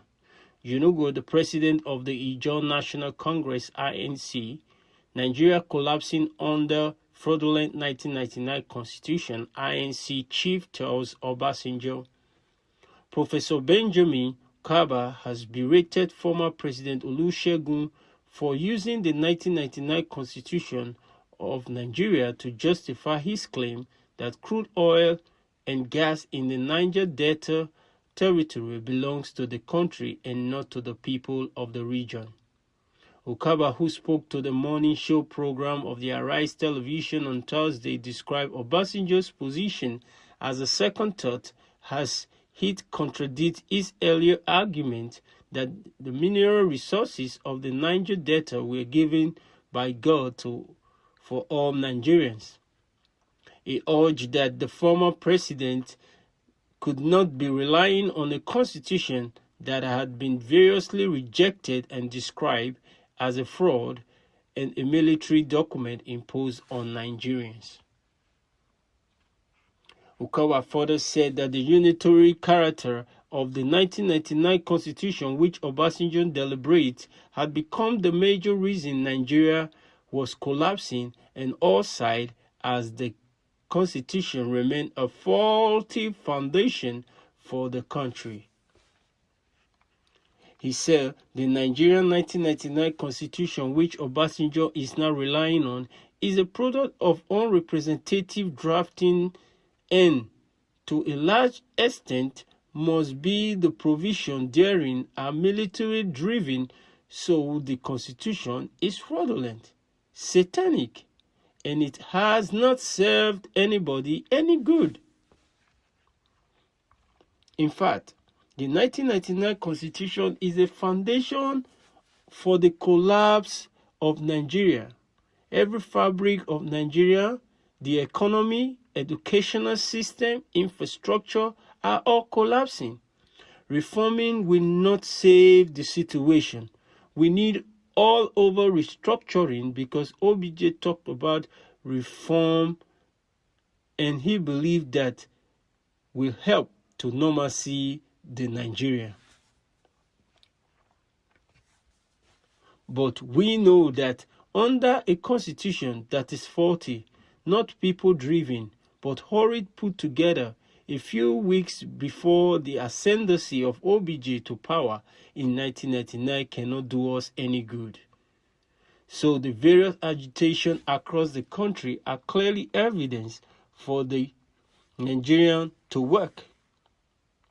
We must do away with the constitution and go back to the basic.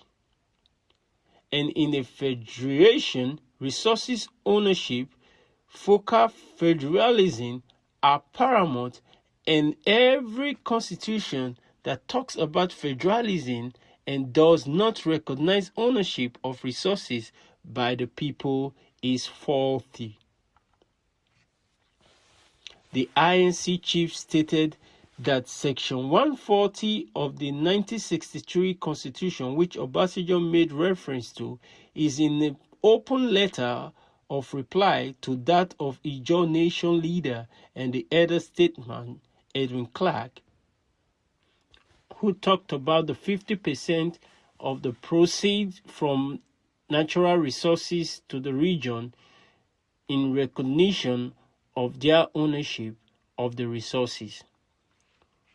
Okaba contended that the former president was representing a class of people who had fought so hard to sustain a system that is colonial military driven and serve hegemonic interests against the interests of the people of Nigeria.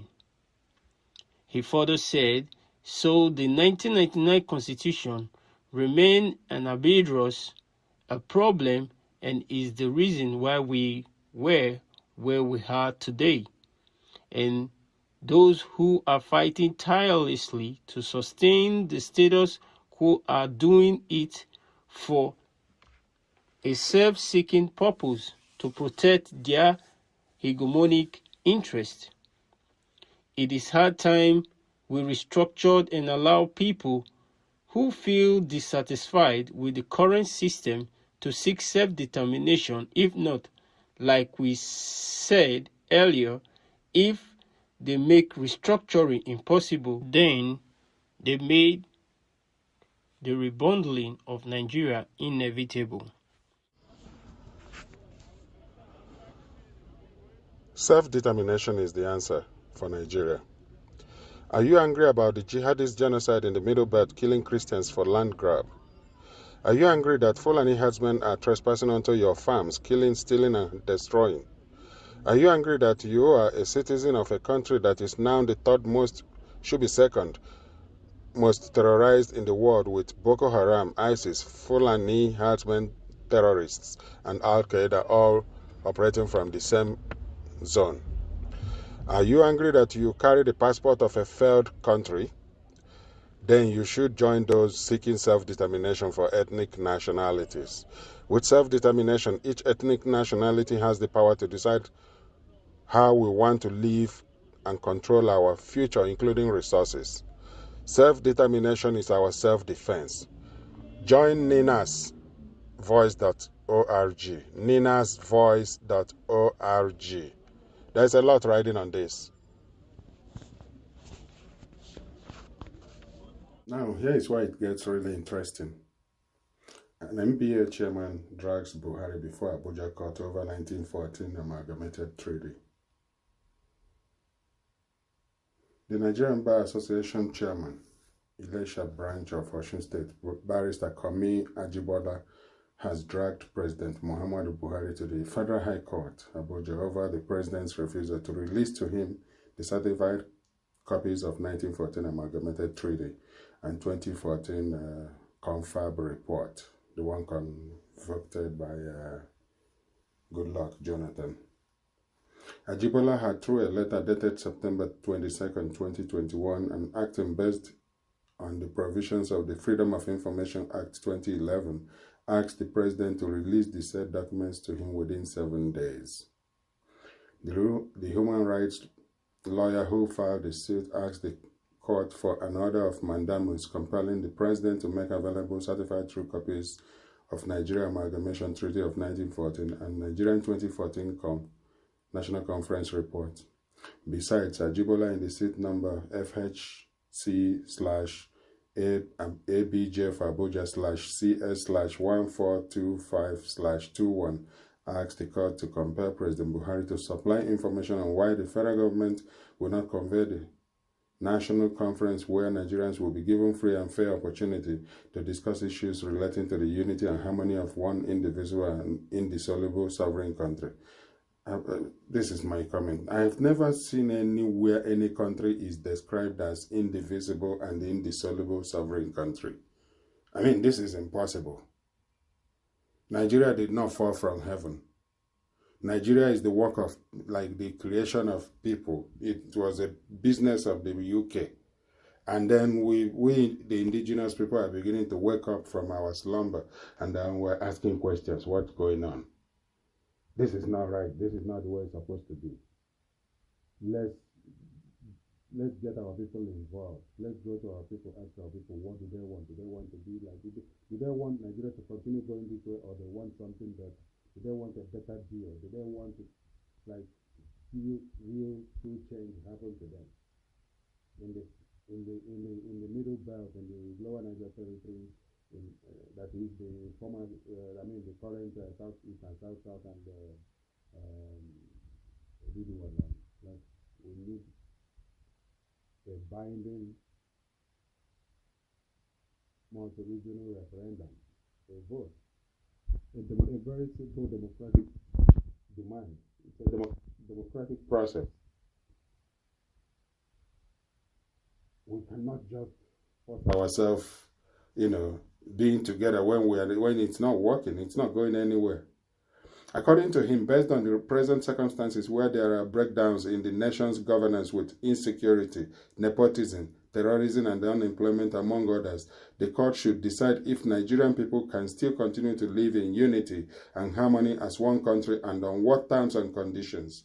This guy is essentially telling us what Lower Niger Congress, NINAS, Nigeria Indigenous Nationalities Alliance for Self-Determination, has been all about over the years till this moment, and until the mission is accomplished.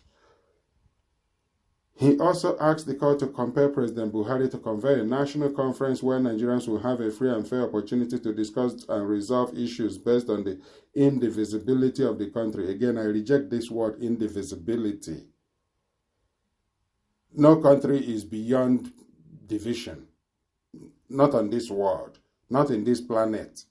There is no country that is to be said to be beyond discussion, that there should be no discussion about its existence, about its continued as is.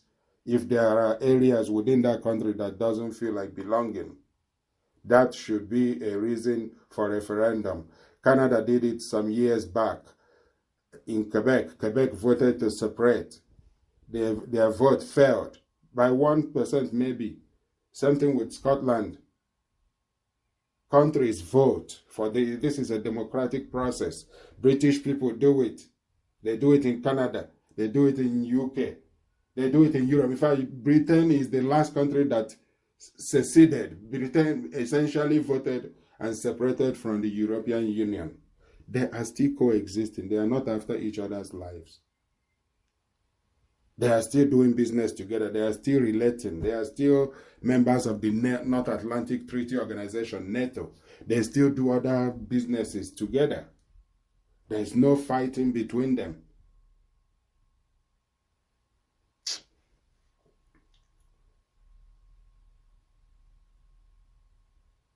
He also asked the court to compel President Buhari to convene a national conference where Nigerians will have free and fair opportunity to discuss and resolve issues based on the indivisibility of the country, rotational presidency, and other acts of governance.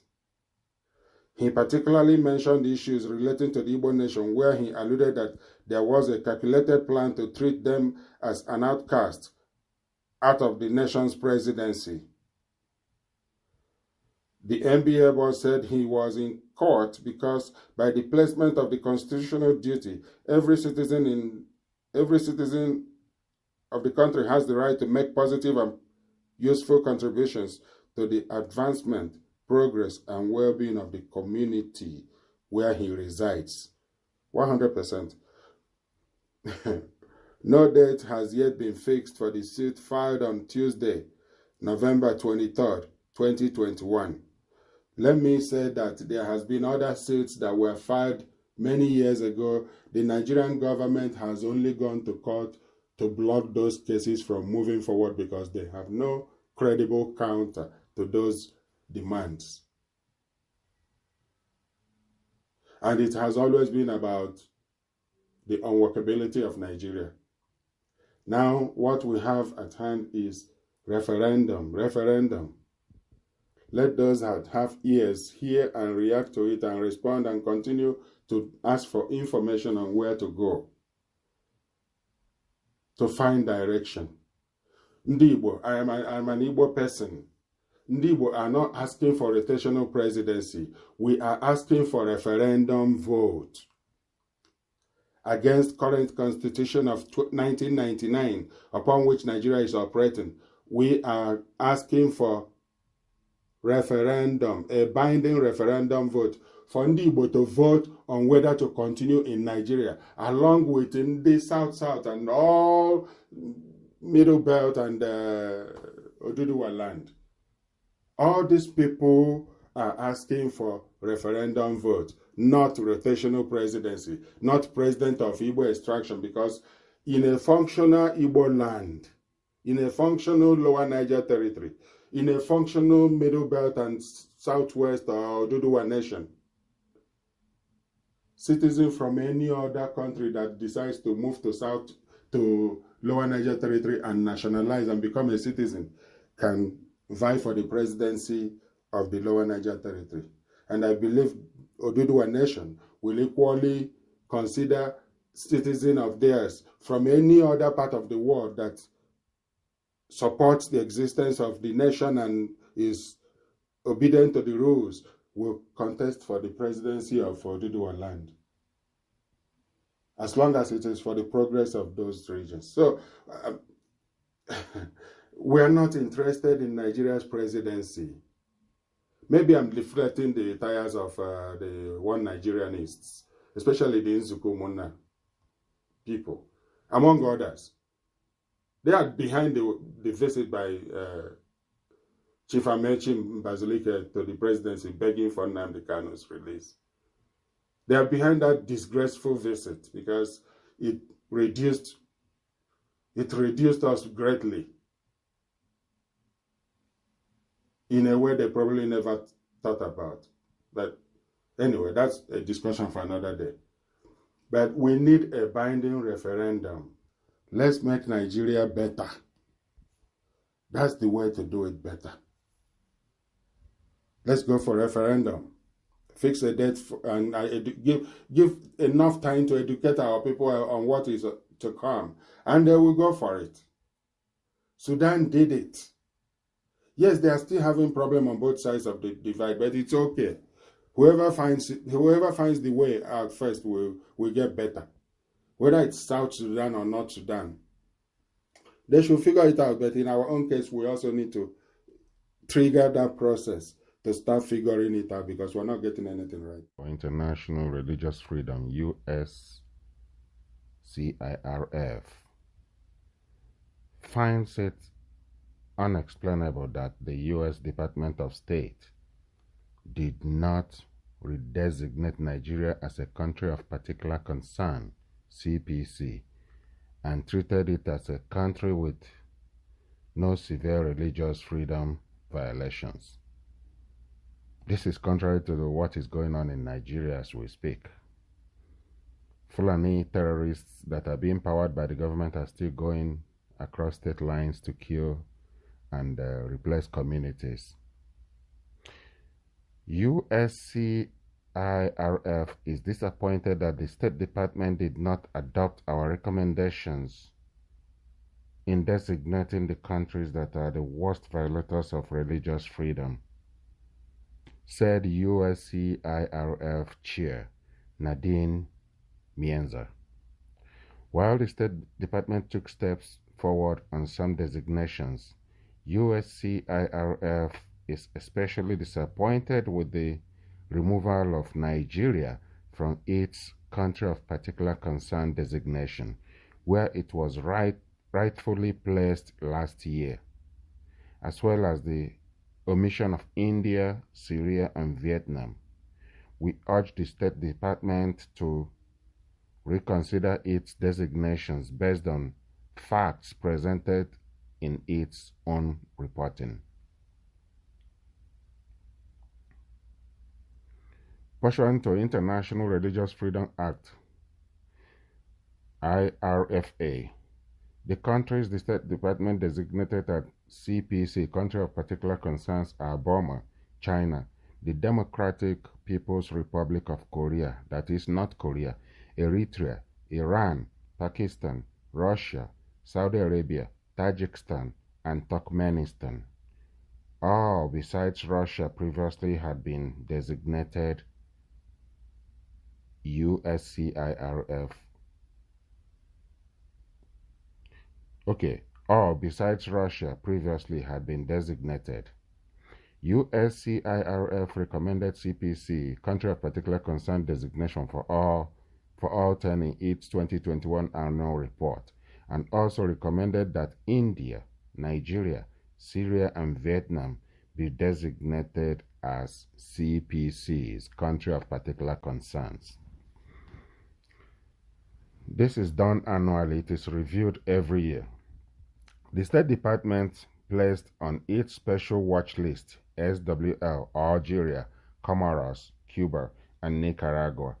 USCIRF recommended in its 2017 annual report that Afghanistan, Azerbaijan, Egypt, Indonesia, Iraq, Kazakhstan, Malaysia, Turkey, and Uzbekistan also be placed on the special watch list.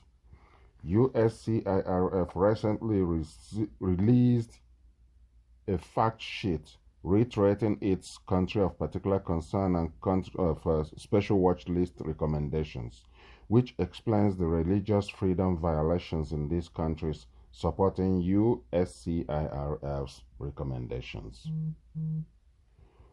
While USCIRF is concerned about the lack of designation for countries, USCIRF recommended Russia's designation for the first time as a CPC for engaging in systematic, ongoing, and egregious violations of religious freedom is welcome. USCIRF has proposed this action since 2017.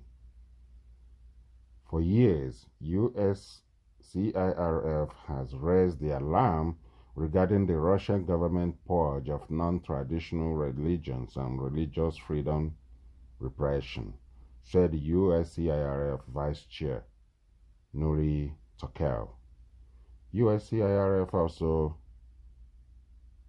applauds the inclusion of Algeria in the State Department's special watch list designations this year, which USCIRF has recommended since 2020 due to continued enforcement of blasphemy laws and restrictions on houses of worship for minority religious communities. USCIRF also welcomed the State Department's designations of 9 entities of particular concern, EPC, entities of particular concerns, which are non-state actors that engage in systematic, ongoing, and egregious violations of religious freedom pursuant to IRFA pursuant to IRFA.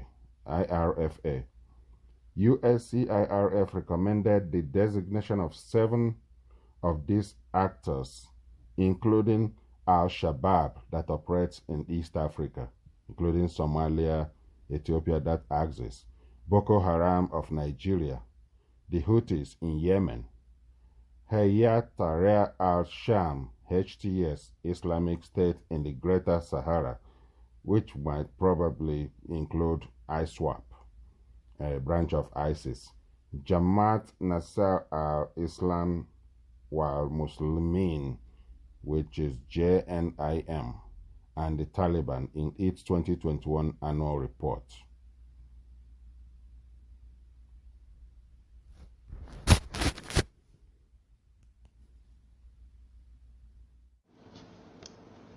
Nigerian Union Dispute: The Folly of Building on a Rickety Constitutional Foundation by Tony Nadi, NINAS, January 7, 2022.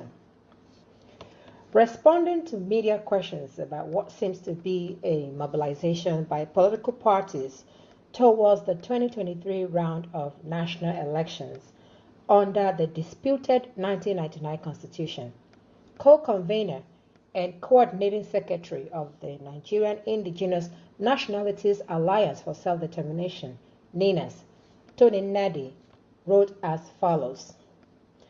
Knowing what we know now about the fraud of 1999, enacted by Decree Number 24 of 1999 and christened the 1999 Constitution, and seeing the monumental failures of the Nigeria erected upon the rickety foundation of that fraud, as well as the mind-boggling miseries of Nigeria trapped in what has become a union of death, it is most obdurate to continue the construction of Nigeria on the basis of that constitution, which has been repudiated and rejected countrywide.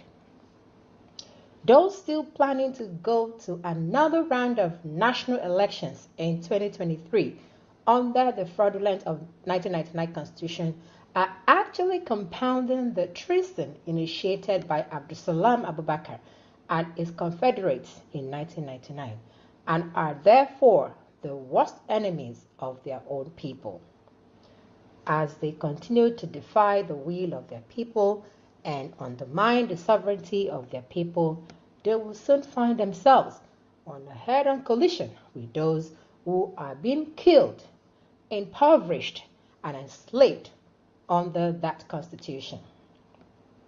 We must now formally halt the preparations for any further renewal of our damnation in 2023 by way of another round of national elections under that caliphate-imposed engine of fraud called the 1999 Constitution.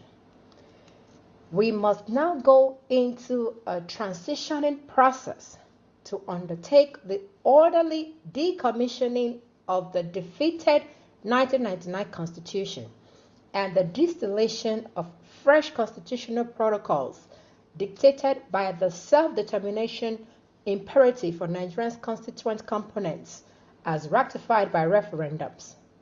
This would be in a two-stage process that begins with regional self-determination referendums to either recommit or opt out of the failed and unworkable union defined by the 1999 Constitution.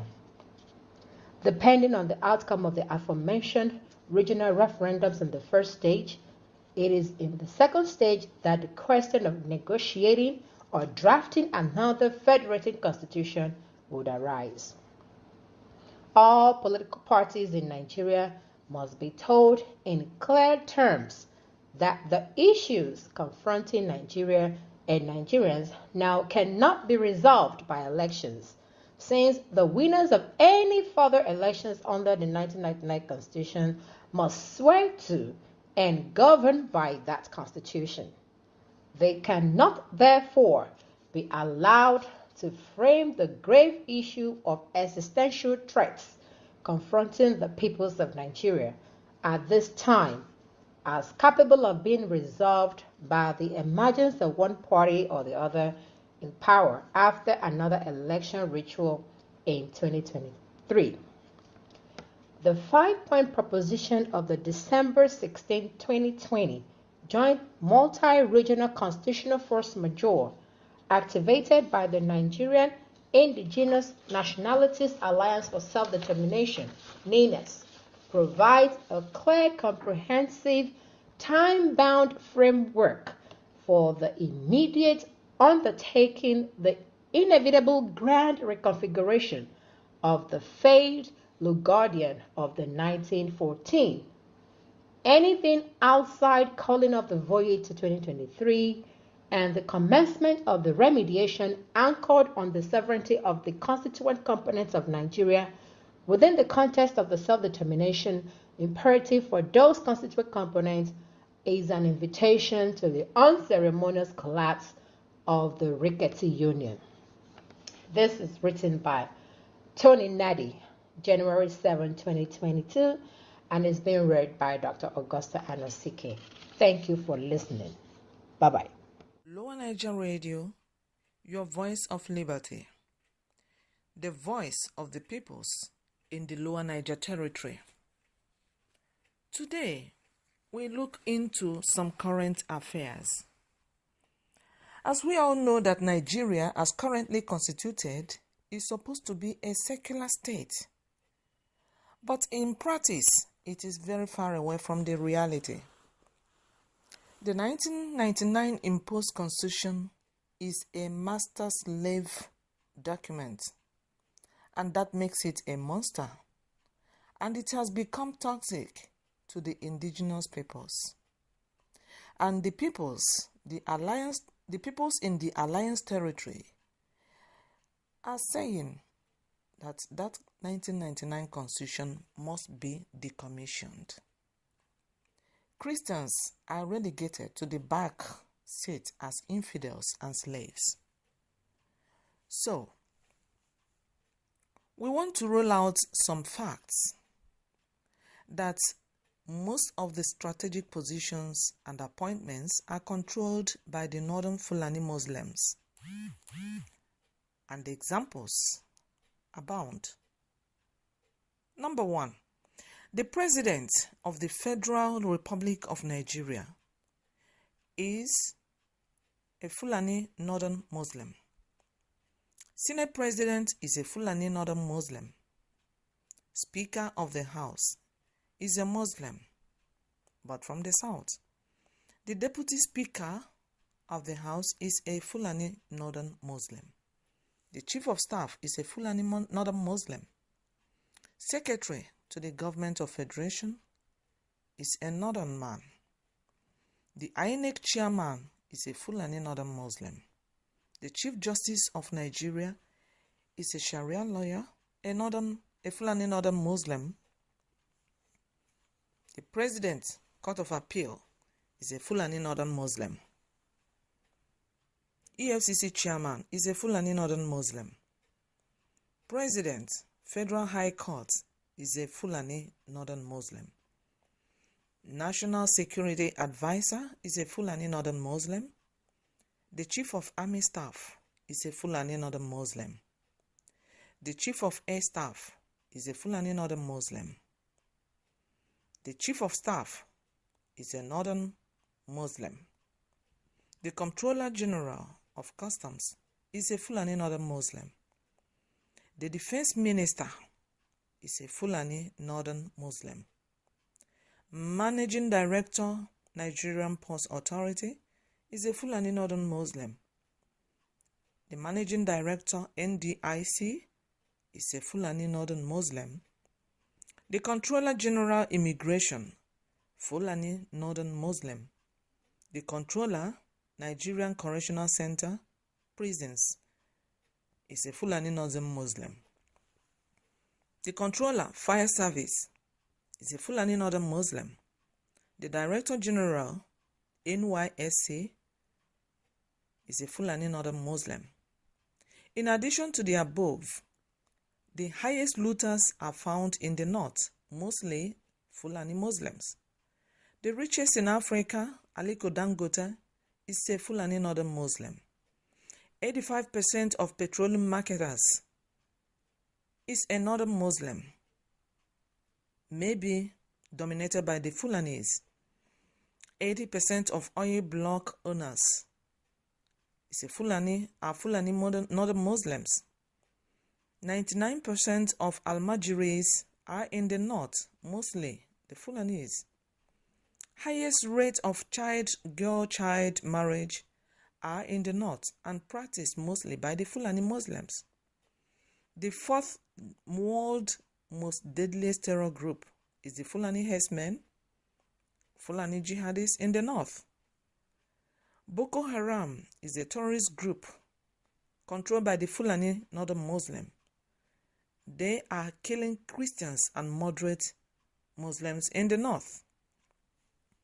Fulani herdsmen and Fulani militia are terrorizing farmers and Christians, mainly in the north and in the middle belt and south. 90% of Nigeria's past presidents and heads of states are Fulani Northern Muslim. Nigerian membership of OIC was arranged by the Fulani Northern Muslim. The poorest states and educationally backward areas are in the north, controlled by Fulani Northern Muslim. Fulani are culturally nomads. 2023 general elections is another game they plan to play against the South and Middle Belt regions of Nigeria, otherwise known as NINAS, the Nigeria Indigenous Nationalities Alliance for Self-Determination. They urge you to obtain PVC plastic cards while they hold all the money and AK-47 and AK-49 to control your lives, assets, and sovereignties once you vote them in. So, why should you allow yourselves in the South and Middle Belt regions to keep empowering the Fulani Caliphate domination by participating in the general elections that renew the life of the same Caliphate imposed 1999 fraudulent constitution?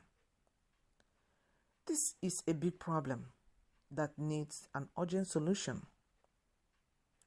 So, the Nigeria Indigenous Nationalities Alliance for Self-Determination, NINAS, has offered a legitimate non-violent strategy, and it is a movement of the owners of the land. You in the Middle Belt, you in the Southwest, and you in the Lower Niger territories are urged to join NINAS movement today and exercise your inalienable right to self-determination. Power belongs to the people. Power belongs to the people. Join the movement today and say no to 2023 general election. Say no to 2023 general elections. For more information, visit the websites www.ninasvoice.org and www.lowernigercongress.org. Thank you for listening, and tune in always and listen to Lower Niger Radio, your voice of liberation from enslavement. Apparently, it is your voice of liberty. For delivering uncolored report on the NSAS shooting at Lekki on October 20th, 2020, members of the panel are now getting essentially targeted by agents of Nigerian government. They are being unfairly persecuted already just for coming out with their report that heavily indicted the government of liars. Since the submission of the NSAS panel report to the Governor of Lagos State on November 15th, 2021, members of the panel have become subject of vicious attacks by those suspected to be agents of the government. All manner of allegations have been heaped upon panel members, some of whom have been called unprintable names.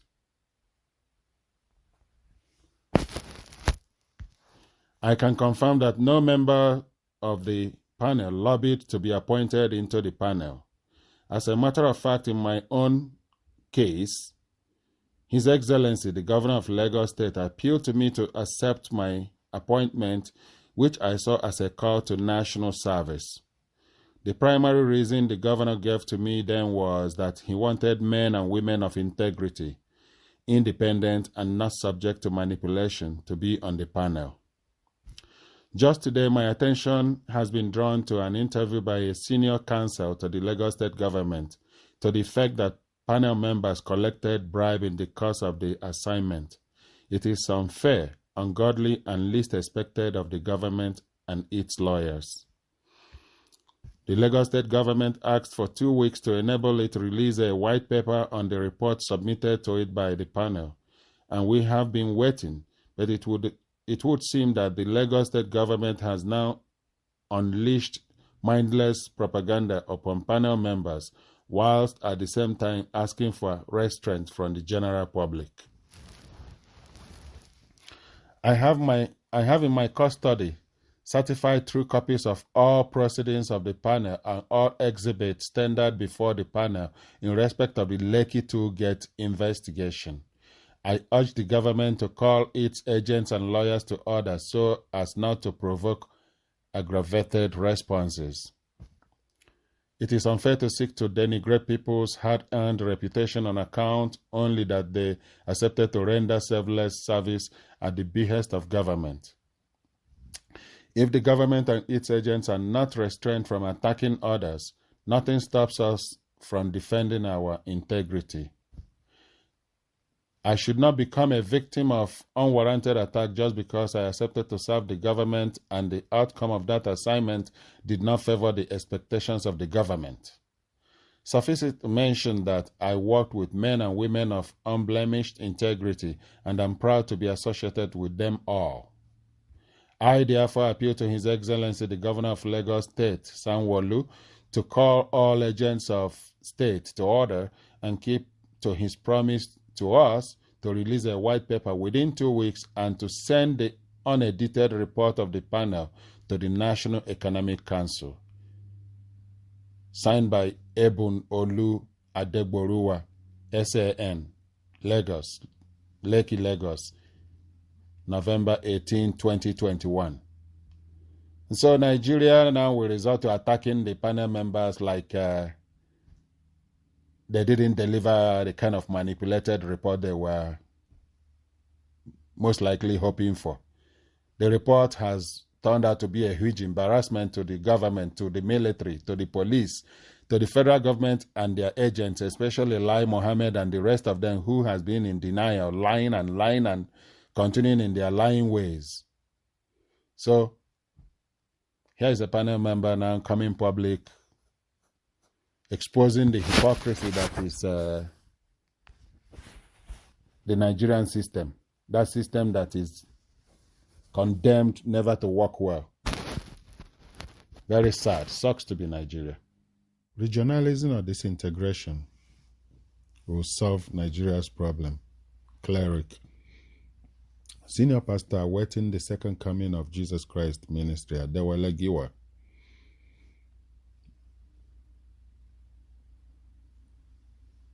Adewale Giwa has called on all Nigerians to embrace regionalism, saying it would solve many challenges facing the country. This is contained in the Punch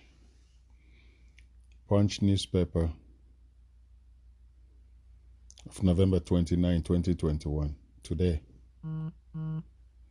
He also said the plan by the federal government to remove fuel subsidy and increase the pump price for petrol by 2022 was not a solution to the current economic problem of the nation.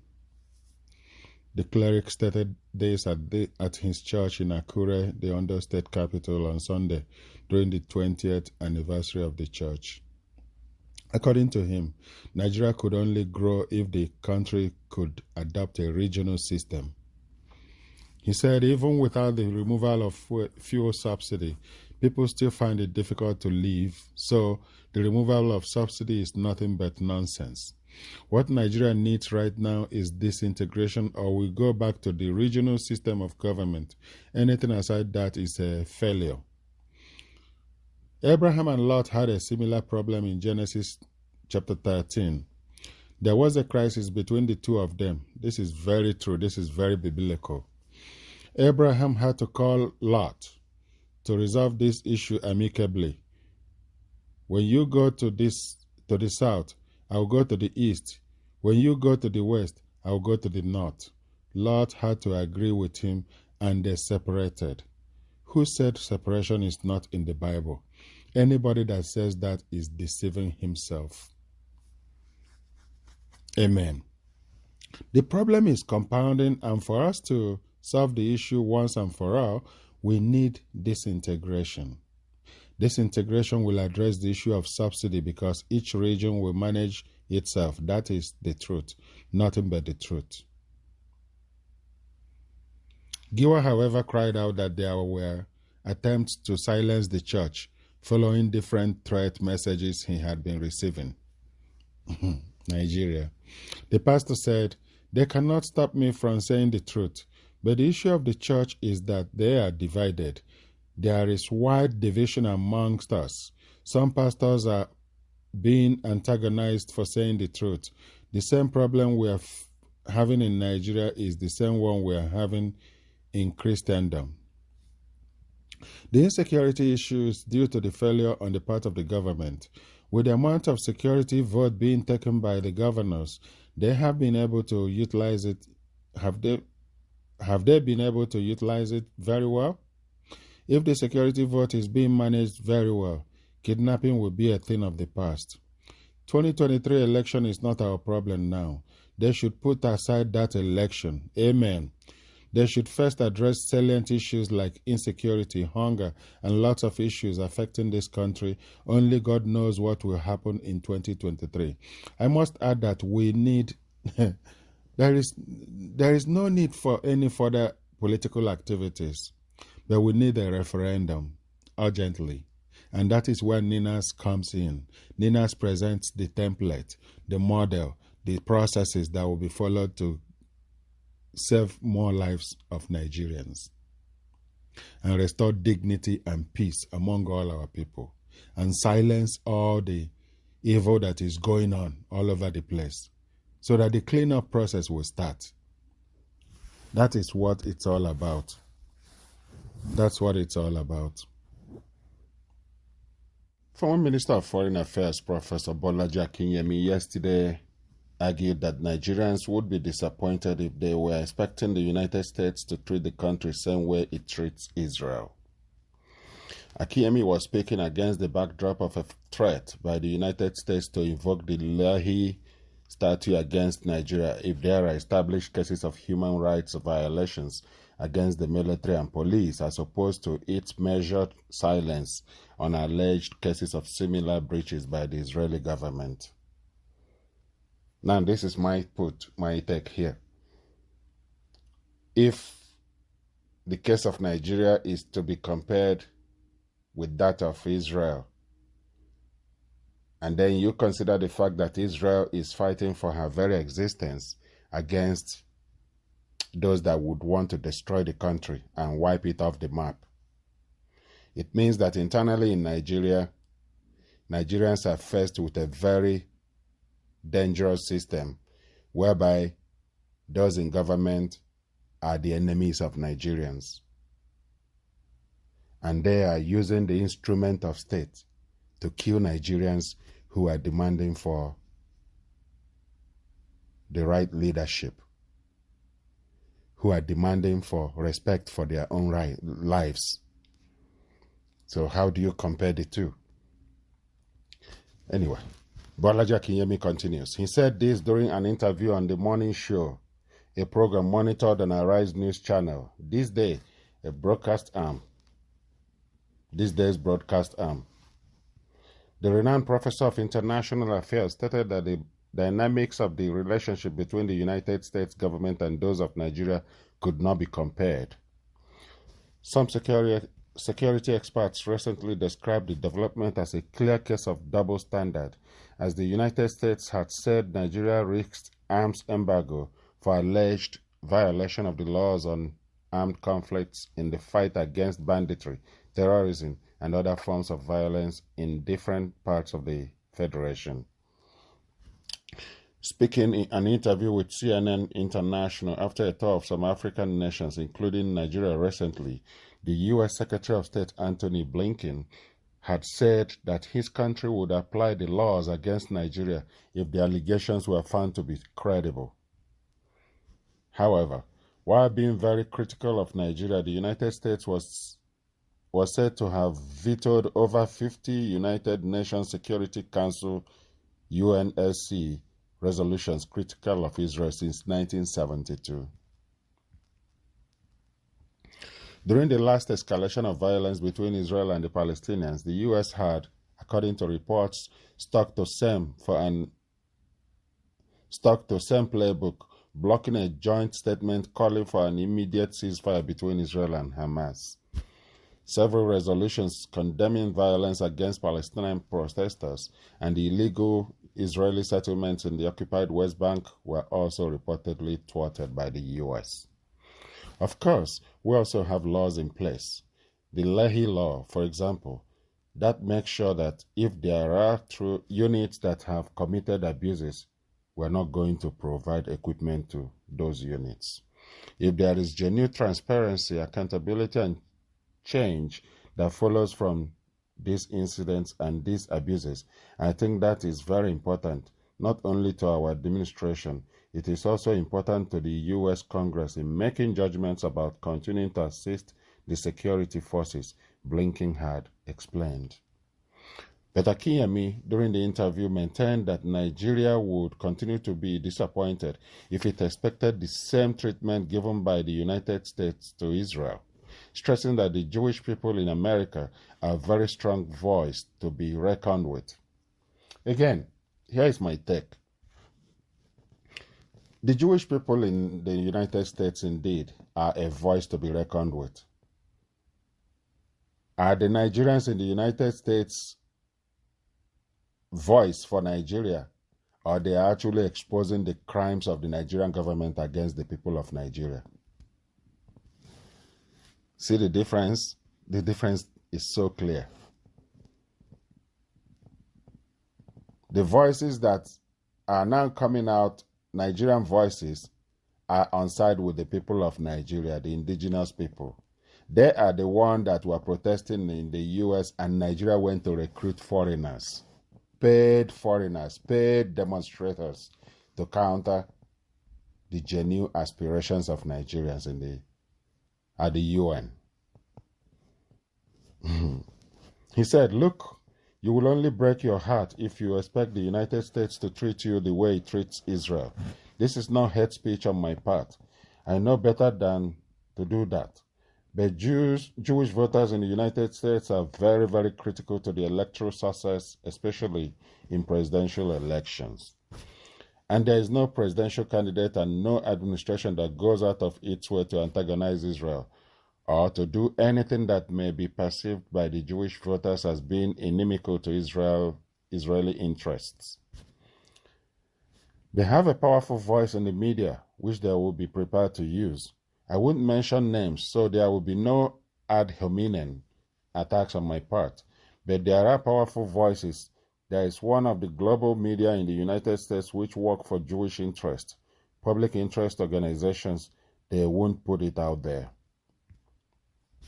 But if you go and look at their profile, which would have been removed, so you would think that they are neutral, whereas they are not neutral. Like hawks looking after its chicks, those voices are looking out for Israeli interests. Akinyemi argued that Israel remained one of the few countries in the world that can afford to be rude to America without serious repercussions. Reason why a former Prime Minister Benjamin Netanyahu was rude to former President Barack Obama, who was perceived as not being pro-Israel enough. So there is no basis for you to try to differentiate between American attitude to Nigeria and American attitude towards Israel. That difference is very, very clear, he explained. He said it was a positive move by the Biden administration to remove Nigeria from the list of countries that muffle religious freedom, in line with the new American government's branding of being seen as highly democratic. He stressed that the State Department of the United States had probably found out that the terrorists were killing both Muslims and Christians in the north, reason the country's name was removed from the list of countries of particular concern, CPC. Everybody can see that that churches, mosques, reverend fathers, students in Christian schools as well as students in Muslim schools are all being brutalized, he stated, but added that there is not a doubt that there were religious issues in Nigeria. What the department is probably saying is that we share equally the sufferings of the two religious groups that we have, he posited. On pledges made by the United States during the African tour, he said, "Recall what I said earlier, which is that Americans are first-class speech writers and you've got to deconstruct what you are talking about for the real meaning of what they are saying." However, he said that Nigeria remained an important voice in Africa, stressing that despite the battery Nigeria's economy has received, the country cannot be ignored. Nigeria is self-destructive. There is no two way about it. Nigeria is a country at war against itself. Current government of Major General Muhammadu Buhari is the #1 enemy of Nigeria, because they are working overtime to set the country on fire, while thinking that they are flexing, that they are fighting to remain relevant. Over 2.6 million Nigerians have been displaced from their homes, 37,500 gruesomely massacred in cold blood, 244,000 turned into refugees within a short period of time. This is reported by Gravitas.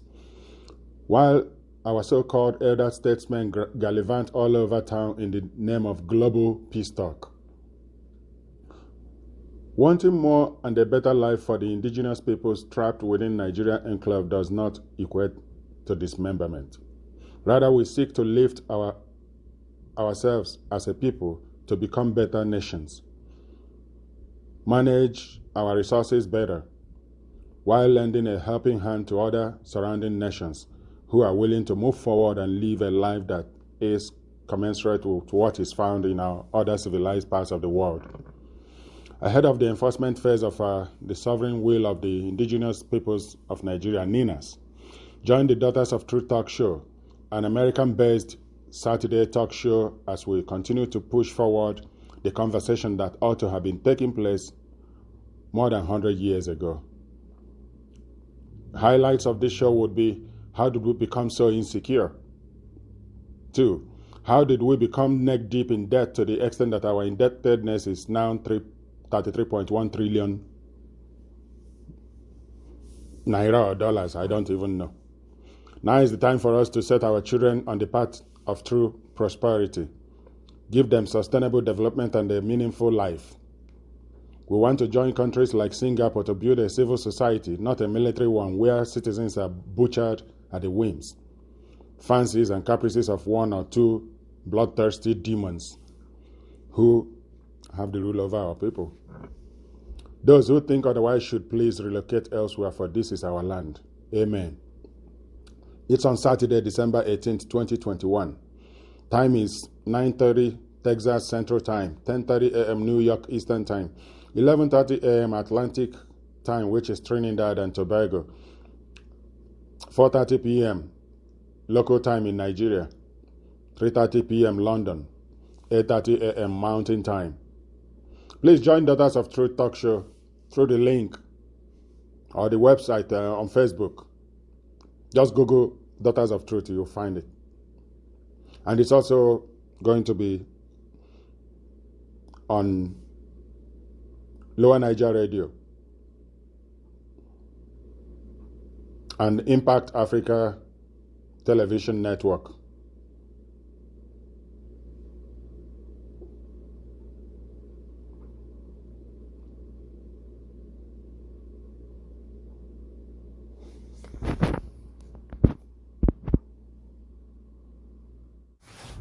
Representatives from the Niger nationality movement signed the resource control and self-determination. The Niger ethnic group on Thursday became the first to sign the Niger Delta People's Charter on Resource Control and Self-Determination. The pact was signed on behalf of Ijaw indigents by His Royal Majesty King Frank Okiabe Agadagba X of Baraun Kingdom. The ceremony took place in Yenagoa, Bayelsa State Capital. A statement by Ovunda Eni, Niger Delta Congress spokesman, disclosed. Former President Nigeria Environmental Society (NINAS) Engineer Olu Anda Y. Ogosu, Engineer Olu Anda Y. Ogosu, Rivers representatives signed the charter mid-November. A week earlier, Emeritus Professor Ebieberi Joe Alagoa, representing Bayelsa, gave his assent. The 88-year-old statesman lectured at the University of Lagos, UNILAG. The charter solicits over 70 signatures from Niger Delta nationalities, organizations, and the 6 South-South states. The document demands that oil and other natural resources be controlled by the people while pushing for exit out of Nigeria. It will be presented to the world on February 23, 2022, at the 55th anniversary of the Niger Delta Republic Declaration by the late Major Isaac Adakaboro. This is quote from Daily Post and reported by Wale Odunsi. Thank you for listening.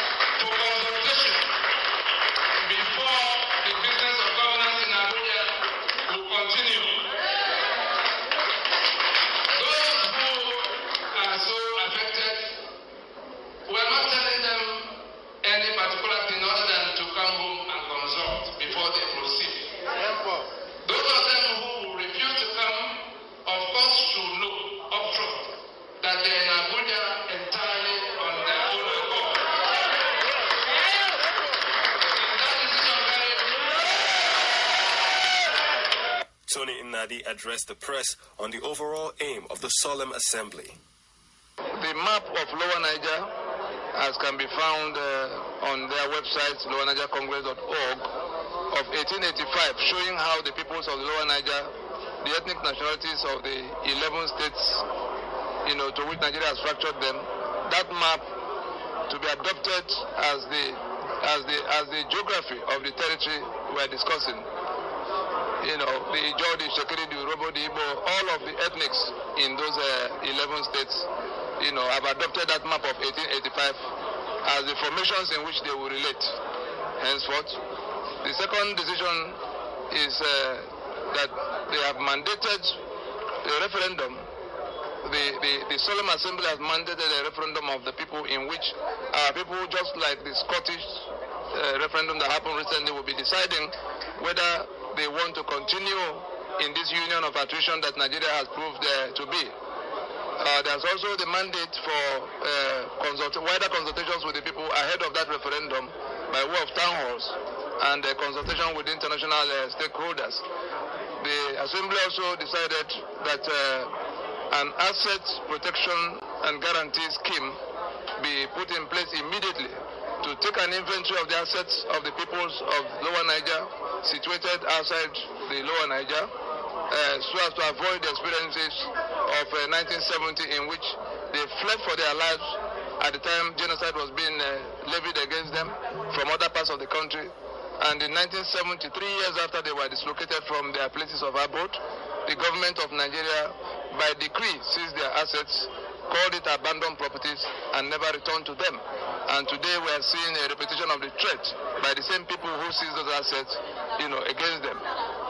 Finally, the Assembly also decided that a standing committee, you know, an all-purpose standing committee be put in place to discuss with those who might not have come here on a continuing basis, both local and international.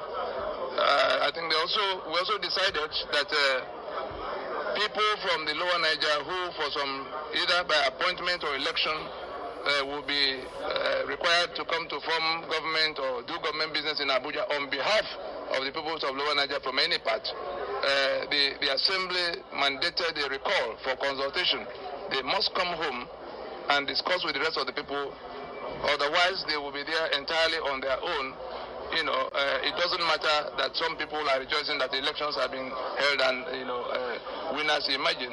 Whether by appointment or by election, if you are of the Lower Niger and you are in Abuja to be part of the governance of that territory with the rest of Nigeria, we are requesting that you come home for consultation before you continue in that transaction. Banners and placards by the ethnic delegations were unfolded, demanding an immediate referendum to determine their political future.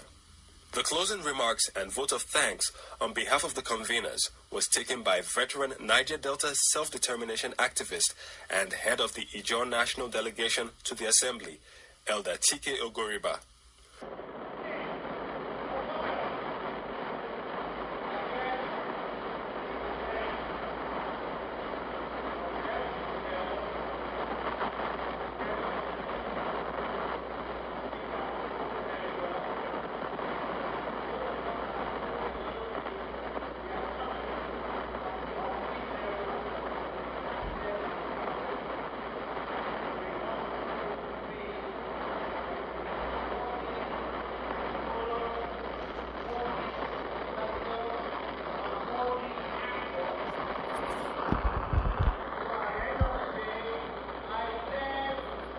This will be the last and final part of the 3 series of the Solemn Assembly recording. The video is Ijaw,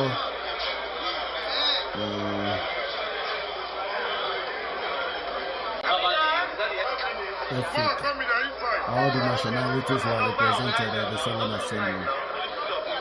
Notes on the self-determination goal of the NINAS campaign and the formations for the reinstatement of suppressed sovereignty, NINAS Secretariat, December 2, 2021. As we advance towards the terminal stages of the processes for the reinstatement of self-determination and sovereignty to the peoples of the NINAS Alliance territories, South and Middle Belt, trapped in the failed Lugadian experiment of 1914, whose sovereignties are currently suppressed and subsumed under the suzerainty of Unitary Nigeria, erected by fiat upon the fraudulent 1999 Constitution of Nigeria. it has become necessary to once more shed some light on the formations in which the reinstatement of suppressed sovereignties are being undertaken. From the onset, as can be verified by a review of all our public communications documents, including audiovisuals over the years, the goal of the entire intervention we have driven since 1999 as PRONACO, MNN, and NINAS had always been to deliver the sovereignty of the peoples of Nigeria back to them. Subject to referendums and plebiscites, the formations in which the sovereignties would be pursued and taken back are also clearly articulated, hence the maps that accompany our propositions at each stage. Prior to the emergence of the NINAS map, which shows a 4-block internal delineation, the MNN map of Nigeria, broken into 4 blocks, has been in the public domain since the 2007 court suit challenging the legitimacy of the 1999 Constitution. The 4-block map represents the formations in which the inevitable union reconfiguration that would have followed the demise of the irreversible 1999 Constitution is being discussed and undertaken, all the way to referendums and plebiscites. Just like the question of geographical formations for aggregating, the degree of autonomy desired by the peoples of each of the blocks in the NINAS alliance will also be determined by the referendums and plebiscites. The two questions, that is, geographical formations and degree of autonomy, can consolidate for resolution in the one referendum or plebiscite. These notes of clarification became necessary as a response to what seems like a confusion, real or contrived, regarding the formations in which the peoples of each bloc in the NINAS alliance will step into their freedom when the bondages of unitarism and suzerainty masquerading as Nigeria are broken, as well as the degree of autonomy represented by the self-determination being sought on their behalf by NINAS and its constituent components. All other arrangements regarding relationships between the various blocs in the NINAS alliance will be undertaken in freedom and self-determination, meaning that such arrangements will be determined strictly by agreements freely reached by the blocs, not by fiat or any form of imposition. May we request that those who understand these clarifications to please explain to others who may not. It is an important part of the liberation campaign to educate and enlighten the people seeking the liberation, as it has become clear to us that the ignorance of most of our people has been a great obstacle to our path to freedom, and that ignorance is being exploited by sundry mischief makers for all kinds of purposes, including quick gains.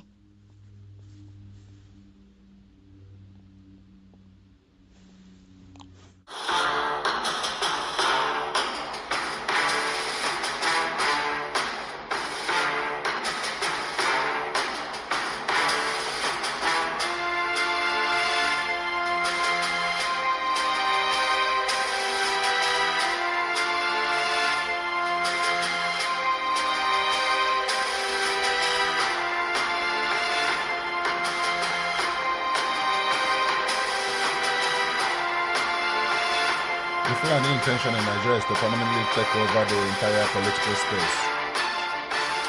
Using the combination of brute force and guile, the caliphate strategy is to maintain tight control of political power via the imposed constitution, by the key economic assets and levers of power are confiscated.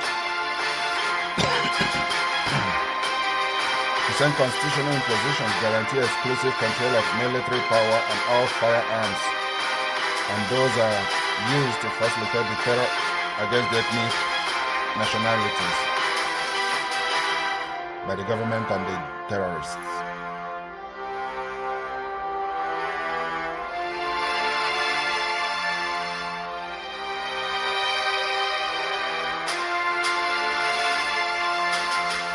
The North do not mean well for Nigeria.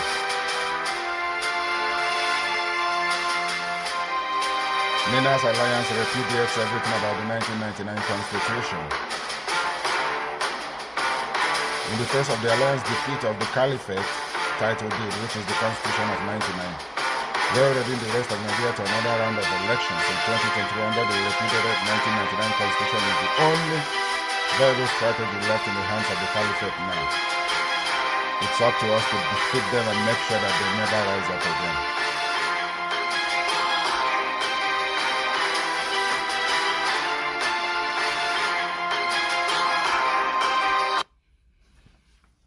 The alliance mechanism is to tackle the North.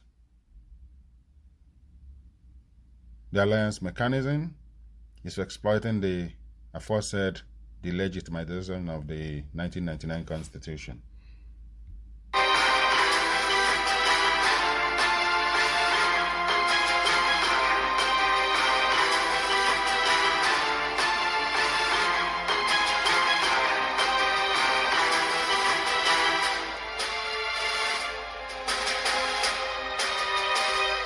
Let us win the war peacefully.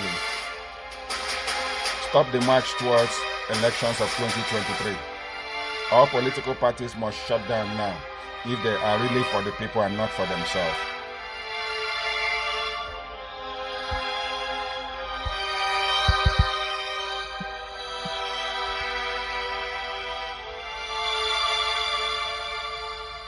Abnormalities and insanities. Thinking Nigeria, but God does not utter confusion. A 14-year-old cannot be admitted into university to study, but a 13-year-old can be married. Former governor actually traveled to another country, Egypt, to marry a 13-year-old. Yerima of Zamfara State. A school certificate holder cannot become a director in the civil service, but a school certificate holder can become president and commander-in-chief of the entire country. The country is among the major oil-producing countries in the world, but it imports fuel it consumes. It imports the fuel that it consumes, an oil and gas producing country, Nigeria. The country has the highest number of foreign doctors in the UK and North America, but its leaders travel abroad for their medical needs, like medical tourists. The country shoots armless protesters, but holds peace parleys with bandits, kidnappers, and terrorists.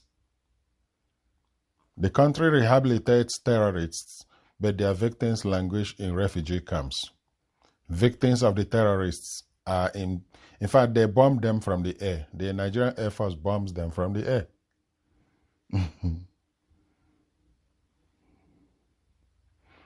God did not create any country.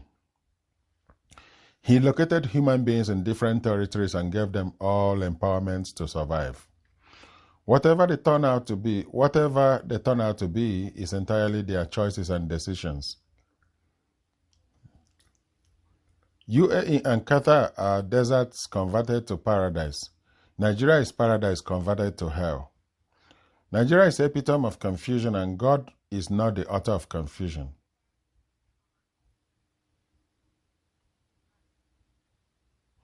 We can right this wrong. It is our difficult but surmountable task. Yes, we can, through multi-regional binding referendum vote. That's the solution. If we don't skate around it, we can get to that solution in hours. And then we can plan on how to get ourselves cleaned up so that the healing process will start.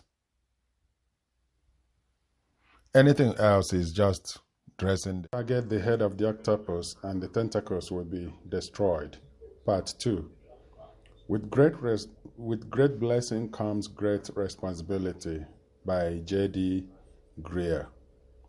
Africa is very blessed, However, Africans are some of the poorest citizens of this world. There seems to be nothing for Africans in Africa, as Africans are all migrating out of Africa. For over 400 years, it's either Africans are being stolen from Africa as slaves, or hardship is forcing them out of their land as self-made slaves. It takes two to tango. This weekend, as we continue to look at the several tentacles used to enslave and hold us down, it will be wise for us to find out if Africans played any role in their enslavement and predicament. What have we done with the blessings of Africa? Why have Africans not felt the blessings of Africa? Why haven't we kept our promises to one another? We allow social injustice, gender inequality, and discrimination to limit our potentials as a continent. We also allowed wickedness and lack of mercy eat deep into the fabric of our society, to the extent that those on top do everything possible to make sure those below do not make it up, while those below do everything possible to pull those on top down to their level. And people now prefer to jump to the top overnight rather than go through a process. That is Saturday, December the 4th, 2021. 9:30 a.m. Texas Central Time, 10:30 a.m. New York Eastern Time, 11:30 a.m. Atlantic Time, 4:30 Homeland, 3:30 p.m. GMT, 8:30 a.m. Mountain Time. Please join the Daughters of Truth talk show through the link and media outlets below. It's www.facebook.com/events. It's also available on YouTube or Lower Niger Radio 24/7. You can Google www.youtube.com/channel.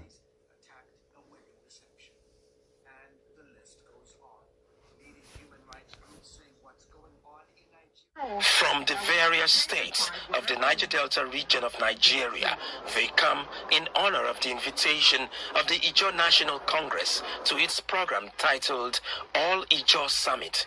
The point of fact is that expectedly, issues concerning the aspirations of the Ijaw nation dominate discussions on the theme, the Nigerian state and the Ijaw question. What we have in our country today is a unitary system of governance. That's the governor of Bayelsa State. And dressed in the borrowed robes of federalism. Not surprisingly, states and ethnic nationalities are increasingly clamoring for self-determination. God bless you. Or even in outright cases, secession.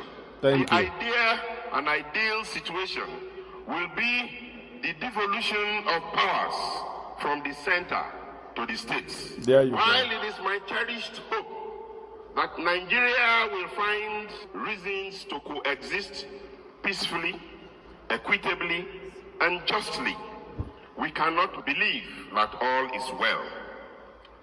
Gatherings such as this should actually prepare us for the eventuality. the country called Nigeria.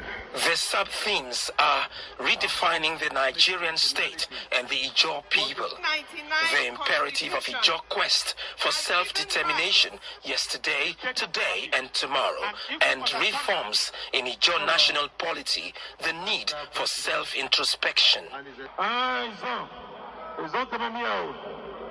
The program ends with a communique. The Ijaw nation and Ijaw people will no longer depend on the Nigerian state. That's Professor Benjamin Ogaba, For the protection of their environment. President Ijaw National Congress. To this end, an autochthonous Ijaw environmental protection strategy is evolved so as to leave behind a sustainable land for future generations.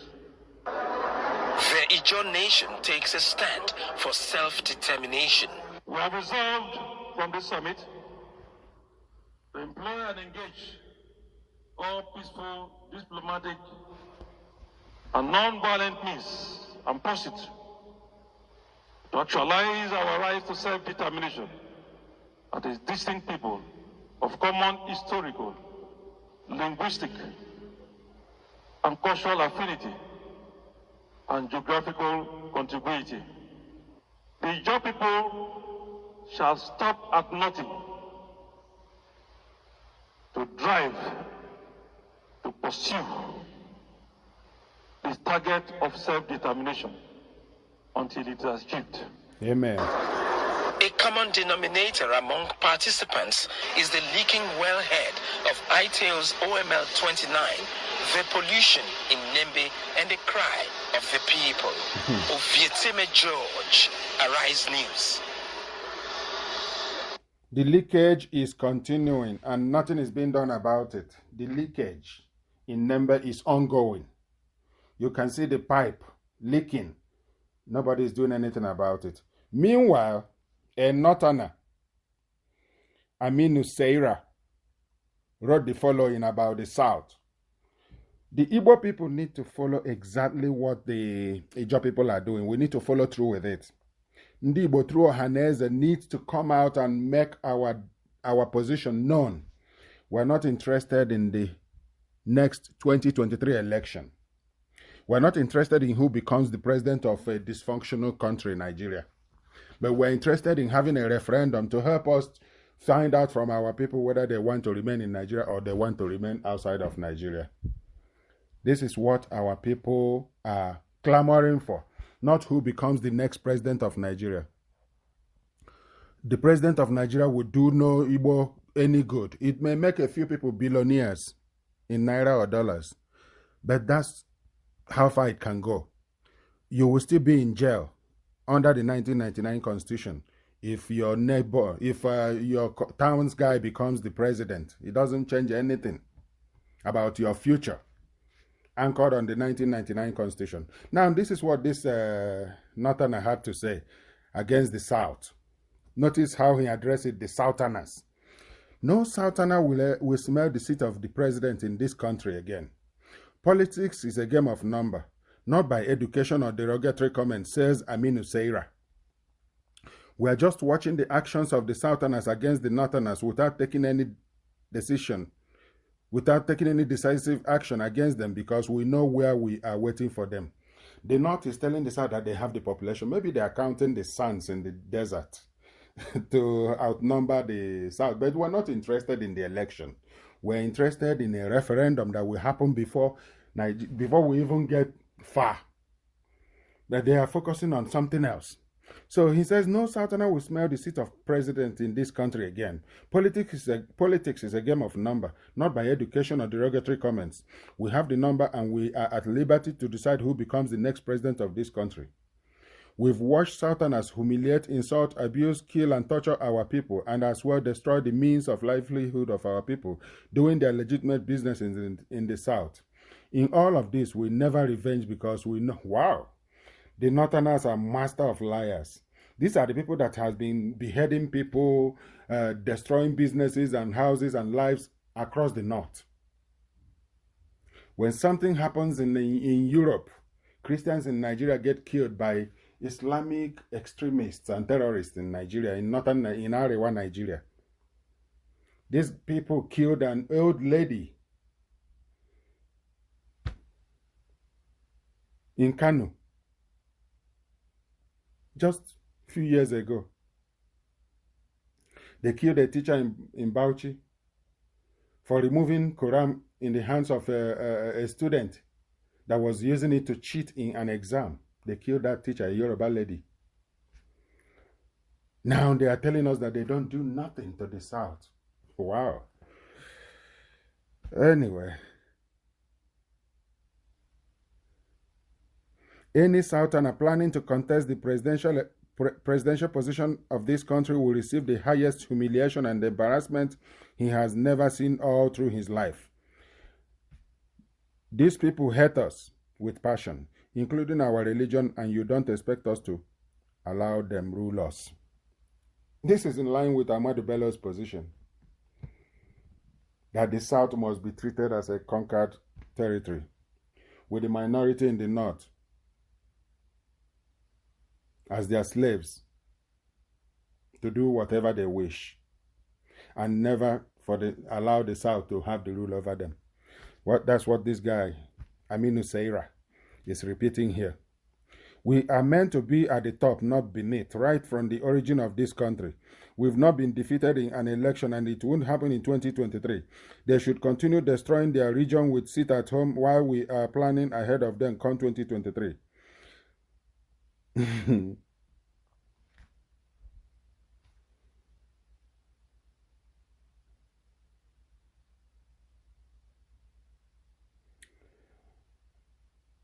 If the South does not follow through with what the judges did, I mean, particularly Southeast, Ndị Igbo must follow through and make their position known in Nigeria. Ndị Igbo, we are not interested in any further election about who rules Nigeria. There is future beyond Nigeria. There is future beyond present Nigeria that is not working. There is something better. That is what Ndị Igbo should be suing for, not who becomes the next president of a dysfunctional country. Ndị Igbo must not die because of Nigeria, but Ndị Igbo can live outside of Nigeria. Outside current arrangement that is not working. A hijacked arrangement. Nigeria, as presently constituted and administered, is a rogue country, worse than North Korea. Worse than North Korea. I mean, North Korea even have road. Whether it's few, it doesn't matter, but they have road. Maybe there are not much cars on it, but they have road. Their electricity may be epileptic, but it's better than that of Nigeria.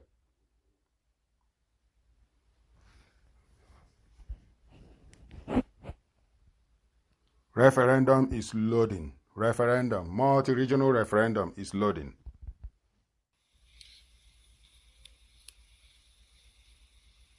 Now, yes, wonderful. That's how I want it.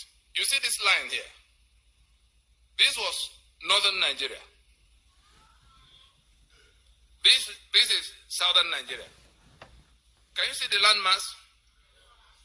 When independence was coming, they conducted a census. The whole of this place had 17% of Nigeria's population. 17%. British, because of what they had in mind to create a political structure that will make this one's permanent majority in all political decisions to be made in Nigeria, so that they can sit in Buckingham Palace and talk to Sokoto Palace and take whatever they want in Port Harcourt and Lagos without talking to any of you troublemakers. That's the whole purpose. And they've had it for 100 years plus. And we're still here swearing to defend and uphold the constitution they imposed that make us slave. When did Azigboro arise? Was it not 6 years down the road that they declared Niger Delta Republic from the same disputation that have now brought about Ment and the Adventure? Was it any different? They didn't keep that.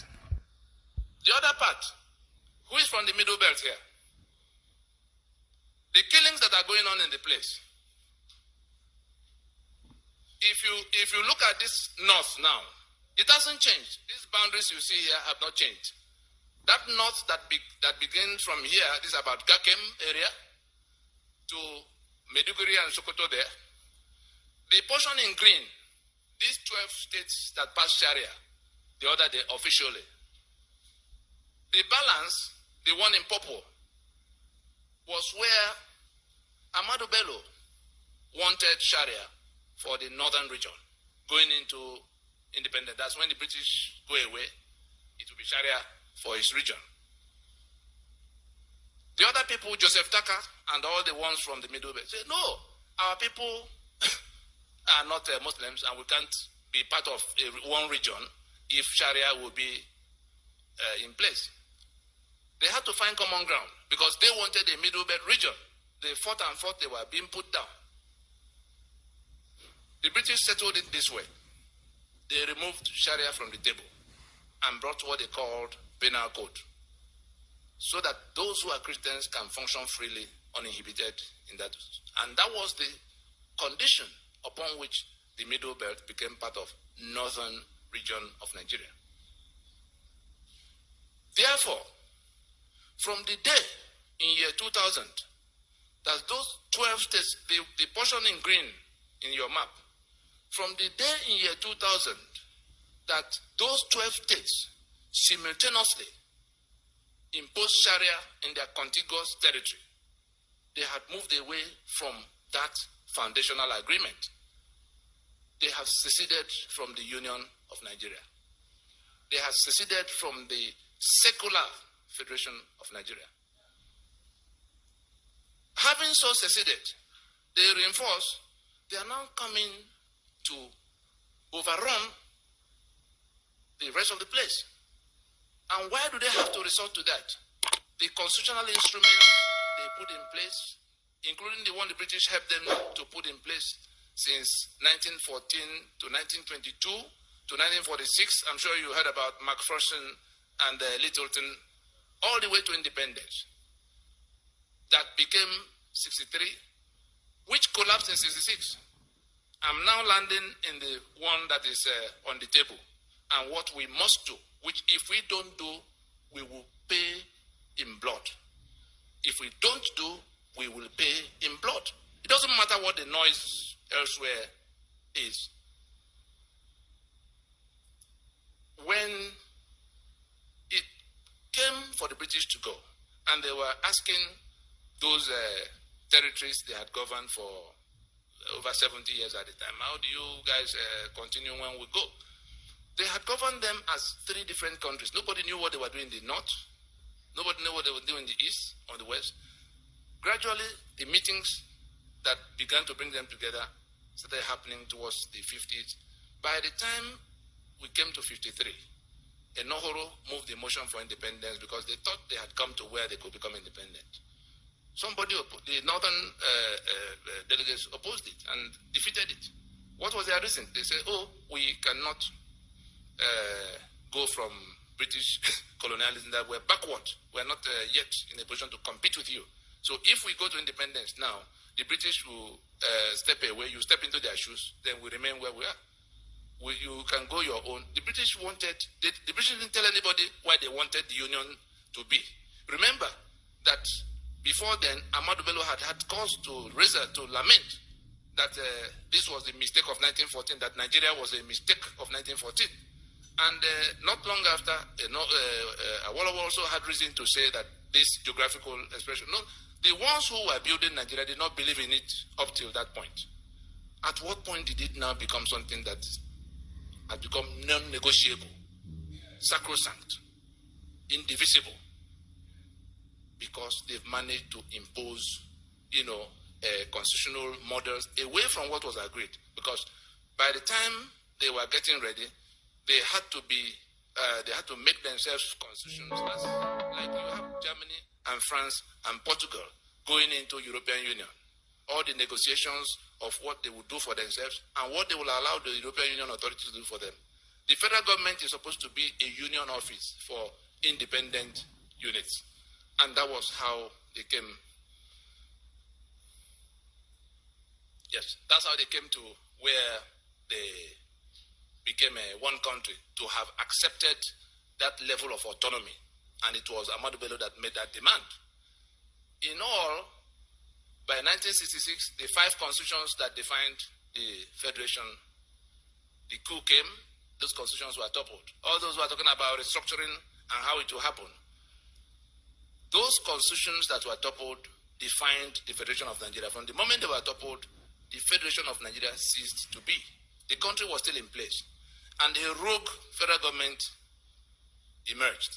Elements who, wearing the garment of that Nigeria that had died, began to run riot, seizing the assets of all the federating units, which were contributing only 15% of their income, as they agreed, for the upkeep of the center. The center didn't own anything. So we came from being a federation into this unitarism. And by the time they were going to hand over in 1979, they had found a way to also work out something that became a constitution that was not discussed. And it was that constitution that was not discussed in which they had created all kinds of structures from the 4 regions they met that were on ground in 1966. We have now 36 states created by decree. So a new majority has emerged. Each of the states has 3 senators at the place.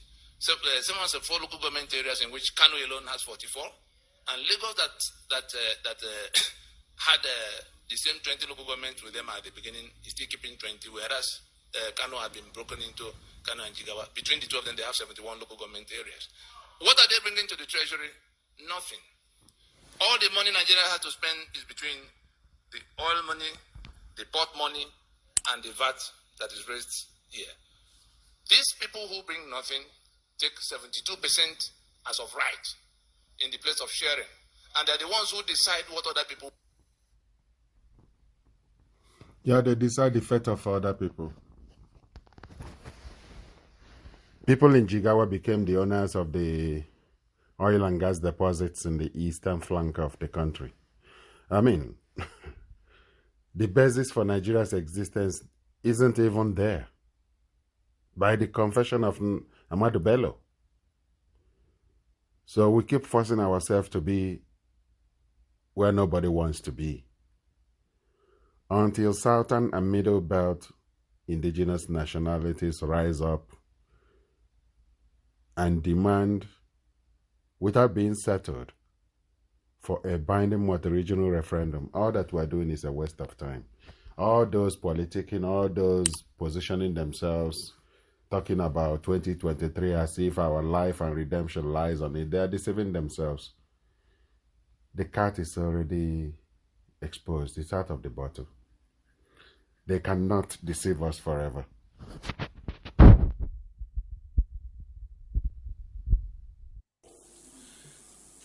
Nigeria nationhood, cohesion, do we have one? I know we don't have one. Nigeria is still yearning for nationhood after her independence since 1960. Perhaps one of the greatest fault lines we have is the way itself by which we came together, cobbled together by Lord Lugard on the 1st of January 1914. Perhaps one of the most or the strongest fault lines is the way we were even named when we were formerly called Royal Niger Company Protectorates. And one young lady felt that name was too long. And she wrote an article in the London Economic Times on the 8th of January 1897. I said we should call that country, that area around the Niger area, which was how we came by the name Nigeria. We didn't really agree that we were going to be one country.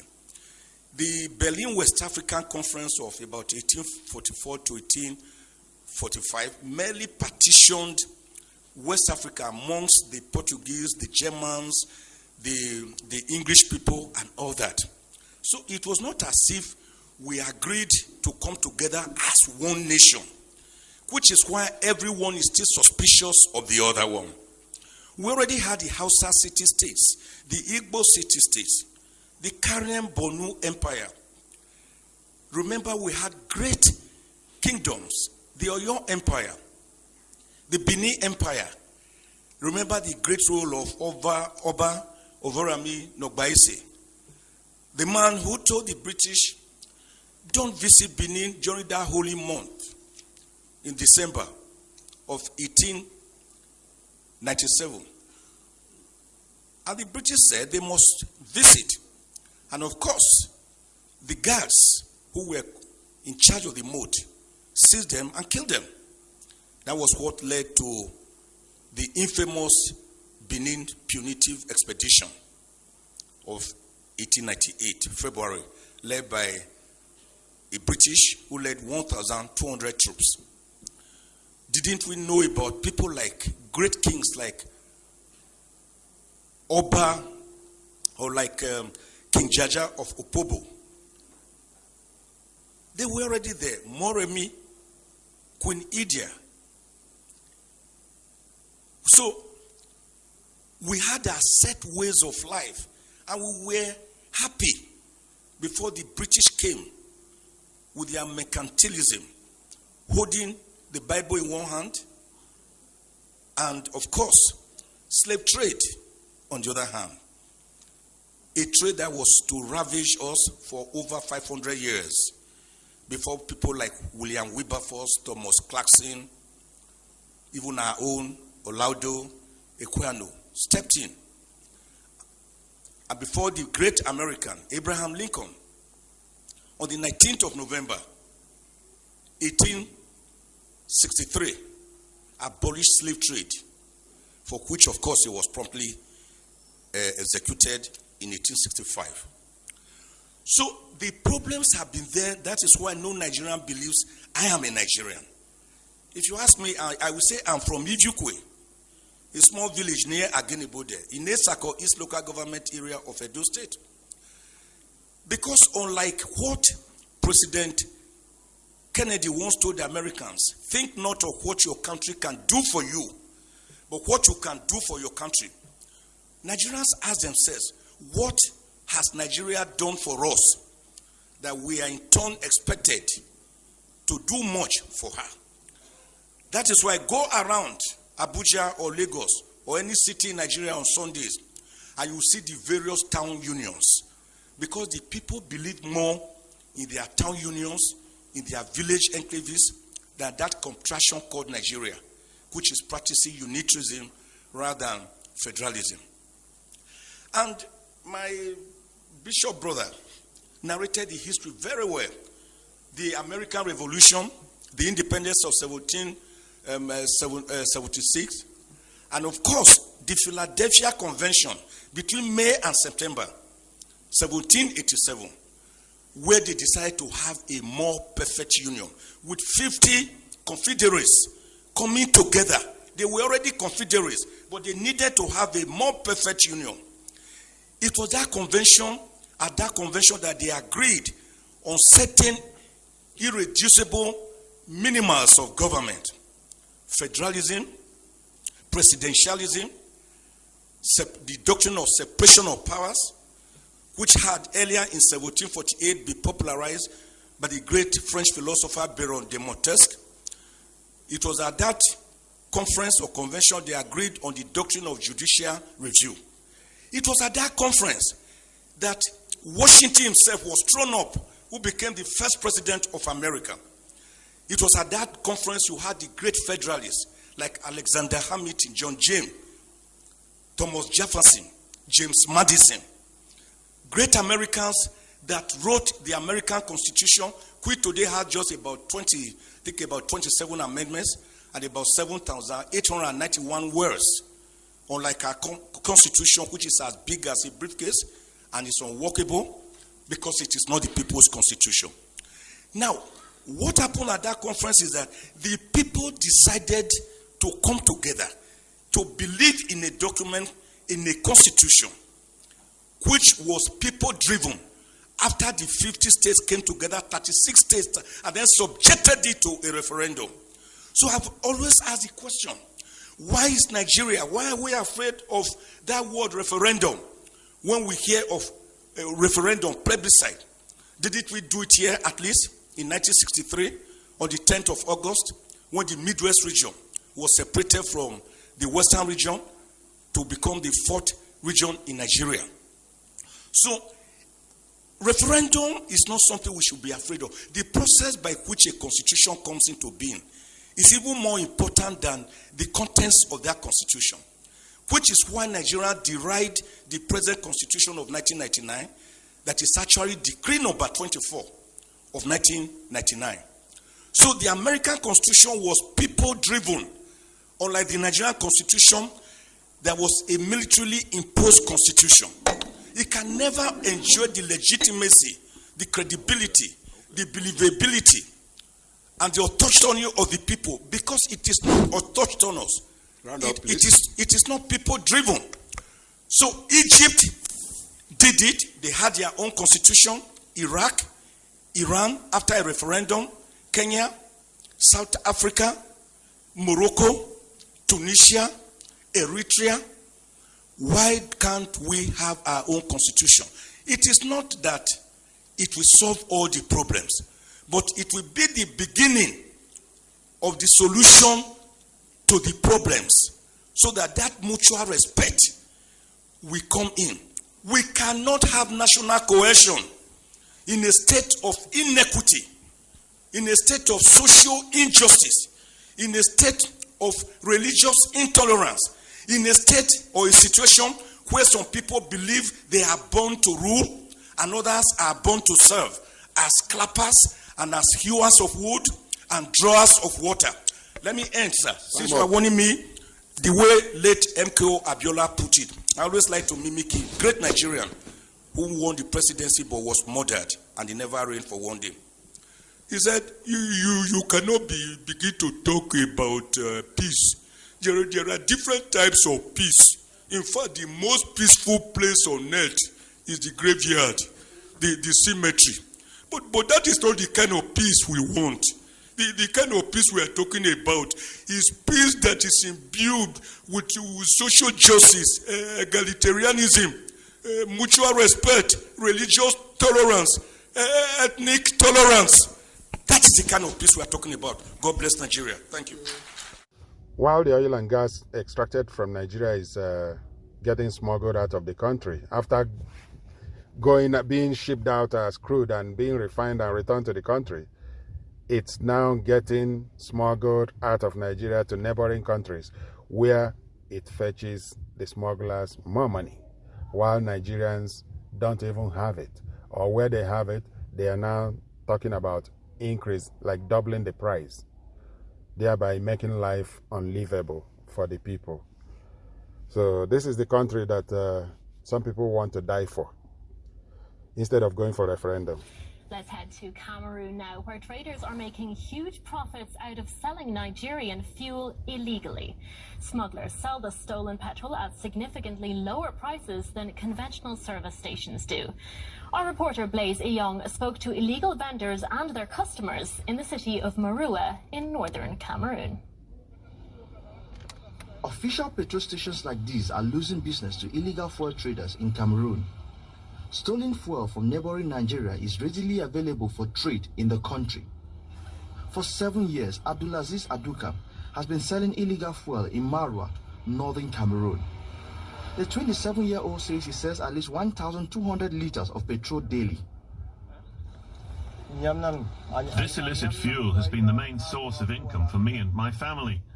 I'm able to put food on the table and take care of my family's needs.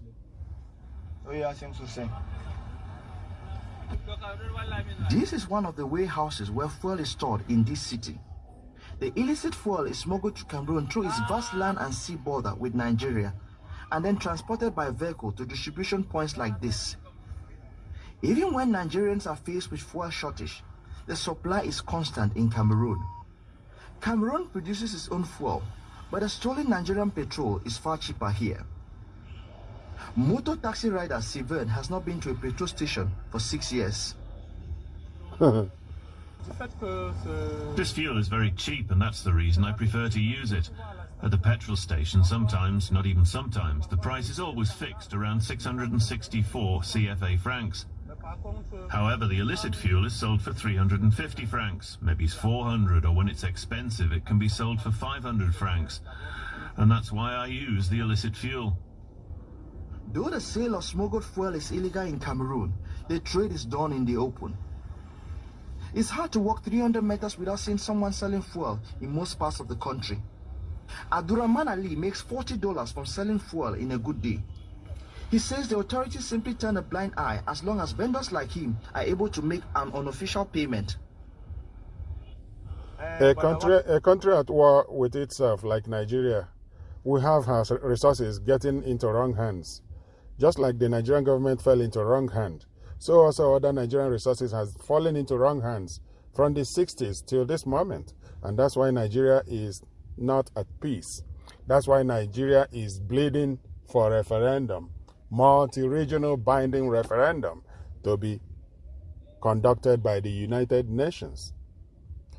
Until this takes place, well, this kind of development will continue to be a common feature. Nigeria will continue to experience disquietness at all levels. Let's head to Cameroon now, where traders are making huge profits. The authorities simply turn a blind eye as long as vendors like him are able to make an unofficial payment. We have people sent by the city council who take money from us and allow us to continue the trade. We pay a little under $4 every month. These are Cameroonians Once this speaking. fee is paid, we're allowed to do business. Cameroonians. No one comes here to stop us. Cameroonians trading We're on not Nigeria's worried about fuel. anything. That's The what exact happens number to a of stolen third Nigerian country. fuel that enters Cameroon is not known. But according to local media reports, the illegal trade is about $5 million a year. It is said to provide good income for smugglers and local vendors.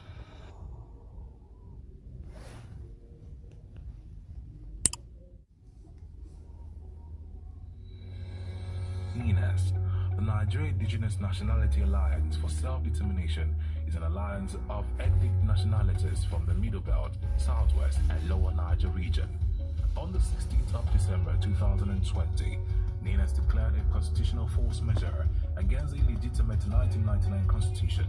NINAS demanded that the federal government acknowledge the constitutional grievances expressed by the ethnic nationalities, as well as begin the decommissioning of the 1999 Constitution, and no further election should be conducted on the 1999 Constitution until all grievances are resolved. To support NINAS and the constitutional force measure, sign the petition at www.ninasffn.org/register to end 1999 Constitution now.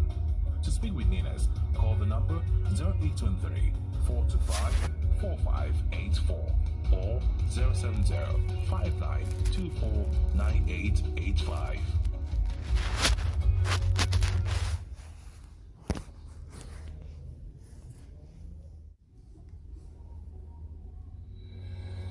NINAS, the Nigerian Indigenous Nationality Alliance for Self-Determination, is an alliance of ethnic nationalities from the Middle Belt, Southwest, and Lower Niger region.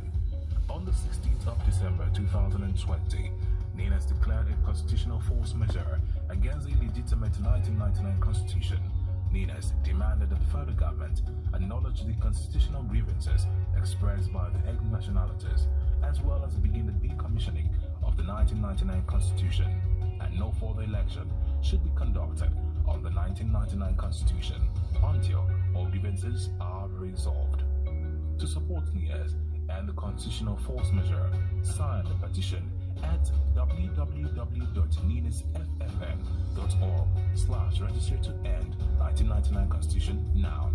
To speak with NINAS, call the number 0823-425-4584 or 070-5924-9885.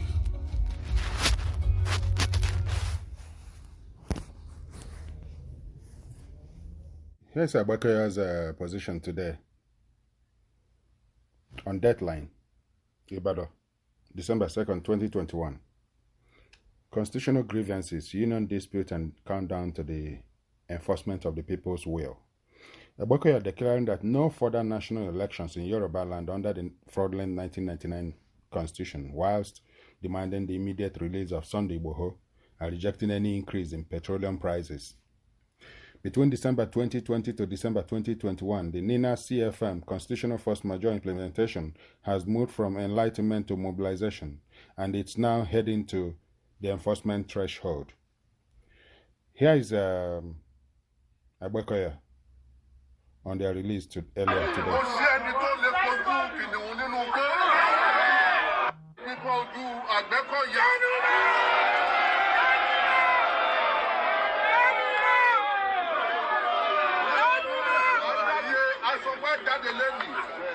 wọ́n ní àwọn ọlọ́pàá àbáwọn kiri kan ní wọn gbọ́dọ̀ jáde àgbọ̀gbọ̀ bí wọ́n nígbà tá a jáde tá a lápàdé kò sí ẹni tó lè kojú kìnìún nínú gbó.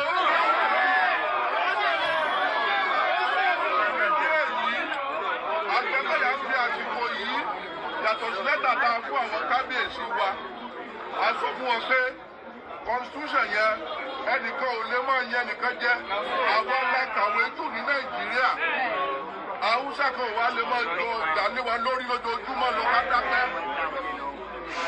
Constitution wa tí ọba lè dágbọ́n wọn lé lọ 1960 láti fi bàbá owó lọ́wọ́ kí wọ́n jẹ́ ká jókòó ká ṣe constitution míì láì ṣe bẹ́ẹ̀ kò ní sípò 2023 o.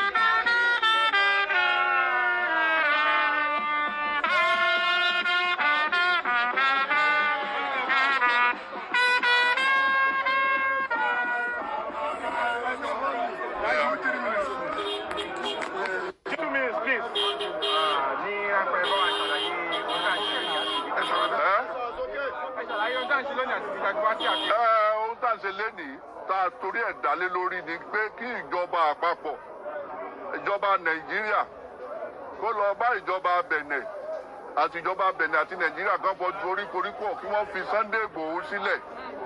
Sunday Igboho kì í ṣe kírímínà. Sunday Igboho kì í ṣàpànìyàn. Sunday Igboho kì í ṣe kidnapper. Sunday Igboho ó ń gbìjà aráàlú ni nítorí pé insecurity yìí ó ti pọ̀ jù. Kò sábò tó péye ní Nàìjíríà. Ohun tí Sunday Igboho ṣe nìyẹn kí wá ṣe pé ó ti wá di ọ̀daràn. Ìkéde ìkejì fuel price yẹn nípa epo rọ̀bì tá a lò kí wọ́n má try láti increase ẹ̀. Kí wọ́n má try láti increase ẹ̀. Kí wọ́n má try láti increase fuel price. Ìkẹta kidnapper kí kálukú sá lọ Àgbẹ̀kọ̀yà ti jáde. Kí gbogbo kidnapper sá lọ ráúrá báyìí. Gbogbo South West gbogbo tó bá gbà la máa fún gbogbo wọn báyìí. Ìkẹrin ebi ń pa aráàlú. Buhari ebi ń pa aráàlú. Èmi ò mọ nǹkan kan tẹ́ ẹ ṣe. Ẹ jẹ́ kára ó ní kára aláàrú kára dẹ̀ wọ́n. Tẹ́ ẹ bá ń kọ̀ntínú báyìí. Kò dáa. Ìkẹrin restructuring. Constitution tá ń lò kò dáa. Constitution decree àwọn sójà. Ẹ jẹ́ ká ṣe constitution míì tẹ́ ẹ bá fẹ́ ti 1960. Ẹ lè máa continue. kí ìyà máa jẹ wá. Gbogbo Boko Haram lẹ ti fi lẹ̀. Gbogbo Boko Haram lẹ ti fi lẹ̀ fi Sunday Igboho lẹ̀. Sunday Igboho ọ̀pààyàn kò ṣe kankan. Tẹ́ ẹ̀ bá wá fi Sunday Igboho lẹ̀. Restructuring ó ṣe pàtàkì. Ẹ jẹ́ ká restructure Nàìjíríà. Ẹ jẹ́ ká restructure Nàìjíríà. Ẹ jẹ́ ká padà sófin 1960. Àwa akàwé amọ̀ntí ń lọ nílẹ̀ Yorùbá ju gbogbo yín lọ. Àfófin amúnisìn. Àfẹ́kẹ́nìkan máa fẹ́rù kan ṣẹ́rú. Ajáde tán báyìí ní àbẹ̀rù yín o. Ọlọ́run ọba nìkan lẹ bẹ̀rù. Ẹ lè pa àyàn kẹ́ ẹ tún jí. Ẹ tí ẹ lè pa wá. Ẹ lè dàgbẹ́ kó yà mú. Olúwa ń gbọ́ tí ẹ bá fẹ́ ká jáde tán, á jáde tán tá a ta tán pẹ̀lú yín. Bẹ́ẹ̀ni, àbẹ̀rù, àwa ò gbọ́dọ̀ ẹ̀sùn.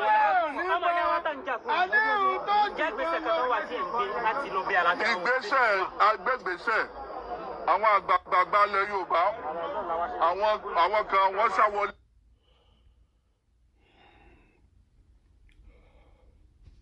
Between December 2020 to December 2021, the NINAS CFM Constitutional Force Majeure implementation has moved from enlightenment to mobilization and is now heading to the enforcement threshold. Notes on the self-determination goal of the NINAS campaign and the formations for the reinstatement of suppressed sovereignty. NINAS Secretariat, December 2, 2021. As we advance towards the terminal stages of the processes for the reinstatement of self-determination and sovereignty to the peoples of the NINAS Alliance territories, South and Middle Belt, trapped in the failed Lugadian experiment of 1914, whose sovereignties are currently suppressed and subsumed under the suzerainty of Unitary Nigeria, erected by fiat upon the fraudulent 1999 Constitution of Nigeria, it has become necessary to once more shed some light on the formations in which the reinstatement of suppressed sovereignties are being undertaken. From the onset, as can be verified by a review of all our public communications documents, including audiovisuals over the years, the goal of the entire intervention we have driven since 1999 as PRONACO, MNN, and NINAS had always been to deliver the sovereignty of the peoples of Nigeria back to them. Subject to referendums and plebiscites, the formations in which the sovereignties would be pursued and taken back are also clearly articulated, hence the maps that accompany our propositions at each stage. Prior to the emergence of the NINAS map, which shows a 4-block internal delineation, the MNN map of Nigeria, broken into 4 blocks, has been in the public domain since the 2007 court suit challenging the legitimacy of the 1999 Constitution. The 4-block map represents the formations in which the inevitable union reconfiguration that would have followed the demise of the irreversible 1999 Constitution is being discussed and undertaken, all the way to referendums and plebiscites. Just like the question of geographical formations for aggregating, the degree of autonomy desired by the peoples of each of the blocks in the NINAS Alliance will also be determined by the referendums and plebiscites. The two questions, that is, geographical formations and degree of autonomy, can consolidate for resolution in the one referendum or plebiscite.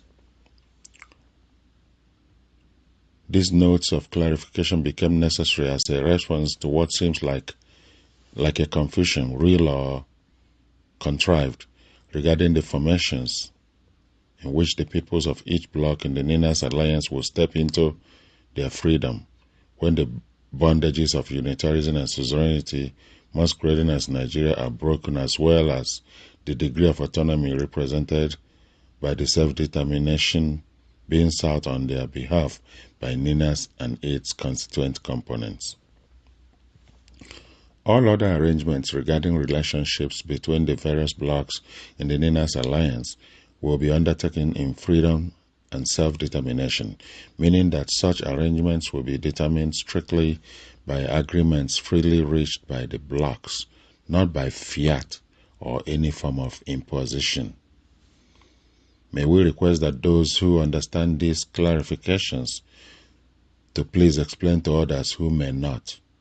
It is an important part of the liberation campaign to educate and enlighten the people seeking the liberation, as it has become clear to us that the ignorance of most of our people has been a great obstacle to our path to freedom, and that ignorance is being exploited by sundry mischief makers for all kinds of purposes, including quick gains.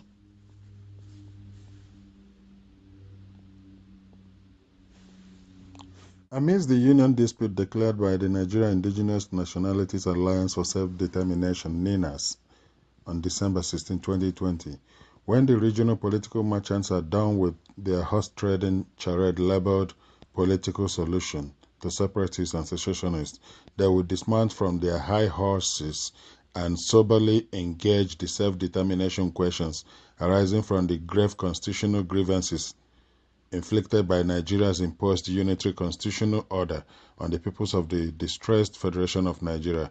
Until then, let folly reign in the refugee camp of regional renegades called Abuja, said by Tony Nadi, December 2nd, 2021.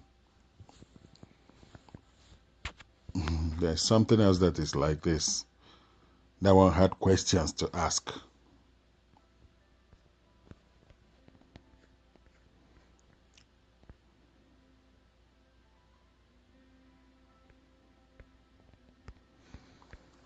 Here it goes. Wale Arishekola asked the following questions. He says, if anyone has any answers, they should please wake him up and in the morning and let him know what the answers are to these questions. What suddenly happened to the Bring Back Our Girls movement? Have all the girls returned, or it was a mere selfish project by aggrieved individuals? Number 2, why has Duzuki not gone back to court to face charges for his monumental fraud since he was granted bail last year? Does bail mean all charges have been dropped forever, or has he been going to court secretly? Number 3, those who promise that they will expose the sponsors of Boko Haram as soon as possible, what are they still waiting for? Are the sponsors still elusive 5 years down the line? We haven't had the name or prosecution of any sponsor. 4, where is Sadiq Oguche, the mastermind of the Nyanya bombing, and Kabiru Sokoto, who was apprehended for the Suleja Catholic Church bombing? Where are they? 5, when Boko Haram members repent, unquote, and get rehabilitated, how do they not mention their sponsors? Also, how do we monitor them to ensure they don't go back to rejoin the terrorists? Number 6, where are we on the sensational NDDC/off-mic exposure? Are the people just going to get away with such monumental fraud as exposed by Babio and Co.? 7, what is the outcome of EFCC's investigation into the alleged multi-billion naira financial misappropriation and embezzlement by the chairman and commissioners of Nigeria Electricity Regulatory Commission and the illegal use of the commission's money against President's directive to buy expensive luxury cars for themselves and their spouses? Number 8, where are we on the Magu issue? Is he still on suspension, or has he been removed? Was he found guilty, or was it just a setup? Number 9, how did the police arrive at discharging Abba Kyari without releasing the circumstances surrounding his involvement and vindication by the Special Panel of Investigation. Does it mean that FBI lied? Is it the duty of a police officer, crime investigator, to mediate between a teller and an international criminal? Number 10. When will we see the report of the NNPC audit that was promised to be released within the first 6 months? Anyone with sensible answers to any of or all of the above is invited to help out.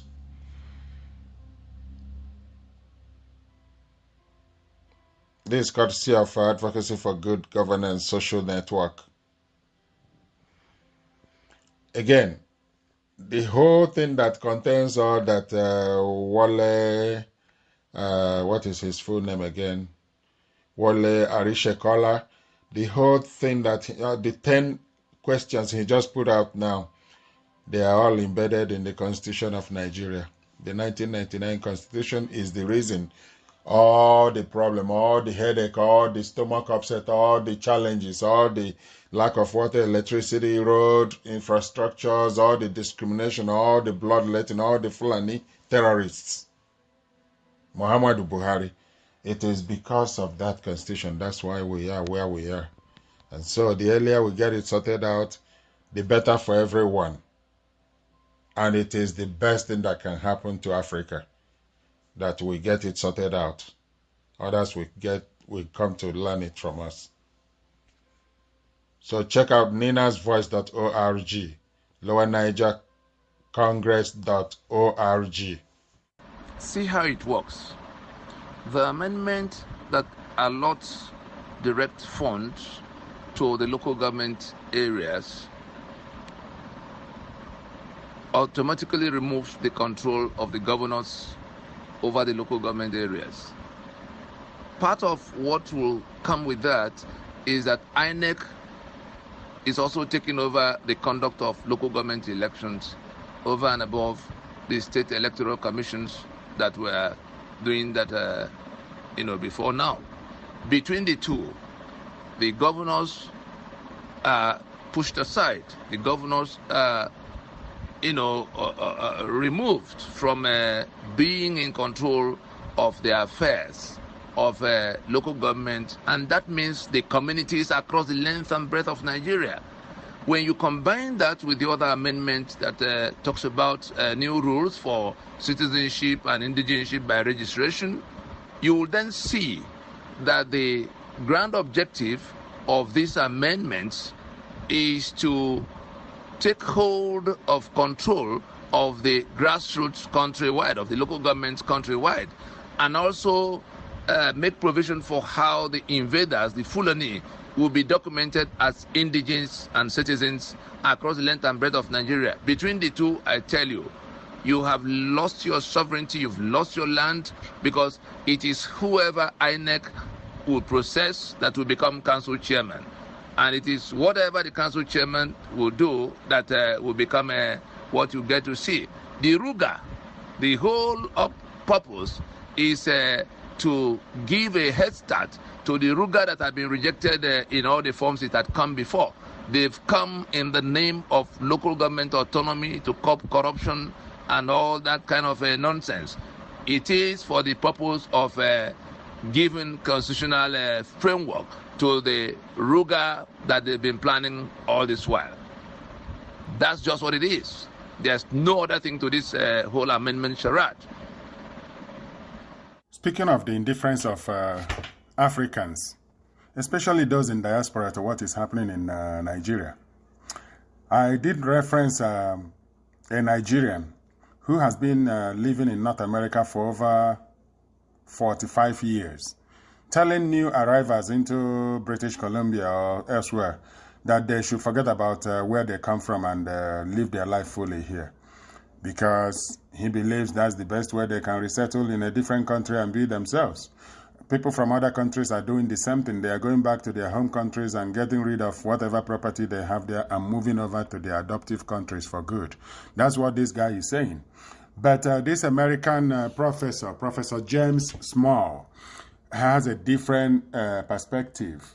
He believes that it is selfishness, it is lack of wisdom, lack of foresight that enables African Americans, Africans moving into the United States to only focus on themselves and don't even care about their people dying in Nigeria, in Somalia, in Ethiopia, in Sudan, in every country wherever there is crisis in Africa, Africa don't care. Even when black people are killed in North America, in the United States for the most part, like Nigerians and African citizens of these countries, resident in these countries, they don't care. They just continue with their business. While Black Lives Matter movement is going out on the street, protesting, holding court every day, making sure that the world gets to know what is happening to their families, how their children are getting killed, how their young people are getting cut short, their life getting cut short by the state in North America. That is what is behind this professor's frustration with Africans moving into the United States, Canada, Australia, Europe, wherever.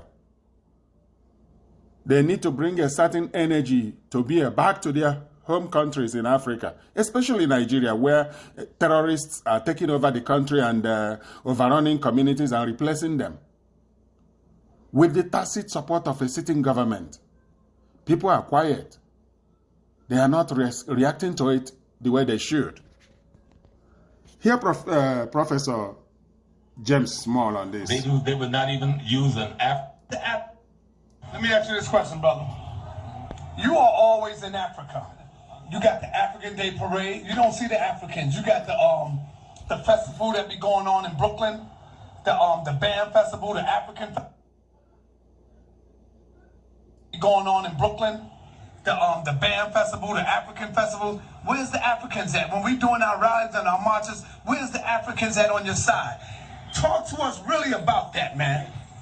See, let me tell you something. We think slavery in America was something. Slavery in Africa is still in force. Exactly. You talking about deaf, blind, and dumb. Don't confuse because somebody got on some printed clothes that's printed in Holland or India that you're looking at an African cultural expression. That's not an African cultural expression. That cloth was printed in a European country and then sold to Africans. And they've accepted that as their cloth. You understand what I'm saying? Just that piece. Now, they do speak the language, but they know less about their history than you and I do.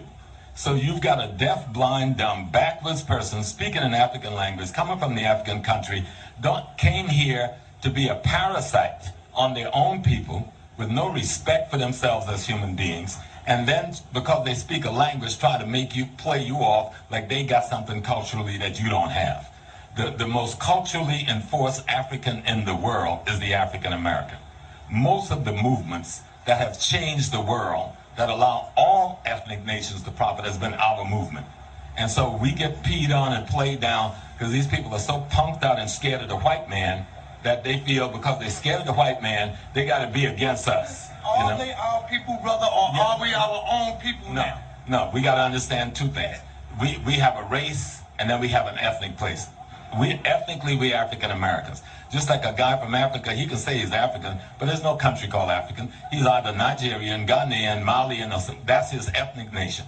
Racially, we are together, but economically, we may well be enemies. And we have to be clear on that. That our economic enemy is just that.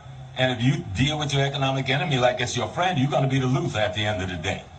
Now, we raised the question of Pan-Africanism in this hemisphere. You know, you had the brothers from Trinidad, and then you had W.B. Du Bois, and we created this phenomena. But Africa has never created a Pan-African movement. You understand? Africa has never really supported a Pan-African movement.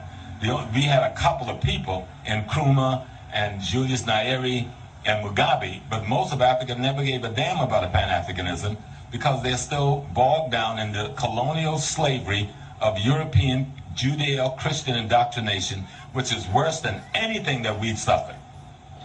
Worse than anything that we've suffered. The illusion of the clothes and the language make us think we're dealing with somebody that has some African purity culturally and spiritually. You're dealing with a confused, backwards Christian that love Europe more than they love their own ancestors. They would not even use an African word for God. You know, in Ghana, if you talk about being a traditional African, you might get beat down in the street. You understand?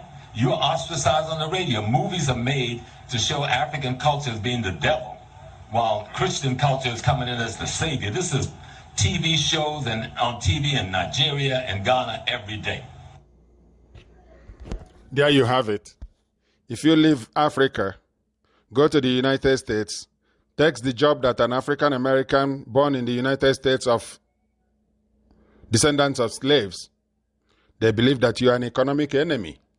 And because you are not involved in political movements for positive change, they believe that you are also an enemy because you are not helping to make the society a better place, either in Africa, for example, in Nigeria, or in the United States.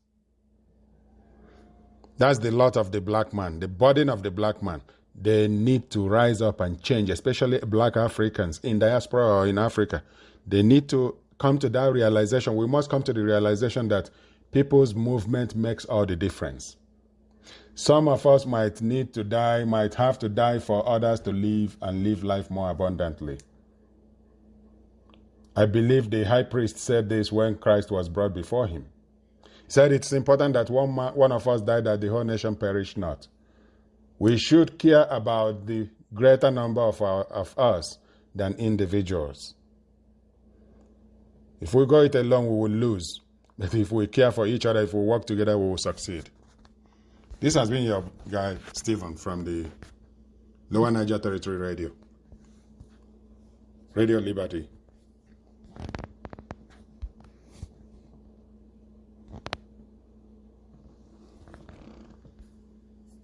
If care is not taken, he's going to end up in prison yard.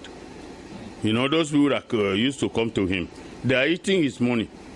He says Jagaban of Hausa land. Those who are taking care of goat and cow, they are Jagaban. Who is Jagaban? So he have to rethink and make up his full steps so that he cannot sleep and die. Because this is how I told Abiola. This is how I told him. I went to Abiola office personally. Baba, God has done great thing for you. You have money, you have everything. Why do you want to become the head of state? He said, my worry. When all these Babalawo are hungry, that's how they are going out about. He gave me 25,000. I said, Baba, thank you very much. God will be with you. How does he end? He did not end well. He died. So that's what is going to happen to Tinubu now. If Tinubu doesn't take care, he will die like a goat.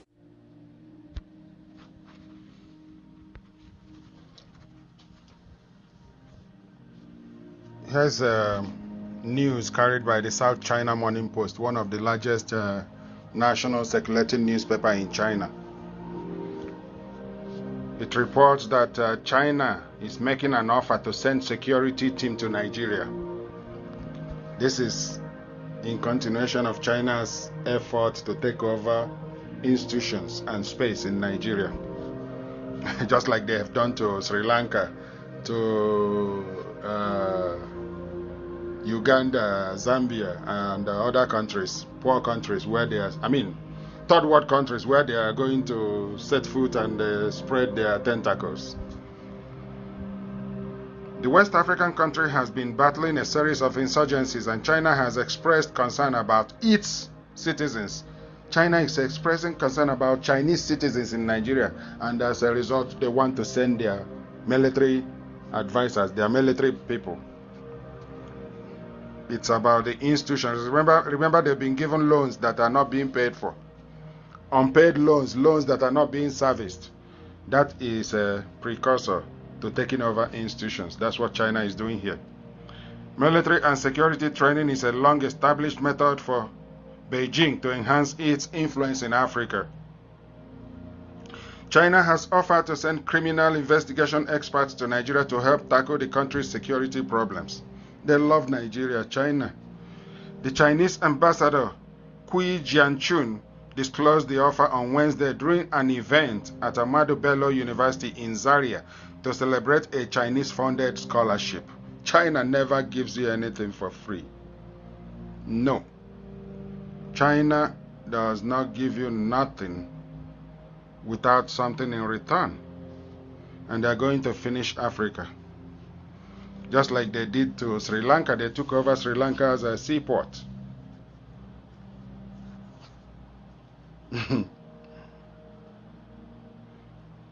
The same evil China is opposing UN probe of Tigray abuses by the government in Ethiopia. That's the type of country China is.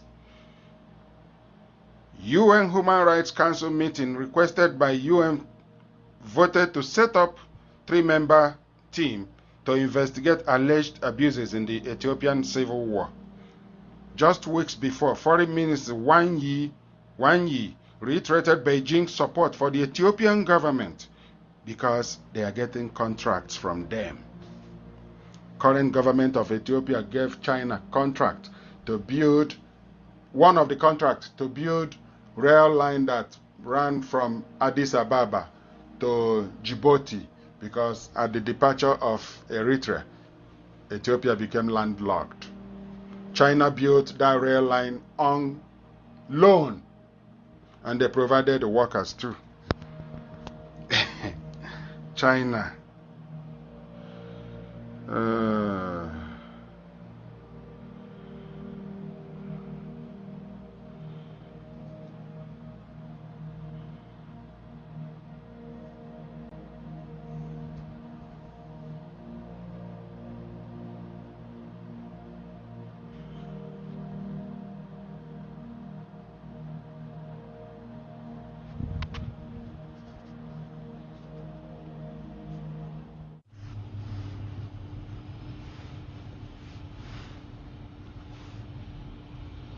And the Nigerian Indigenous Nationalities Alliance for Self-Determination are calling for a new constitution that will capture the needs of all ethnic nationalities in the country.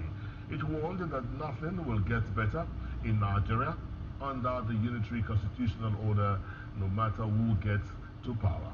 Professor Yusuf Turaki, who spoke at the press conference on behalf of the NINAS Board of Conveners, warned that any attempt to conduct the 2023 general election with the 1999 Constitution may lead the country to a failed state. The idea of anarchy, because some people are fixing the Constitution, if you don't allow the National Assembly to fix the Constitution, there will be anarchy. Not at all. What we're asking is that this 1999 Constitution, let all Nigerians phase it out. And then we have a good way of developing a constitution, legitimate constitution for the whole of Nigeria. The way this present 99 Constitution is being implemented is not to the best interests of some sections of Nigeria. Those politicians that are talking about elections under that constitution are telling us that our sovereignty is now with them. I pray they don't find out on the streets, like it happened in many jurisdictions, that our sovereignty is not with them. And talking about election that is coming, is Nigeria meant for election or election for Nigeria? People are talking about debt. People are talking about impoverishment that has made Nigeria the global capital for poverty. Everything that will fail has failed. And we know that it is this constitution that is directly responsible for everything we complain about.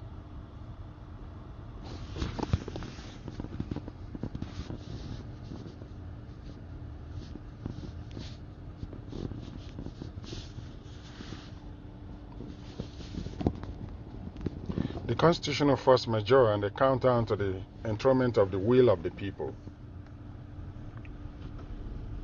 Being the text of a stock-taking status and next steps statement presented December 19, 2021 by the Nigeria Indigenous Nationalities Alliance for Self-Determination, NINAS, at a World Press Conference in Lagos, 1 year after the December 16, 2020 activation of the Joint Multi-Regional Constitutional Force Majeure, CFM. Team, terminating the fraud of 1999 protocols. Dear compatriots and gentlemen of the press,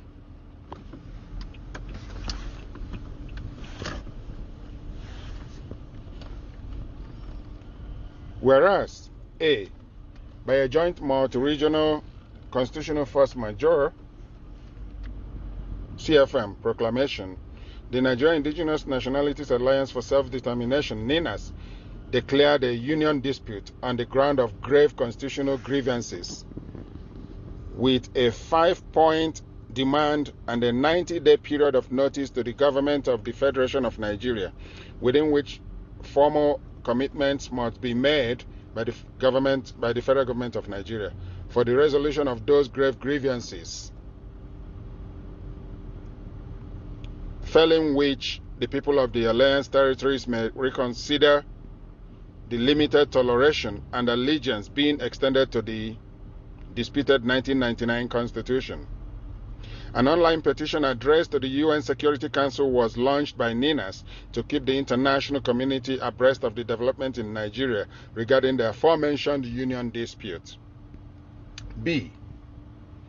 For ease of reference, we reproduce here the 5-point demand of the NINAS CFM, Constitutional Force Majeure, which now stands as the 5-point proposition of NINAS to peoples of Nigeria, currently being pursued vigorously by the peoples themselves to retrieve their sovereignty, hijacked since 1967 by the federal government.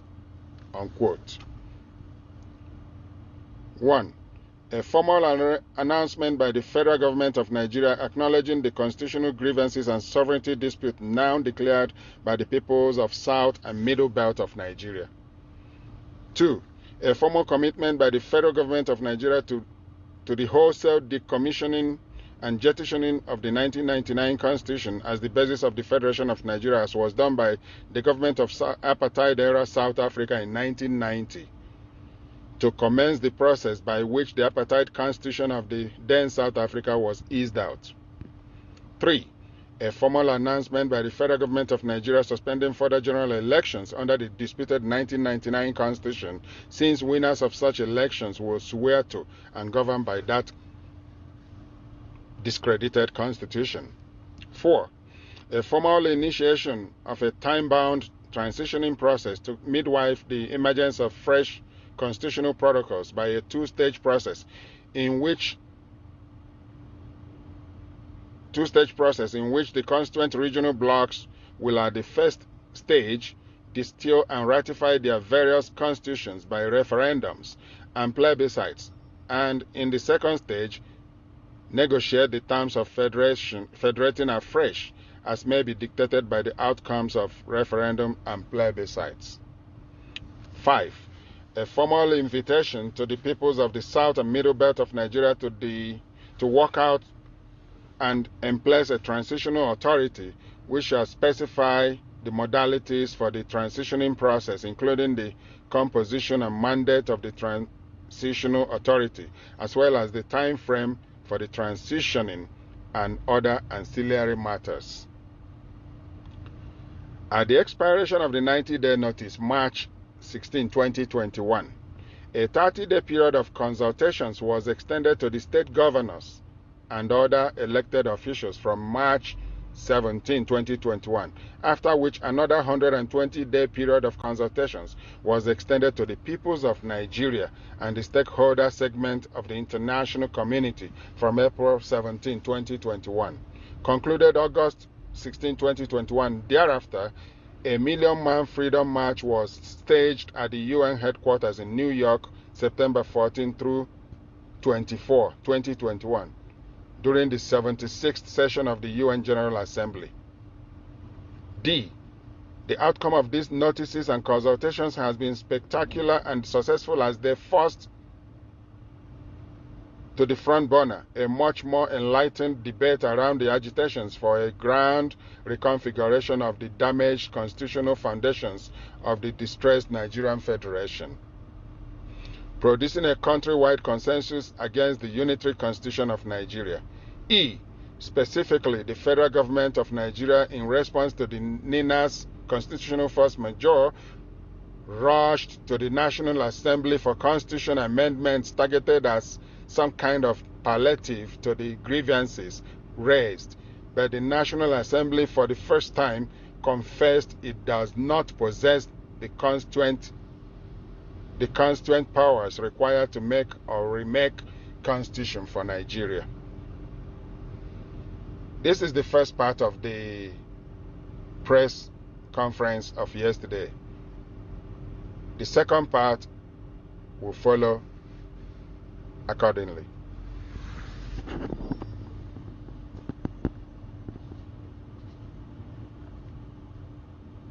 There's a press statement from NINAS Alliance. NINAS Alliance is intact and focused on its stated mission, despite the resignation of its erstwhile chairman, Professor Banji Akintoye, and the exit of his faction of Ilana Omo-Oduwa. This is a statement by NINA's Board of Conveners issued December 1st, 2021. Gentlemen of the press, an emergency conclave of the Conveners of Nigeria Indigenous Nationalities Alliance for Self-Determination, NINAS, was held today, December 1, 2021, to review, amongst other things, recent developments in one of our alliance organizations, Ilana Omo-Oduwa, the resignation of Professor Banji Akintoye from the chairmanship of NINAS, and the exit of his faction of Ilana Omo-Oduwa from the NINAS Alliance. This statement is to address the deluge of inquiries that was poured into the NINAS Secretariat from concerned members of public regarding these developments. 1.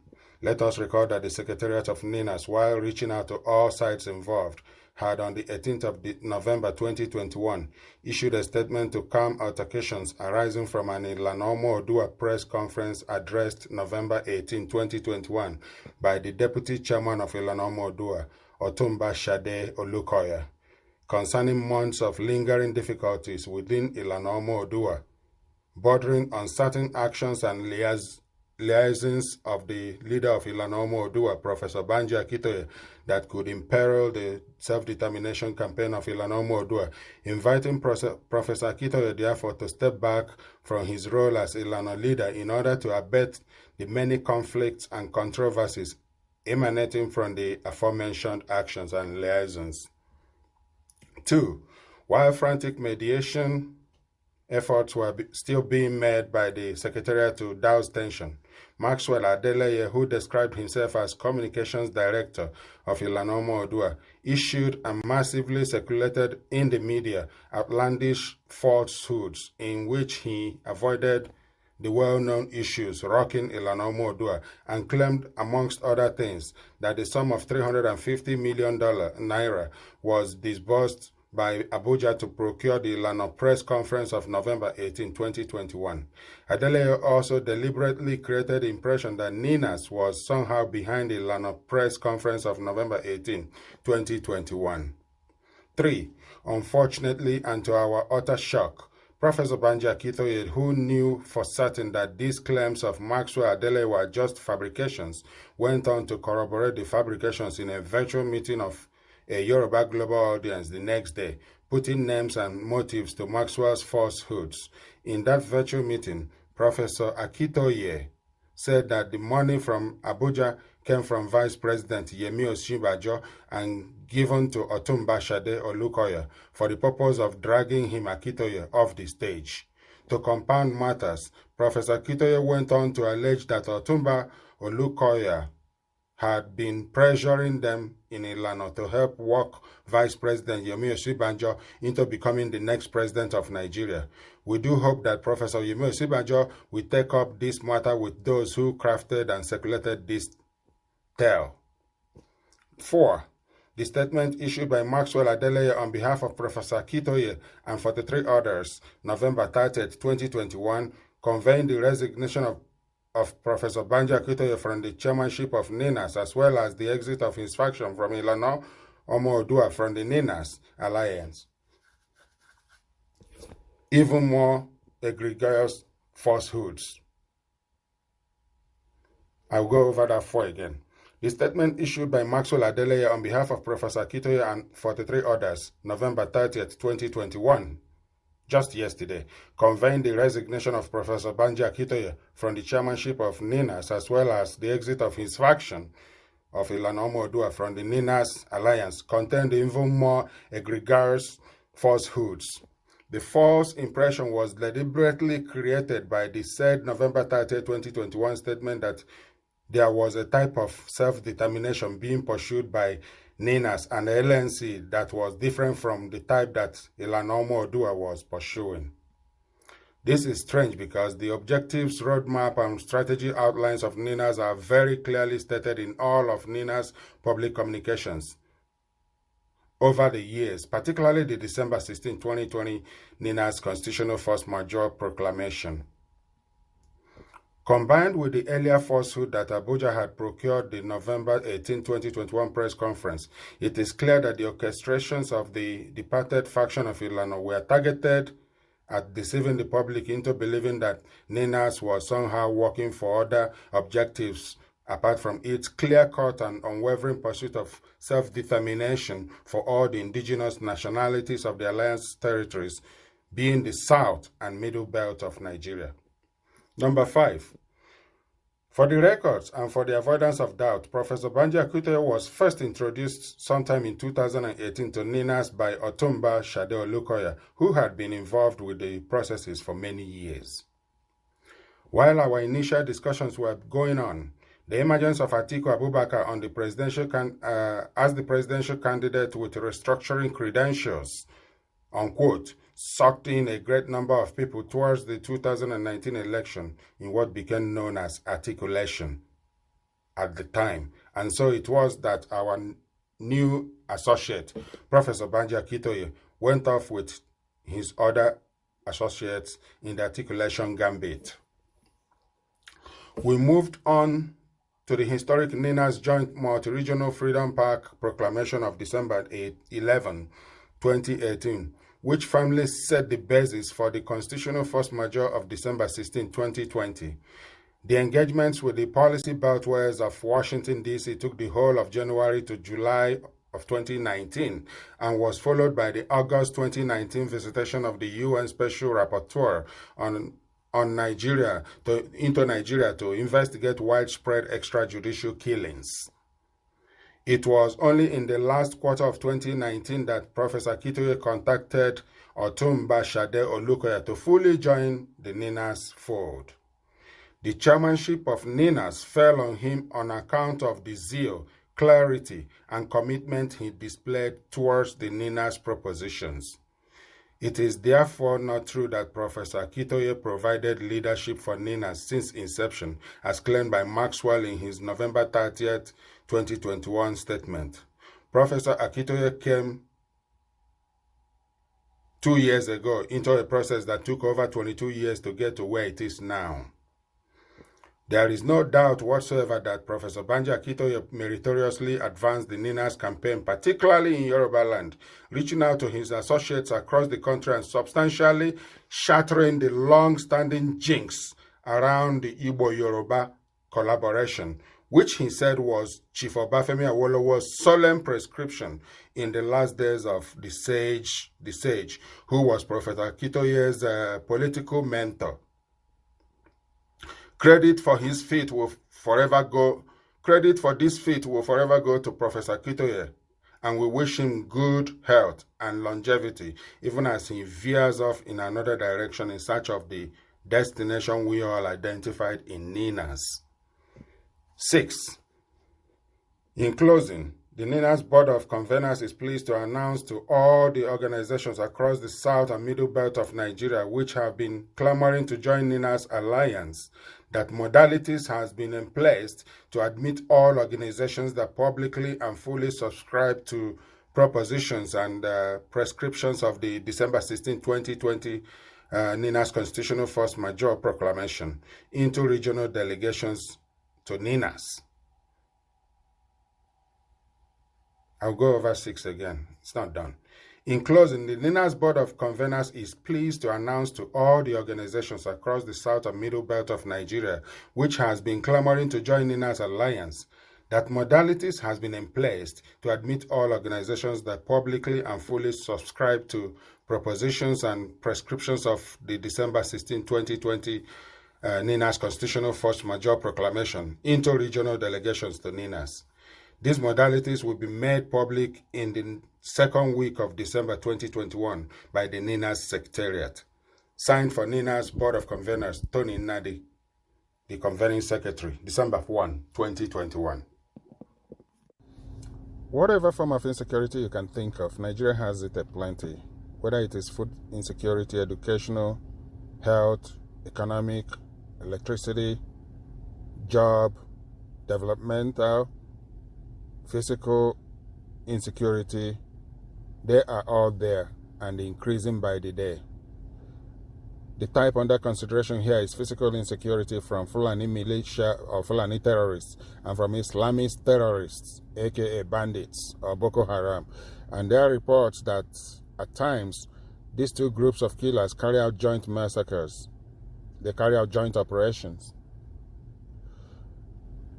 What one believes are the causes of this type of insecurity depends on the amount of research, if any, that one has done, plus, most importantly, on one's level of morality. There are two broad opinions for the causes of this insecurity. Some say that it's due to bad governance, while others say it's an agenda to eliminate the indigenous peoples in order to grab their lands. Whichever of these two opinions, the big question is, why are Nigerians preparing for general elections in 2023? Why there is such a raging insecurity?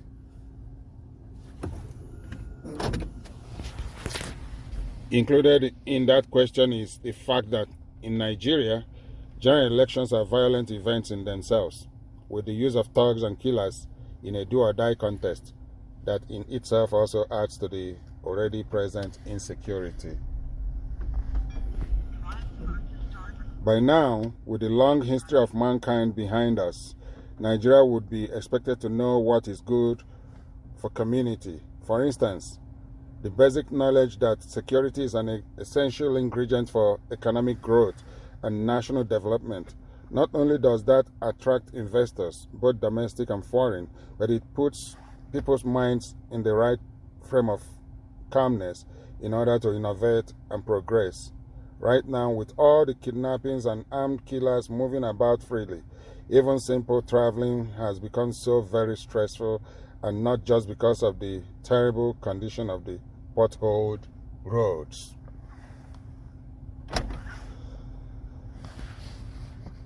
In December 2020, the influential U.S. House of Representatives non-partisan Tom Lantos Human Rights Commission held an important hearing on conflict and killings in Nigeria's Middle Belt. What was clear from that hearing is that increasingly evidence was pointing to genocide unfolding in the Middle Belt. Reports from various sources and events in Nigeria since then show that this slaughter for land grabbing is spreading at an alarming rate. In fact, in the presentation made by Baroness Cox during the hearing, she provided a slide with information that as at May 2020, 350 Igbo villages had become occupied by Fulani herders and Shua Arab mercenaries. The slide also stated that as at that time, Boko Haram had killed 43,000 people and Islamist Fulani had killed 19,000. In that same hearing, it came out that Nigeria has no effective civilian security, no effective police protection, and terrorists appear to enjoy freedom of movement. All this means that organized criminals are terrorizing Nigerians across the land. This hearing had confirmed what Nigerians knew through experience. It is that Nigeria is a terrifying place, and thousands who can are fleeing the country, heading mainly for Western countries. A difference between the people of Western countries and the people of Nigeria is in how they each deal with existential threats. The way that violence and evil are spreading in Nigeria and the horrific manner that entire communities are slaughtered, and with even children maimed and raped, then hacked to death is alarming. Yet, there has been no adequate response so far from the majority of citizens, especially in the Middle Belt, if I must add. Under such an atmosphere of massive insecurity, the regular news being promoted by government, by mainstream media, by NGOs and CSOs, by church leaders, by scholars, and by influencers is that Nigerians should begin to prepare for elections in 2023. It is as if the massacres going on in the country mean nothing. It is as if the lives of the slaughtered mean nothing. It's as if the plight of those displaced by the extreme violence means nothing. Over 3 million Nigerians are scattered in IDP camps in Cameroon, Chad, Niger Republic, and other places. Nigeria has over 3 million of her citizens in refugee camps. Sometimes they are called internally displaced people, IDP.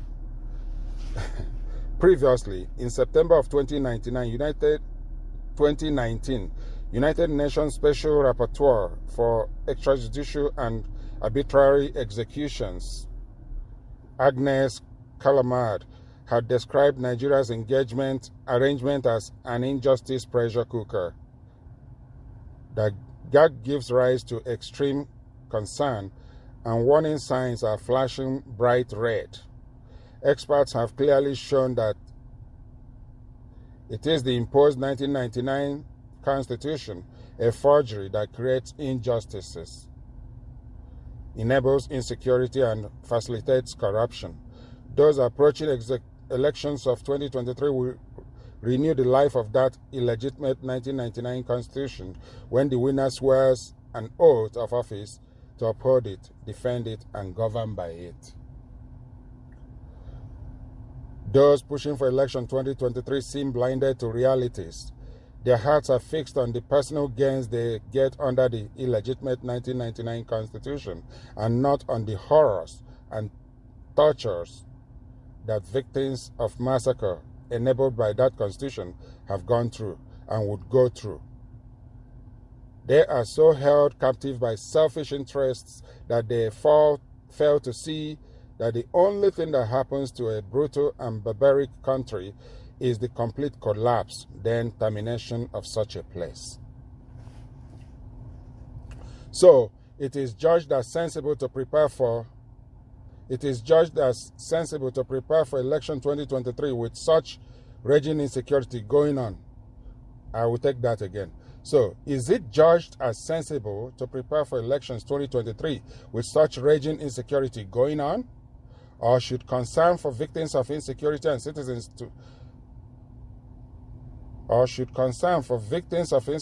lead citizens to say, let us suspend preparations for elections 2023 to first deal decisively with the killings as has been mapped out by the non-violent NINAS movement using the orderly process of constitutional force majeure based on United Nations processes and international law. Visit www.ninasvoice.org. This is an article, opinion from Ndidi Uwechu of NINAS. Thank you for listening.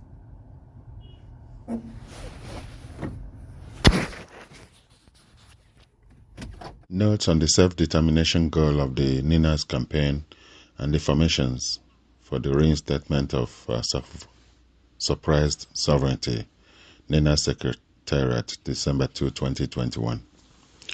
As we advance towards the terminal stages of the processes for the reinstatement of self-determination and sovereignty to the peoples of the NINAS Alliance territories, South and Middle Belt, trapped in the failed Lugadian experiment of 1914, whose sovereignties are currently suppressed and subsumed under the suzerainty of Unitary Nigeria, erected by fiat upon the fraudulent 1999 Constitution of Nigeria. It has become necessary to once more shed some light on the formations in which the reinstatement of suppressed sovereignties are being undertaken. from the onset, as can be verified by a review of all our public communications documents, including audiovisuals over the years. The goal of the entire intervention we have driven since 1999 as PRONACO, MNN, and NINAS had always been to deliver the sovereignty of the peoples of Nigeria back to them. Subject to referendums and plebiscites, the formations in which the sovereignties would be pursued and taken back are also clearly articulated, hence the maps that accompany our propositions at each stage. Prior to the emergence of the NINAS map, which shows a 4-block internal delineation, the MNN map of Nigeria, broken into 4 blocks, has been in the public domain since the 2007 court suit challenging the legitimacy of the 1999 Constitution. The 4-block map represents the formations in which the inevitable union reconfiguration that would have followed the demise of the irreversible 1999 Constitution is being discussed and undertaken, all the way to referendums and plebiscites. Just like the question of geographical formations for aggregating, the degree of autonomy desired by the peoples of each of the blocks in the NINAS alliance will also be determined by the referendums and plebiscites. The two questions, that is, geographical formations and degree of autonomy, can consolidate for resolution in the one referendum or plebiscite. These notes of clarification became necessary as a response to what seems like a confusion, real or contrived, regarding the formations in which the peoples of each bloc in the NINAS alliance will step into their freedom when the bondages of unitarism and suzerainty masquerading as Nigeria are broken, as well as the degree of autonomy represented by the self-determination being sought on their behalf by NINAS and its constituent components.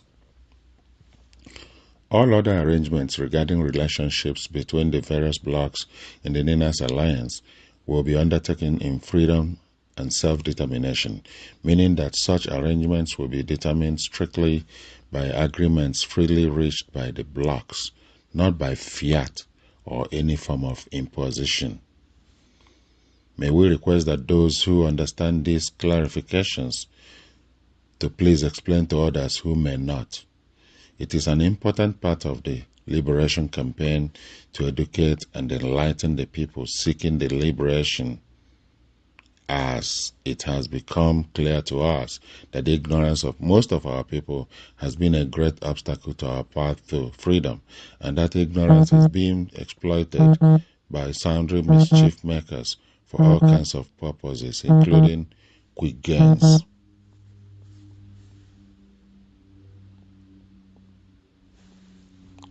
Dr. Okpara arrives at Umuahia Ibeku, his hometown, for a civic reception in his honor. He's accompanied as usual by his wife, Mrs. Adama Okpara. Mrs. Okpara is a dutiful housewife, humble and unassuming.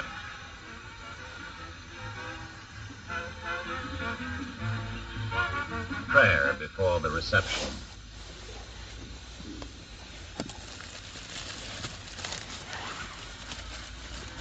In the address of welcome, read by the Secretary of the Umuahia community, tribute is paid to Dr. Azikiwe for appointing one of their sons as his worthy successor.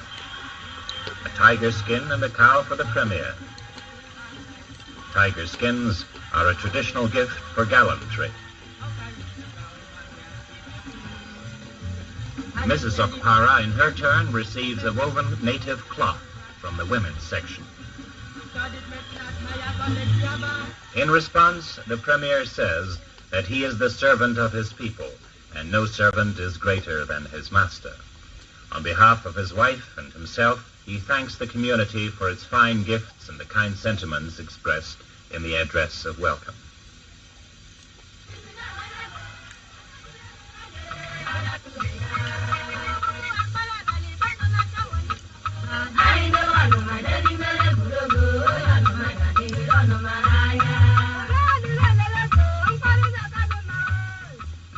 Bende traditional war dance. The Bende are a warlike people with a long history of victories over their enemies in days gone by. What joy and comfort for the Premier to be able to turn from official cares and worries to the parents who laid the foundations of his career. The Premier ends his first official tour by attending Students' Day at the Uzwakoli Methodist College, his alma mater. He has a reunion with former colleagues and makes new friends. Eastern Nigeria, side by side with the other members of the Federation, is forging ahead. Its young Premier, Dr. Michael Okpara, pursues a policy based on the philosophy of live and let live and a decent life for all. The people of Eastern Nigeria respond wholeheartedly also to his appeals for agrarian evolution.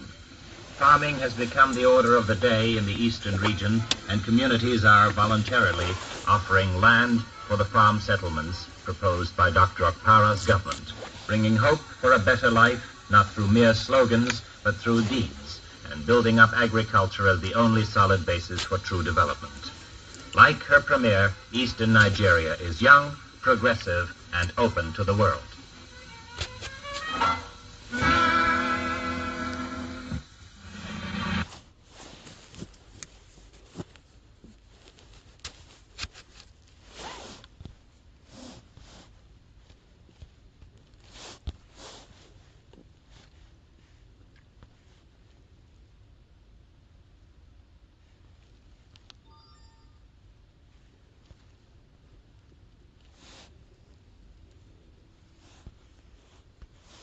Important clarifications today, November 22nd, 2021,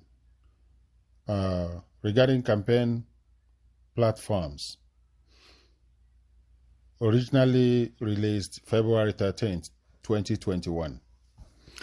This public communication dated February 13, 2021 is being reproduced today, November 22nd, 2021 to provide background information on the emergence of the Nigeria Indigenous Alliance for Self-Determination, NINAS, from a clear, cohesive strategic intervention process that dates back to the 1999 imposition of the current Nigeria Constitution. In summary, post-NADECO 1994-1998 and after the countrywide deep consultations that took over 5 years, the Pro-National Conference Organizations, PRONACO 2005 to 2006, was a sovereign conference initiative involving all the nationalities of Nigeria to restore, upgrade, and reinforce the Aburi Consensus of 1967 as basis of the defunct Federation of Nigeria. The MNN Movement for New Nigeria 2006 through 2017 was the implementation phase of the PRONACO Consensus, excluding the Sharia Caliphate, which is the 12 Sharia states in the Ariwa, which had unilaterally seceded from the Secular Union of Nigeria, beginning with at year 2000 when they started declaring Sharia law in the north. The 2007 through 2019 legitimacy suits against the fraudulent 1999 Constitution was instituted by the arrowheads of Movement for New Nigeria, while mobilization continued to rally the non-Sharia rest of Nigeria, South and Middle Belt, into stepping up to take back their sovereignty, hitherto hijacked and confiscated by the suzerainty of Unitary Nigeria erected upon the 1999 Constitution. The MNN Lagos Declaration of June 30, 2011 set the parameters for that recovery.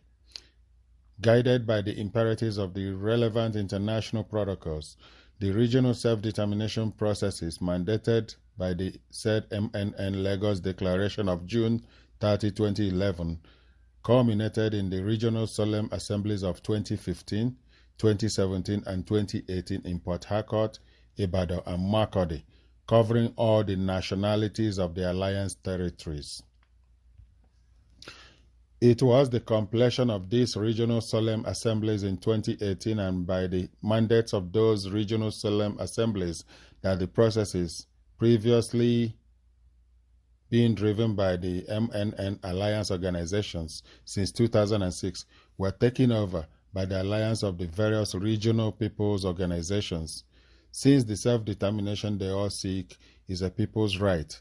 Hence, the transmutation of the MNN organizations alliance into the Nigeria Indigenous Nationalities Alliance for Self-Determination, or NINAS, in the last quarter of 2018. This was the February 13, 2021 clarification note on campaign platforms. The Lower Niger Congress, LNC, is a platform aggregating the self-determination initiatives of the pre-1966 Eastern and Midwestern regions, South, South, and Southeast, currently fractured into 11 states. As outlined in the first few paragraphs of the Aladema Epistle of 2012, the LNC has a core that reached out and built an intra-regional alliance within the nationalities of the Lower Niger, then the multi-regional alliance that brought in the Yoruba and Middle Belt, MNN, that later bettered NINAS, and the international alliance that extended to the policy beltways of Washington, D.C. and New York. The Movement for New Nigeria, MNN, was an alliance of self-determination organizations across the South and Middle Belt, enlightening and mobilizing the people, ethnic nationalities of the South and Middle Belt being the alliance territory. The Nigeria Indigenous Nationalities Alliance for Self-Determination, NINAS, is an alliance of the people's indigenous ethnic nationalities of the Southern and Middle Belt, who, in response to the invitation of the self-determination organizations of the alliance territory, stepped forward for the assertion of their self-determination rights of the peoples of the alliance territory, since it is a people's right, as the name shows. MNN was a special purpose vehicle and a decoy to rally those enslaved in Nigeria together to dismantle the apartheid-like 1999 constitution. That task was substantially completed by the December 16, 2020 constitutional force majeure. It is now safe to inform us that, in reality, MNN was actually a movement for New Nigeria, and the strategic decoy objectives of presenting the MNN platform as movement for New Nigeria has been fully achieved, and so shall gradually retire the mention of MNN in our public communications, and instead focus the attention of the public to NINAS as the alliance that has emerged from the years of painstaking work to lead the people of the alliance territories into the extrication of their sovereignty that has been hijacked and confiscated by the caliphate proprietors of One Nigeria, who seized the carcass of the defunct Federation of Nigeria to erect the toxic One Nigeria since the 1966 demise of the Federation of Nigeria. The MNN decoy strategy information was shared with all the Biafra agitation groups in confidence, but that trust was heinously breached by Nnamdi Kanu, who instead chose to hoist that movement for New Nigeria name tag before his hoodwinked gullibles as evidence that the LNC was working for, heavily financed by the Fulani, to preserve One Nigeria and frustrate the restoration of Biafra, unquote. Knowing for obvious reasons that the LNC was not going to respond to this falsehood from inside Nigeria. The LNC laser beam onslaught against 1999 Constitution was also deliberately presented by the rogue franchise merchants to their gullibles and the rest of our people as proof that the LNC was only after Constitution amendment. These are some of the deep roots of the heavy debilitations the LNC had to endure, and reason why any dealings with the clear-minded criminal called Nnamdi Kanu is ruled out. With the 1999 Constitution distressed, the peoples of Southern and Middle Belt Nigeria, cooperating under the aegis of Nigerian Indigenous Nationalities Alliance for Self-Determination, NINAS, have stepped in to extricate their sovereignties from the defunct Federation of Nigeria in readiness for fresh protocols within the context of their inalienable right to self-determination. Let us please be guided so we don't confuse the public and inadvertently continue to arm the Rogue Biafra franchise with propaganda materials. This was issued by Tony Nadi of the Alliance in NINAS on February 13th, 2021. Thanks for listening. On insecurity, the governor of Benue State points directly to the right direction, that the federal government of Nigeria is an accomplice, by Autumn. February 10, 2022, today. Benue State Governor Samuel Autumn on Wednesday said the reason for his constant cry was that he was not elected to preside over displaced persons or dead bodies. Autumn stated this when he received in audience the Director General of the Administrative Staff College of Nigeria, Mrs. Cecilia Gaya, who couldn't come by herself but was also represented by Goodluck Audu. The governor said, having foreseen the danger herdsmen invasion on communities might pose to the nation, he decided to raise the alarm, and his administration came up with the anti-open grazing law. I must add that Benue State has seen a lot of killings by the Fulani jihadists, the Fulani herdsmen terrorists, brought into the country, and some paid by the governor of Kaduna, Nasser El-Rufai. He admitted it on a live TV appearance that he traveled to countries in Africa to pay these people money to stop killing, yet they're coming. So he was funding them to come and do their job that way. And the federal government opened up the borders for these criminals to come in and kill people all over the place, going as far as the Akwa Ibom, southeast, south-south, middle belt, lower Niger territory area, Oduduwa land. Sunday Boho is in jail because of these people, their activities. And for trying to stop them, they planted gun and everything and invaded his house and killed a few number of people, and killed animals too. Nigerian government officials are animal abusers, just as they are abusing their own people. That's why the priest will sit in the water, the fake priests sit in the water, telling people to essentially drown animals in order to make money. Anyway, the governor saw something happening and made a law for open grazing through the state assembly. He said his allegiance was to his people, and he lamented that he faced death threats as a result, but was not afraid of death. Autumn said, "At 61, I am no longer afraid of death. In fact, I have prepared my will so that if I die, my people will not fight over my property." God bless your heart. I feel so sad when I try to make public what is happening in Benue State and across Nigeria, I must add, and people castigate me and insult me, but I remain committed to serving my people. Which southeastern governor can open his mouth and say this boldly, that he remains steadfastly to serving his people, other than attending to the Caliphate's business interest and the British business interest in our area? They don't care about our people. That's why criminal gangs are taking over the southeast, killing people at Umuchu, at Kulabia, at Uga, at Onitsha, at Aba, all over the place. They are invading Newi, everywhere. They are killing our people. And they claim to be fighting for our liberation. They snatch vehicles in the open.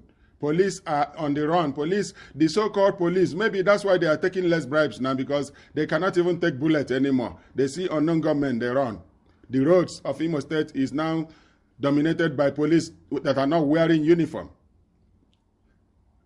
You can see them wearing all kinds of rags, like disguising themselves so that the unknown gunmen don't recognize them easily.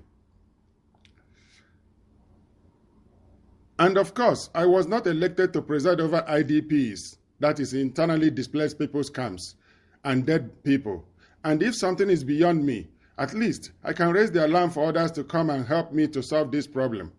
Well, Governor Autumn, I must advise you here, if you ever tune into this People's Channel, Lower Niger Territory Radio. If you ever hear it online, there is a group that is championing the deliverance of your people in the Middle Belt as well as in the Lower Niger Territory and Oduduwa Nation. That group is called Nigeria Indigenous Nationalities Alliance for Self-Determination. Hook up with the leaders of this group and have a chat and take it from there. Referendum is achievable for your people to be secured. It is done all over the world. Eritrea did it to get out of Ethiopia. South Sudan did it to get out of Sudan, which is now North Sudan. East Timor did it to get away from the chokehold of Indonesia. Scotland has done it once in my lifetime. I saw them go to vote, but they failed. Quebec did it 1995. They also failed by a percentage point or so. Europe have always gone through referendum to resolve differences. UK went through referendum to get out of the European Union just not up to 3 years ago. So many countries has gone through this process. Africa's own must not be different. That is what we serve the people of Benue State, people of Adamawa, people of Taraba, people of Plateau, people of Anambra State, Imo State, Abia State, Cross River, Akwa Ibom, Yoruba Land. Sunday Boho will not be in jail now if Nigeria has been a just society. And it is because of that we call for referendum, a multi-regional binding referendum to be supervised by the United Nations. That is the vote our people want to vote for. Not who replaces Muhammadu Buhari under the same constitution of 1999 that is fully rejected and repudiated by all our people in the Middle Belt, Oduduwa Land, and Lower Niger Territory. He accused the federal government of complicity in the security problem in the country. And of course, I was not elected to preside over IDP camps and dead people. If something is beyond me, at least I can raise the alarm for others to come and help me to solve this problem. He accused the federal government of complicity in the security problem in the country. On the training of civil servants by ASCON, Autumn said the civil service remained the engine room of any administration, as it was responsible for the success and failure of any government. So what is the situation with Nigeria?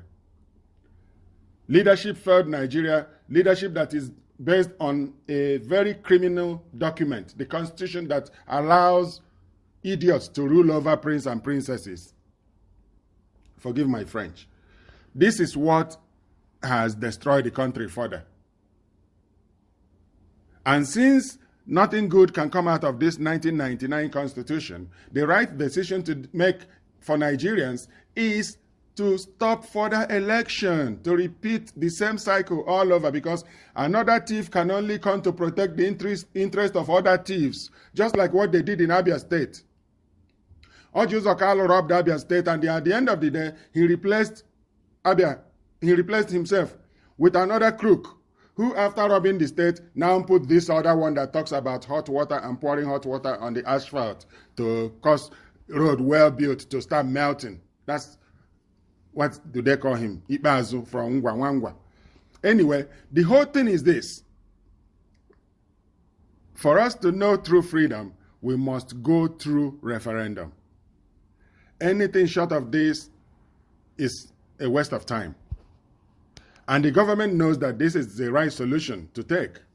They know that things are not going very well. But they are just deceiving themselves, carrying on as if everything is okay. Nothing is okay. Nigeria is in crisis. Nigeria is in deep crisis. Nigeria is imploding from within. There's a lot of hatred among the people. The people are feeling insecure everywhere. There is a lot of horrible things going on. I saw flaring going on at Port Harcourt. If you come out in the night, you will know why Port Harcourt is hot in the afternoon. Because there is flaring going on all over the place, gas flaring by oil companies. Fire is burning in the city. The pantries, the palm fronds are getting burnt. Literally, you can see it burnt. The grass, the green, everything is looking like it's burning up. In a country where oil and gas is being extracted and nothing is being enforced to protect life and the environment. Nigeria hates everything in Nigeria, including the land. That's unfortunate. This has been your guy, Stephen. The land everywhere at every level. Somehow Buhari's regime has ushered in death in such a manner that no longer shocks, saddens, or some occasions, but never shocks anybody. On the streets, on the farms, in the villages, in towns and cities, in the woods, now schools and colleges. Even in churches, death has become a national totem, hanging in the Nigeria space and signifying the most tragic period in the country's history since the Civil War. If only current National Assembly had teeth and were alive to its responsibilities, for being fully rubber-stamped, the NINAS shares in no small way the failure of this government. From all indications, the Buhari presidency has been at least complicit in various forms of death, and NINAS has stood idly by and at times cheering when one hears a senator, Smart Adeyemi, on the floor of the state calling for Nigeria to invite a foreign power to take over internal security responsibilities of the government. One wonders if such a call was coming out of mischief or ignorance, or if the Murumili pandemic has hit the Senate.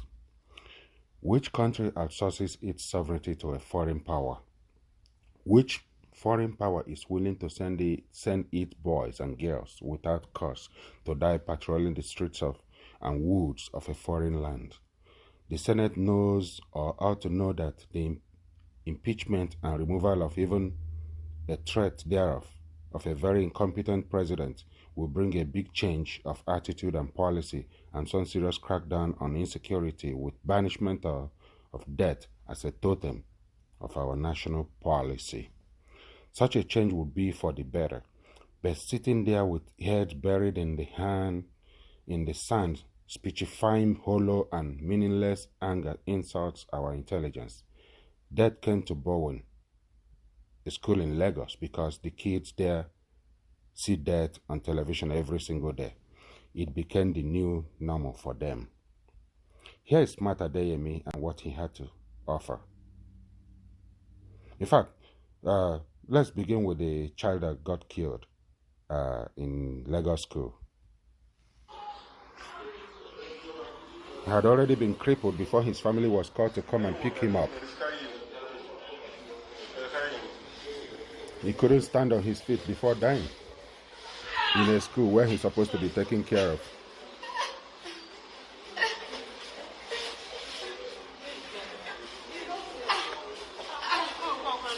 He was beaten down mercilessly.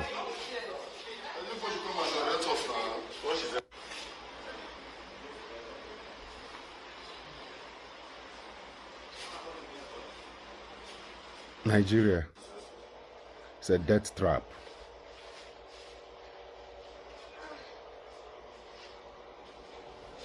Nigeria is a shame to humanity.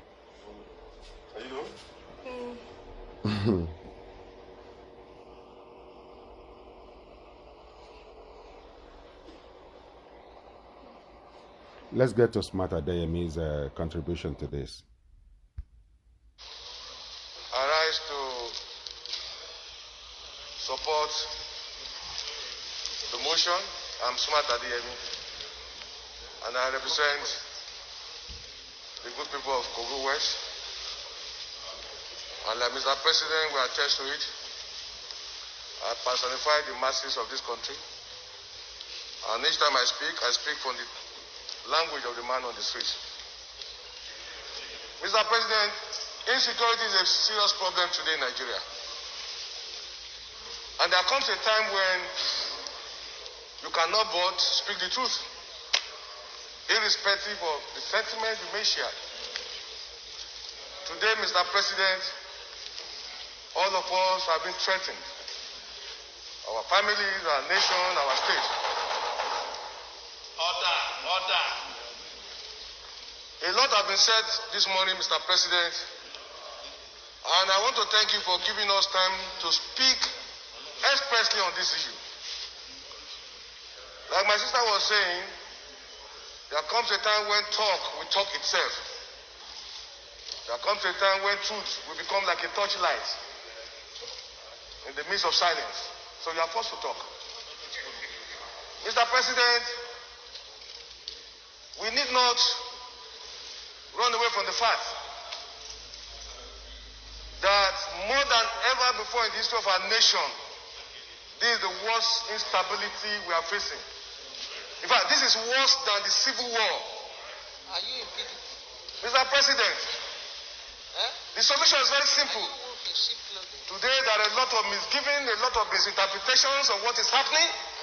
Some people believe, some people in government are supporting this move. Some people believe, some people sponsor those who are destabilizing our nation within the country. The answer is very simple. We cannot pretend that we are capable of confronting the situation in our hands. America, as powerful as they are, when the pandemic came, got to a point that China had to claim, they came to their rescue. We shouldn't pretend that we needed foreign support now. Let nobody deceive us, Mr. President. A lot of billions of naira have been voted for security services. Nothing is coming out of it. We wouldn't wait until our nation gets bombed. Let us shout and call for foreign support. I am a APC man and I've been supporting my party. But the president should get to know that it has gotten to a point that we who are supporters, who are members of the APC, we can no longer keep quiet. The president must rise to the occasion. You will not see the truth and you are afraid to say it because you will die. We must open, Mr. President. The nation is on fire. The president must rise to the occasion. It costs us nothing to get foreign support. We must rise to the occasion. We must bring in people to save this country, or else we'll be consumed. Every one of us will have a chapter for history. Whenever the history of this period will be written, whatever is our position, we have a chapter. We cannot keep quiet any longer. It has gotten to a point that we cannot sleep with our two eyes closed. We are not free. Our children are not free. The president must rise to the occasion. There's no nation that is so powerful that doesn't need support of other nations. Individual cannot say you will leave the war without any other person with you. So we must rise. The situation is our security system has collapsed. It has failed. And because it has failed, we need to look for foreign support. It costs Nigeria nothing. Forget the ego, forget the superiority of Nigeria in African nation. Today, we are facing serious problems. If our nation is to survive this period, I'm not in doubt that the security architecture we have today cannot cope with what we are facing. Every part of this country is threatened. From the north to the south, nobody is safe. Nobody can travel 50 kilometers in our nation.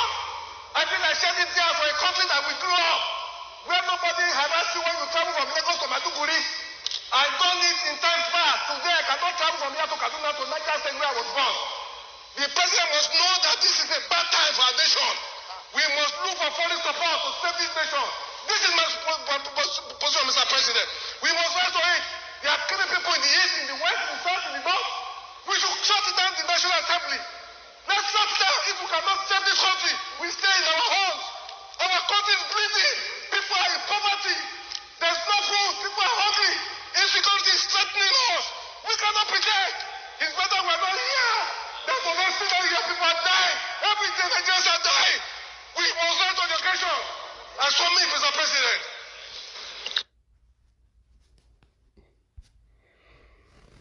We're still dressing the surface of the wound without dealing with the core symptoms. Nigeria's problem is the constitution. Let's subject this country to referendum. It's a peaceful call. It's a democratic demand. Skirting around it cannot heal Nigeria. Skirting around it or trying to avoid it will not fix Nigeria. What will fix Nigeria for the long term? Referendum vote. And that's what NINAS is calling for. It will happen in the Middle Belt, in the Lower Niger Territory, and in the Oduduwa Nation. This is the most patriotic step to take. Unfortunately, do those in government have any chest for this? Are they even thinking? Or they are partying every day like nothing is going wrong with the country? Well, your guess is as good as mine. Here is Ahmadu Bello's mission statement and battle script of October 1960. October 12th, barely 11 days after Nigeria's paper independence on October 1st of 1960. Here's what he had to say. The new nation Nigeria, the new nation called Nigeria should be an estate of our great-grandfather, Othman Dan Fodio. We must ruthlessly prevent a change of power. We must use the minorities of the North as willing tools and the South as a conquered territory, and never allow them to rule over us, and never allow them to have control over their future. This is 1960. Now consider how the North went to set up Sharia during Obasanjo's presidency. And Obasanjo, who has always been a slave to the Arewa, called it political Sharia. That was effective separation from Nigeria, but Obasanjo didn't react very well. Instead, he sent Nigerian military to go, the same Janjaweed soldiers, to go and kill off people of Odi and Zaki Biam. Now, or even the killing of Masab members or imprisonment across Southeast. Now, this is how Nigeria has been going. Consider what this Ahmadu Bello said in 1960 to what Muhammadu Buhari is carrying out today. And you get to realize why NINAS movement is the way to go. The dominoes are falling for Nigeria. It's all going. The union is going down. So all that we're doing, we're buying time. But the country is already gone down the cliff. Only a multi-regional referendum will rescue the situation. Anything else is merely postponing the evil day. And that's very unfortunate.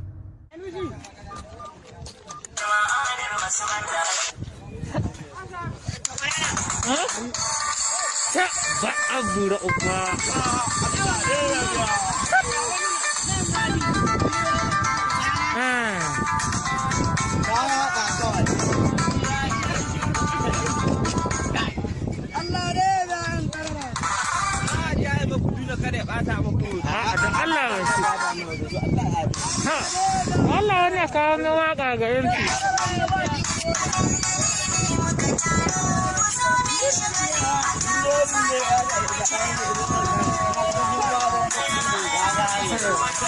Za a ɗan yayyata masu koya da kuka gani ko ga su ne. A tura mu da bunga.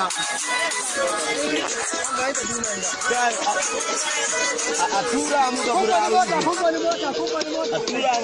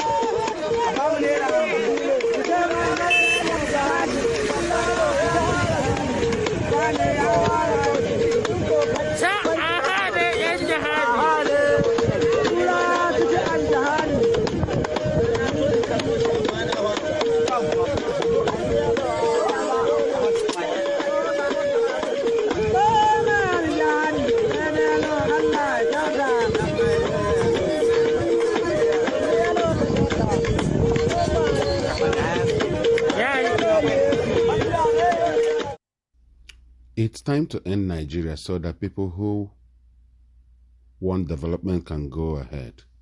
By Bishop Matthew Hassan Kuka of the Sokoto Catholic Diocese. I have never been as unsure of Nigeria's future as I am now. After independence, in order to build a great nation, each country went to work. But in Nigeria, after independence, our people went to pray and fast. So while we were praying, Malaysia came to Nigeria and took our palm seedlings and built a great factory of it. While we were praying, Singapore went into investment in technology. While we were praying, India went into information communication technology, or ICT. While we were praying, China went to massive industrialization. While we were shouting Allah Akbar, UAE went into massive infrastructural development. While we were binding and casting Lucifer, Japan went into technological development. While we were speaking in tongues, Denmark went into education of her citizens. While we were mounting big speakers in our places of worship, United States of America was mounting man on the moon. After our prayers, God, being a wise God, decided to reward us according to our labor. Since those that went into industrialization, technology, infrastructure development, ICT, education, etc., have been rewarded accordingly, it's only wise God rewards us with our efforts in prayers. That's why today Nigeria pastors are competing in building the biggest churches.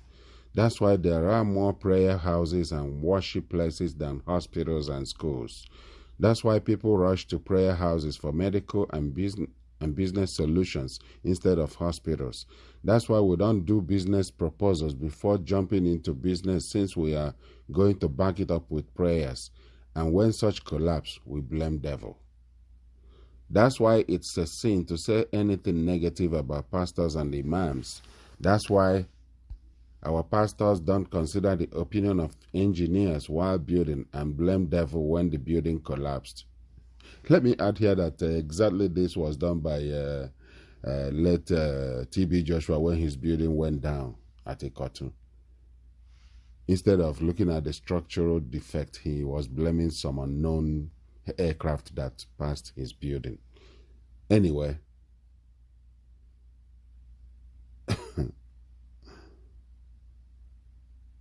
that's why faith in God replaces building pillars, and when it collapsed, we blame it on Lucifer. That's why our pastors are making sure they plant church branches instead of schools in every street in Nigeria. That's why we always wait for God to do that which ability to accomplish He had already handed over to us. That's why we want our teachers to labor on earth and come to heaven for their rewards. Nigeria is a prayer-loving, God-fearing nation. Religion has taken the place of technology, infrastructure, education, and all. When we are traveling, we ignore all necessary road requirements, servicing of our vehicles, and pray. And once we pray, we can put a half-fit vehicle on the road and blame our stepmother or mother-in-law if anything goes wrong. That's why there are more people dying on our roads than wildlife animals in the wilderness.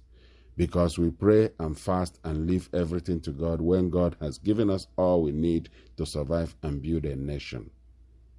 God help us. I don't think there's anything that needed to be added to this. Nigerians are hypocritical. Christians and Muslims, all their prayers are just make-believe. They are very well captured in the description of the Pharisees and Sadducees, the hypocrites. We're not serious with our religious postulations. We deceive and mislead ourselves, claiming that we are doing the will of God. Unfortunately, that's not true. And God cannot be mocked. That's why it says that we will reap whatever we sow. Nigeria has been sowing in deception. And that's why we have a constitution that is not the people's constitution. 1999 constitution was maliciously, wickedly, devilishly crafted to put Nigerians in chain. That's why nothing is moving with the country as we speak. The Unitary Constitution of Nigeria is the source of all of the problems we have been trying to resolve. Everything that has brought Nigeria to where it is, that is now wobbling to some kind of catastrophic collapse, are coming from that constitution.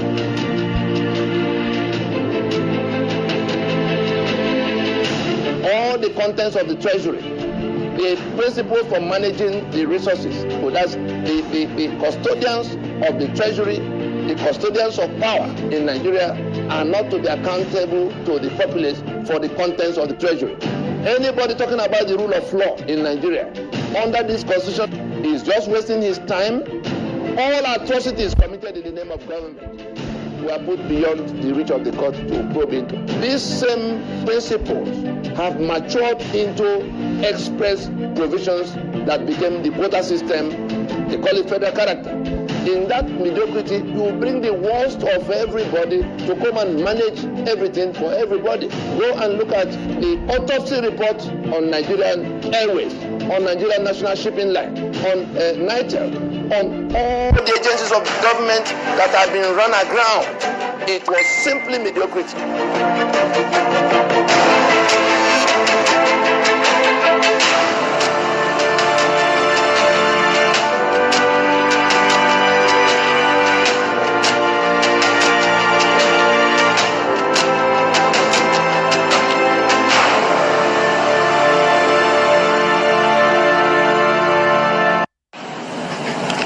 Awolowo attended the constitutional conferences for the review of Nigeria's constitution in 1953, 1954, 1957, and 1958.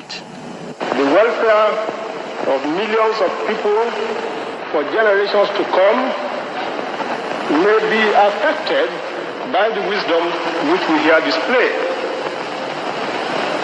If Nigerian leaders and our British partners are to prove themselves worthy of their trust, now is the time for us solemnly and truly to dedicate ourselves to seeking the greatest good of the greatest number of our people in Nigeria. It is to this end that my colleagues and I pledge ourselves. The first main task of conference is to resolve those problems which defied solutions in 1957 and to evolve for Nigeria a constitution of which both the British and the Nigerian peoples can be proud. The second is to get Her Majesty's government to agree to April 2nd, 1960 as the target date for Nigeria's independence. Independence for Nigeria in 1960 is imperative. But independence for Nigeria as a corporate entity is not enough.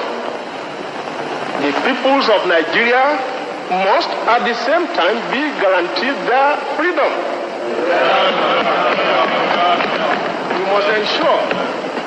We must ensure that in an independent Nigeria, individual citizens throughout the land enjoy liberty, human dignity, and equality under the law. There must be one Nigeria with one constitution and one law for all. Let us therefore, Mr. Chairman, sir, close our ears to the counsel of despair, which says that we cannot here at this conference agree on a constitution.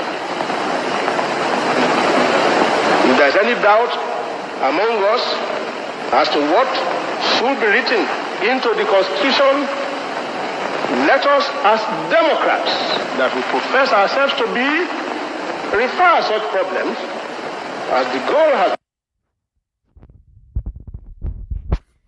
Unfortunately, the Nigeria that Awolowo and Zik were working on died even within a week by the thoughts and actions of Ahmadu Bello, who considered the country less than 10 days after independence to be the estate of his grandfather, Othman Dan Fodio. And that Nigeria continued to die and is even fully dead as at November 2021. Nigeria is a dead country. by the actions of those at the corridors of power, by the criminal constitution that rendered citizens slaves in our ancestral lands. And so that Nigeria that Awolowo was talking about, late Chief Obafemi Awolowo was talking about, turned out to be a mirage. It was never meant to be. It was a mistake that is now begging to be corrected. In the year 2021, the call is much more louder now than it was even before 1957, 1960. Regional referendum is unavoidable now, and NINAS is right on the mark.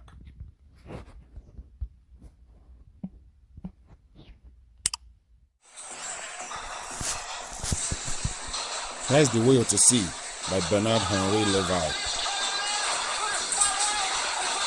The Will to See on the killing, persecution of Christians across Nigeria and Africa as a whole.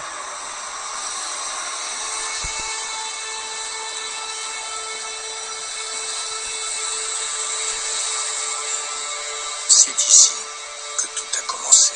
The Will to See.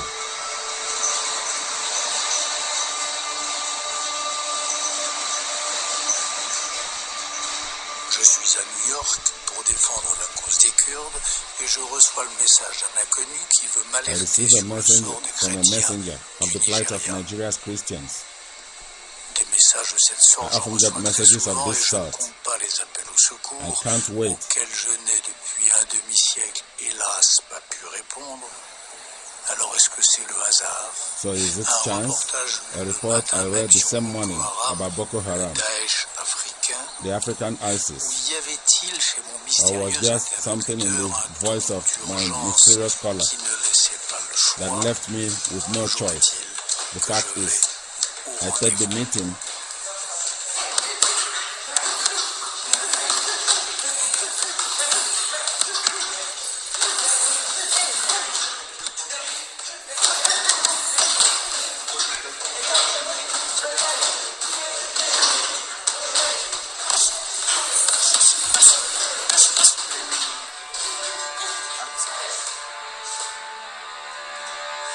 dead body all over the place. People macheted, shot, killed, being buried in mass graves.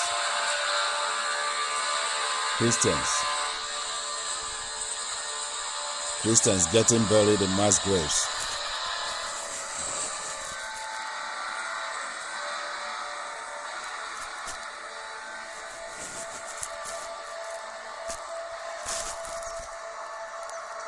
Le temps a beau passer, j'ai beau tout faire pour m'évader, m'endurcir, je ne m'y résous pas. Et face à ces scènes, First with these face à ces scenes, images de ce que l'homme peut faire de pire à l'homme, je réponds comme je l'ai toujours fait. Écrire bien sûr, témoigner sans doute, mais d'abord y aller. first go to the ground. Take a visit to the ground where it is happening, the ground zero.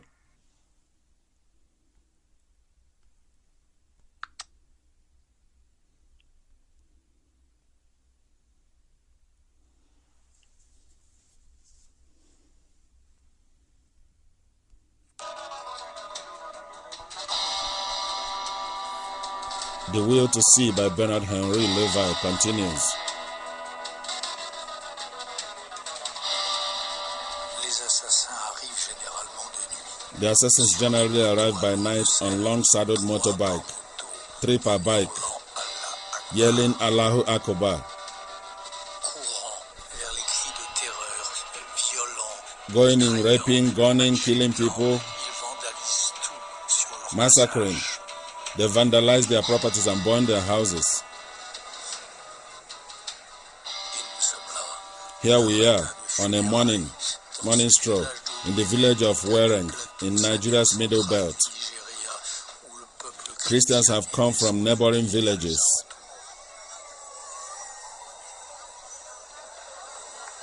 In their thousands.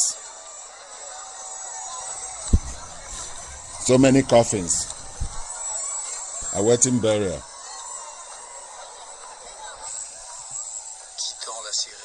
Leaving the ceremony in Jumai is Jumai Victor, the only survivor of a previous attack. As she was pregnant and the emir didn't want to see her, his men just cut off her arm, like at a butcher. People are crying, wailing, agonizing.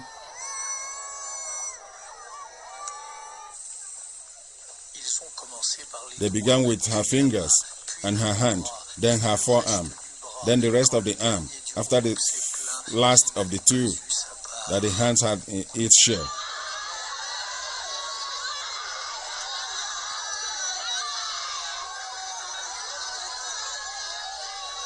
This is documentary by Bernard Henry Levi.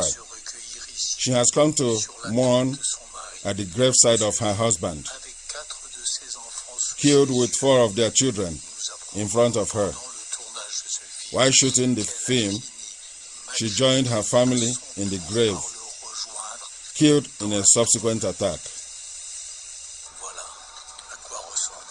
This is what the Islamists are doing in the northern part of Nigeria, in the Middle Belt.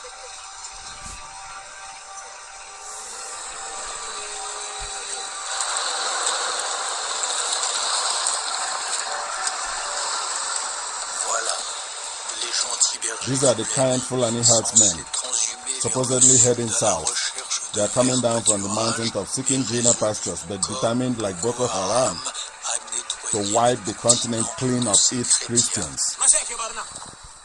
Go. You want to be macheted? I told you to go. Go away. He's coming with violence.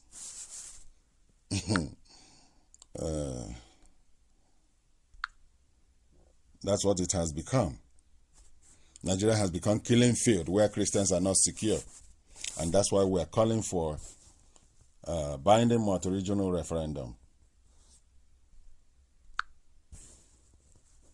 Because what you are asking, hold on one minute, is that this constitution should not be. And you expect that a total overhaul. Let me finish. You want a total overhaul of this constitution, and you liken it to the South African appetite.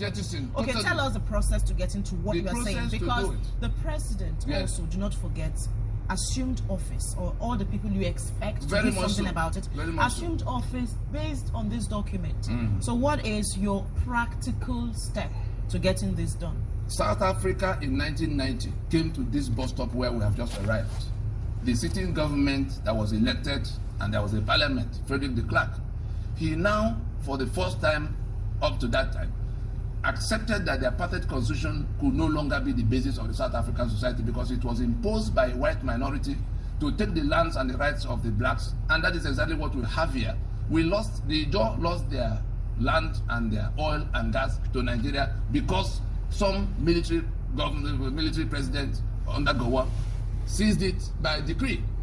The Lagos port belongs to Lagos people. Nigeria takes more than 2 trillion naira from this port every year. But from independence to date, not one controller general of custom of Yoruba origin. And therefore, if Gani Adams now say, how did we come to this? And he pick up arms, the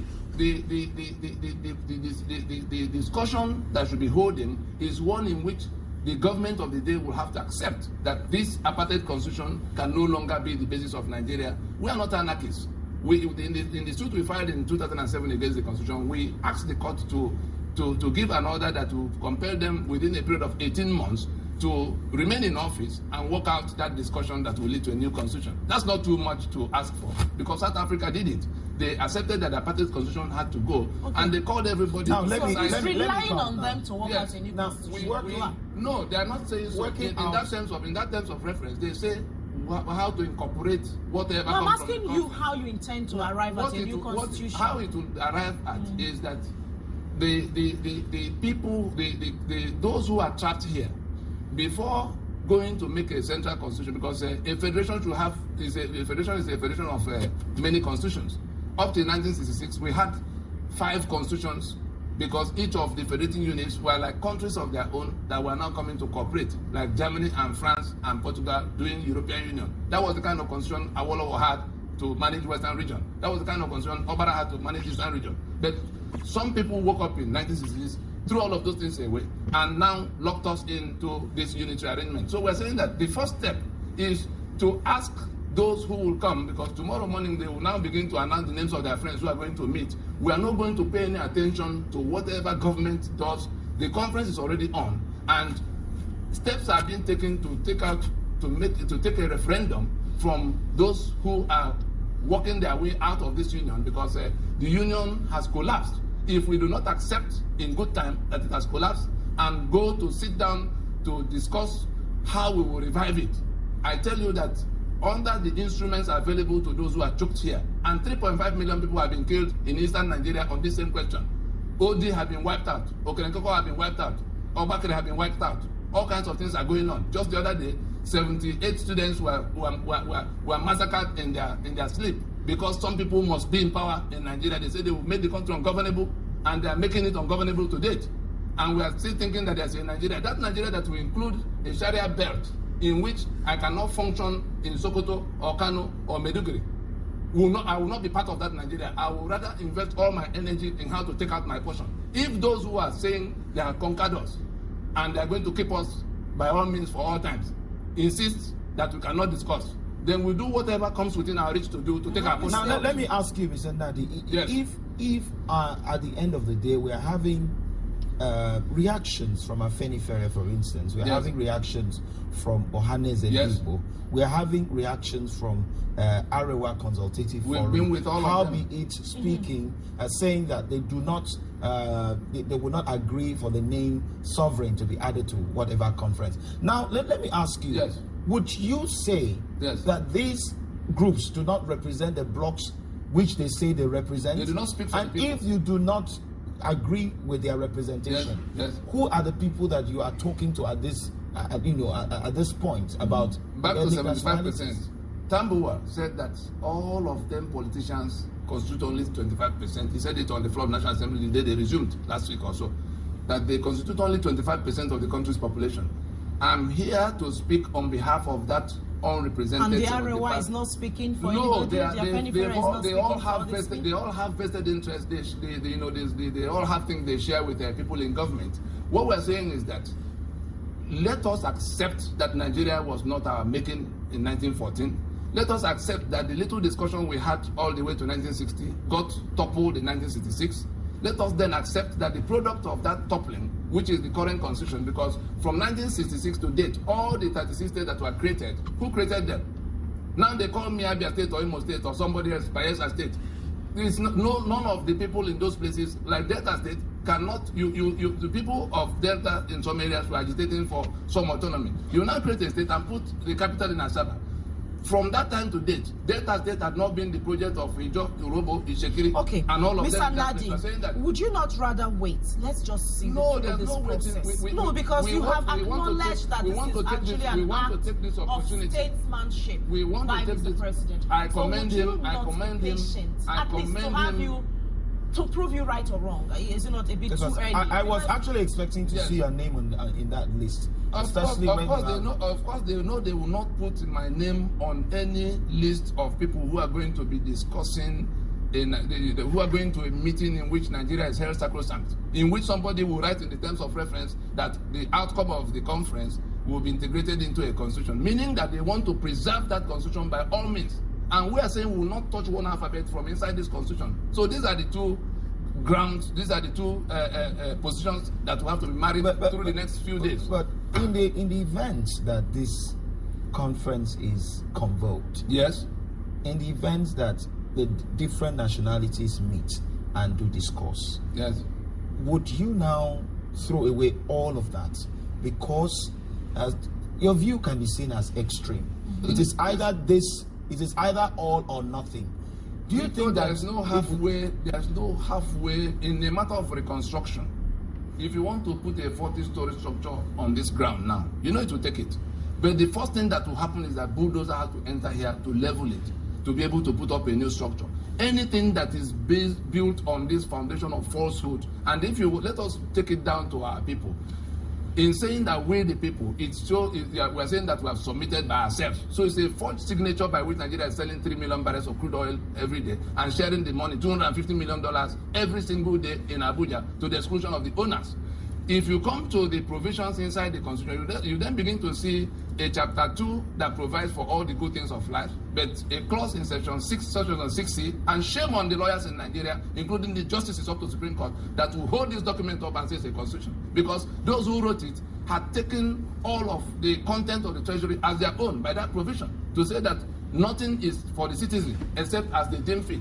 That is the unjust. So, Nadi, before we let you go on this segment, like Victor asked, and yes, it's the heart of the matter. The thing to do is to allow the ethnic nationalities and have this discussion without what you are saying, and this scales through. If somebody, what does that Abata held a conference, but Obasanjo held a conference. What happened to them? Because somebody sat in Abuja, like David Mark is sitting, to tell us that it is how they do it that we have to accept. What we're saying is that they must accept that sovereignty belongs to the people and let them organize themselves and send those who they will truly wish to discuss their future for them in a conference that will end in a referendum. Thank you, sir, for coming. Thank you very much, sir, for joining us this morning. Thank you. We have been speaking to Mr. Tony Nadi, who is the Secretary General of the Lower Niger Congress and the convener Movement for New Nigeria. Thank you once again. The story have never changed. It's the same thing. All the cosmetic measures being applied on Nigeria to make Nigeria, to get Nigeria going, is not working, because everything that is being done by the senators, by the members of the House, or even executive branch or the judiciary, they are all skirting around the fact that the foundation is faulty. Nigeria's foundation, rooted on 1999 Constitution, is a fraud, and you don't expect this fraud to fix itself. Nigeria needs a surgical operation. That's the only thing that will work.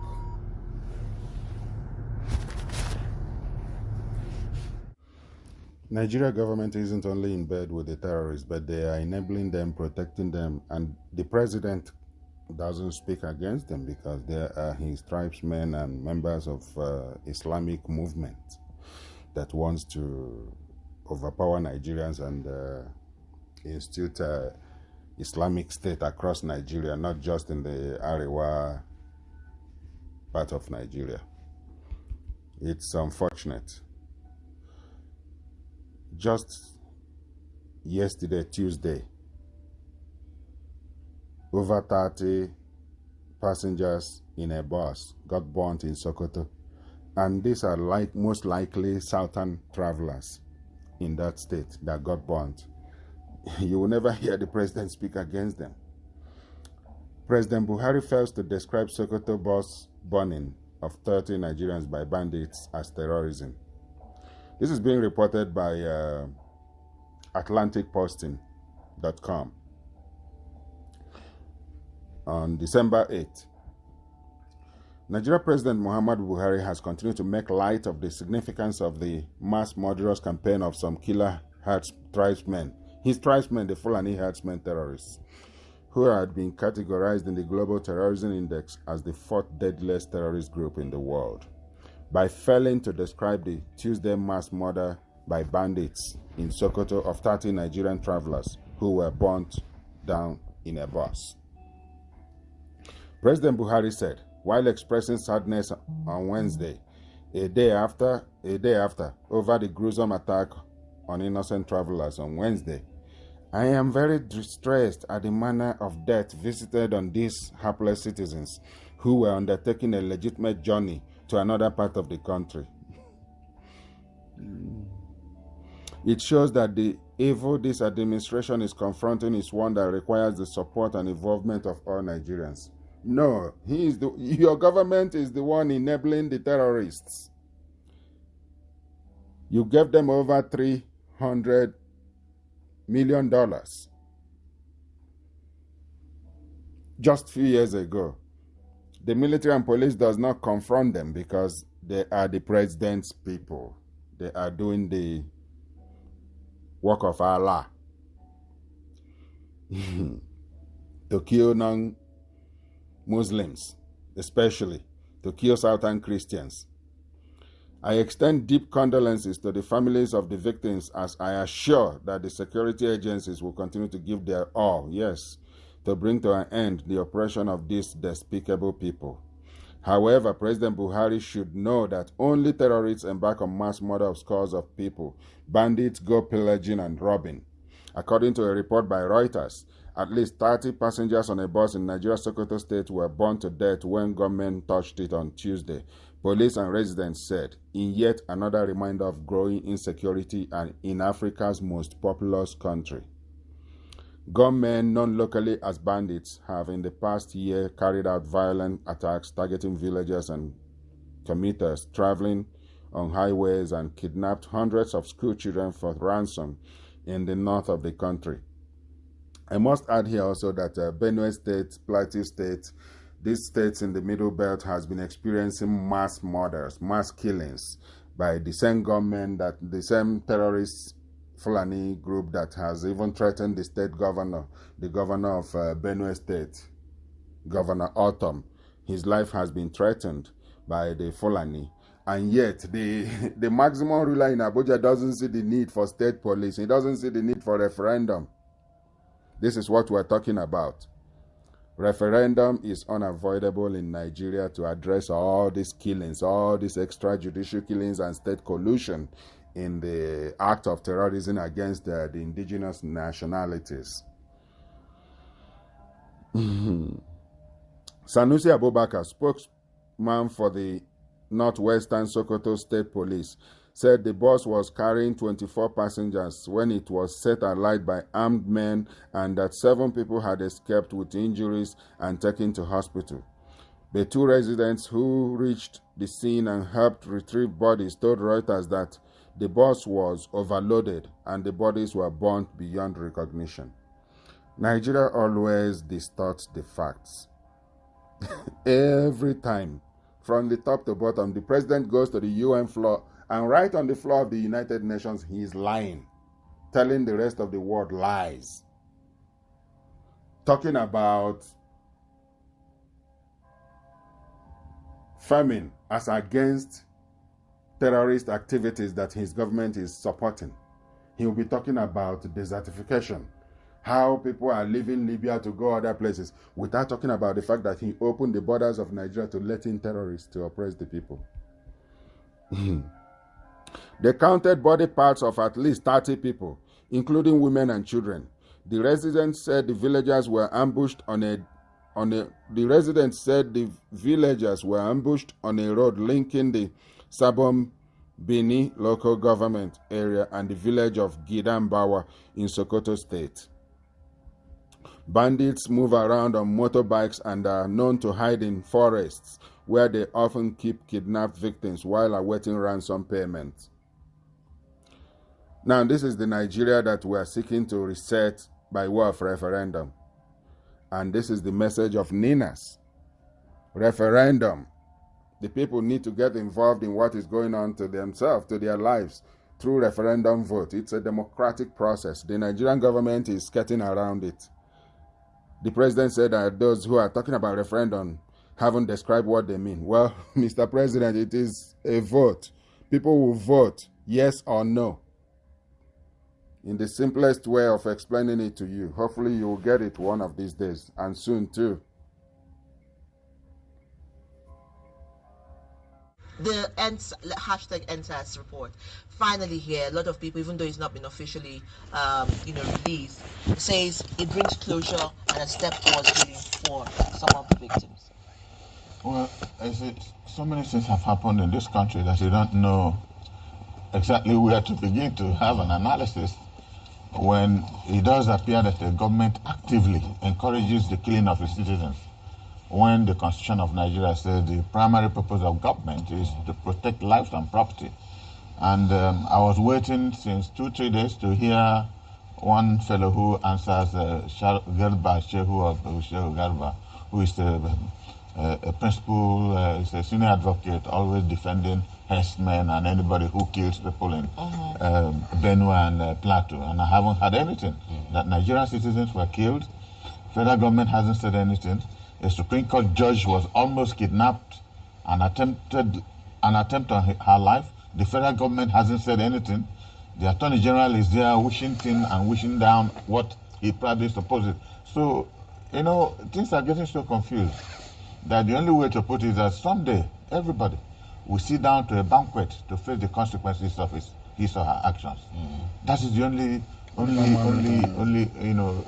preview, that no matter what it is, you must sit down at a banquet, either at God's judgment or even here on earth, to be able to answer the responsibility entrusted upon you by people, and you fail them. Because you are guilty of the good you never did, or you failed, deliberately not to do.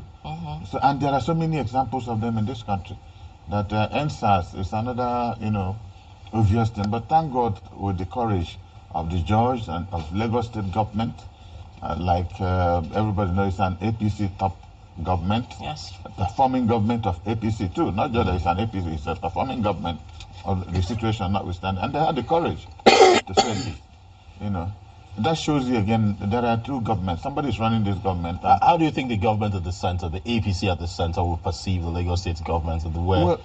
Because one would have expected, going by the way things are done in Nigeria, the pressure would have been mounted on by the Lagos State government on the panel, not to come out with this kind of report, which they came out with. Well, it is obvious, if you hadn't been back when I was here last, I did say that two people are running the government of Nigeria. It is now very clear.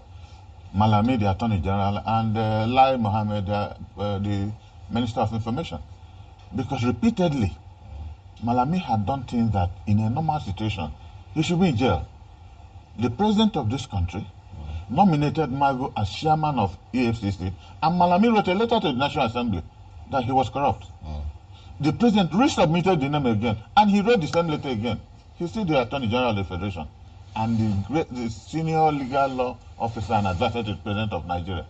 And look at what has happened with the $480 million.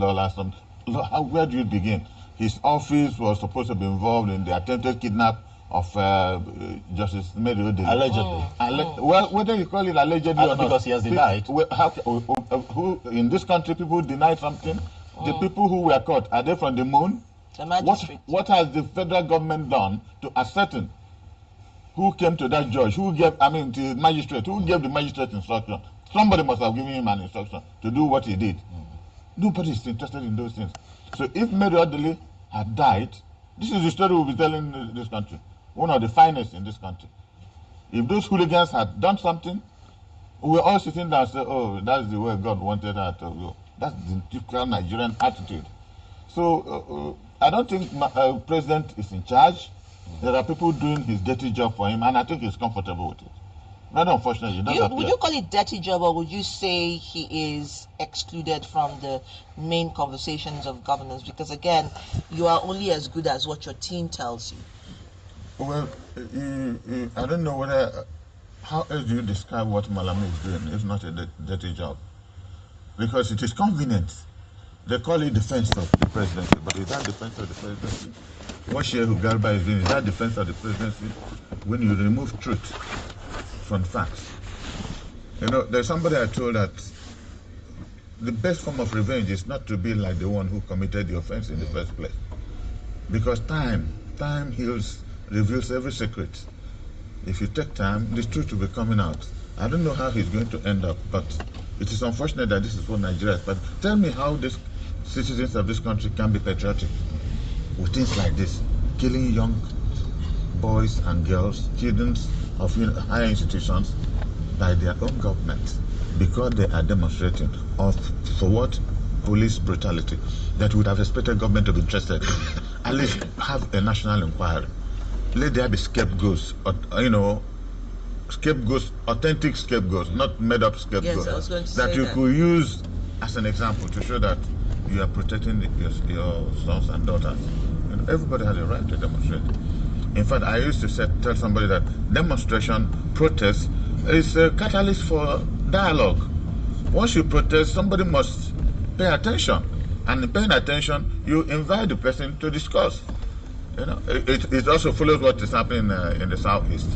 How can a young boy who was not born during the Civil War, in prison, languishing there, and Igbos religiously? In fact, somebody was telling me, a good friend of mine, was telling me that we should stop going to church on Sunday. Used to work and then go to church on Monday. Because the compliance Igbos have for Monday now is total. Nobody is interested. They tell you to hell with the money they will make on that day. Just to make a point. Whether that point they're making is positive or negative, they're not interested. But people like Fadam Baka has come out to refute that and say that it is causing more problems for the Southeast. I don't listen to anything Fadam Baka says. Since he started selling Chimaroke will die, that person will die. That is not the job of a priest. It's a fake priest for me. No person who is a child of God, not to talk of a priest, will say that somebody will die. That's not what the Bible tells us. So since that incident, Chimaroke is still in the Senate. He has not died. So why should I take him serious? He says anything he likes, you know, and there are people who are deceived. They call it adoration. I don't waste my time talking about such people. Absolutely not.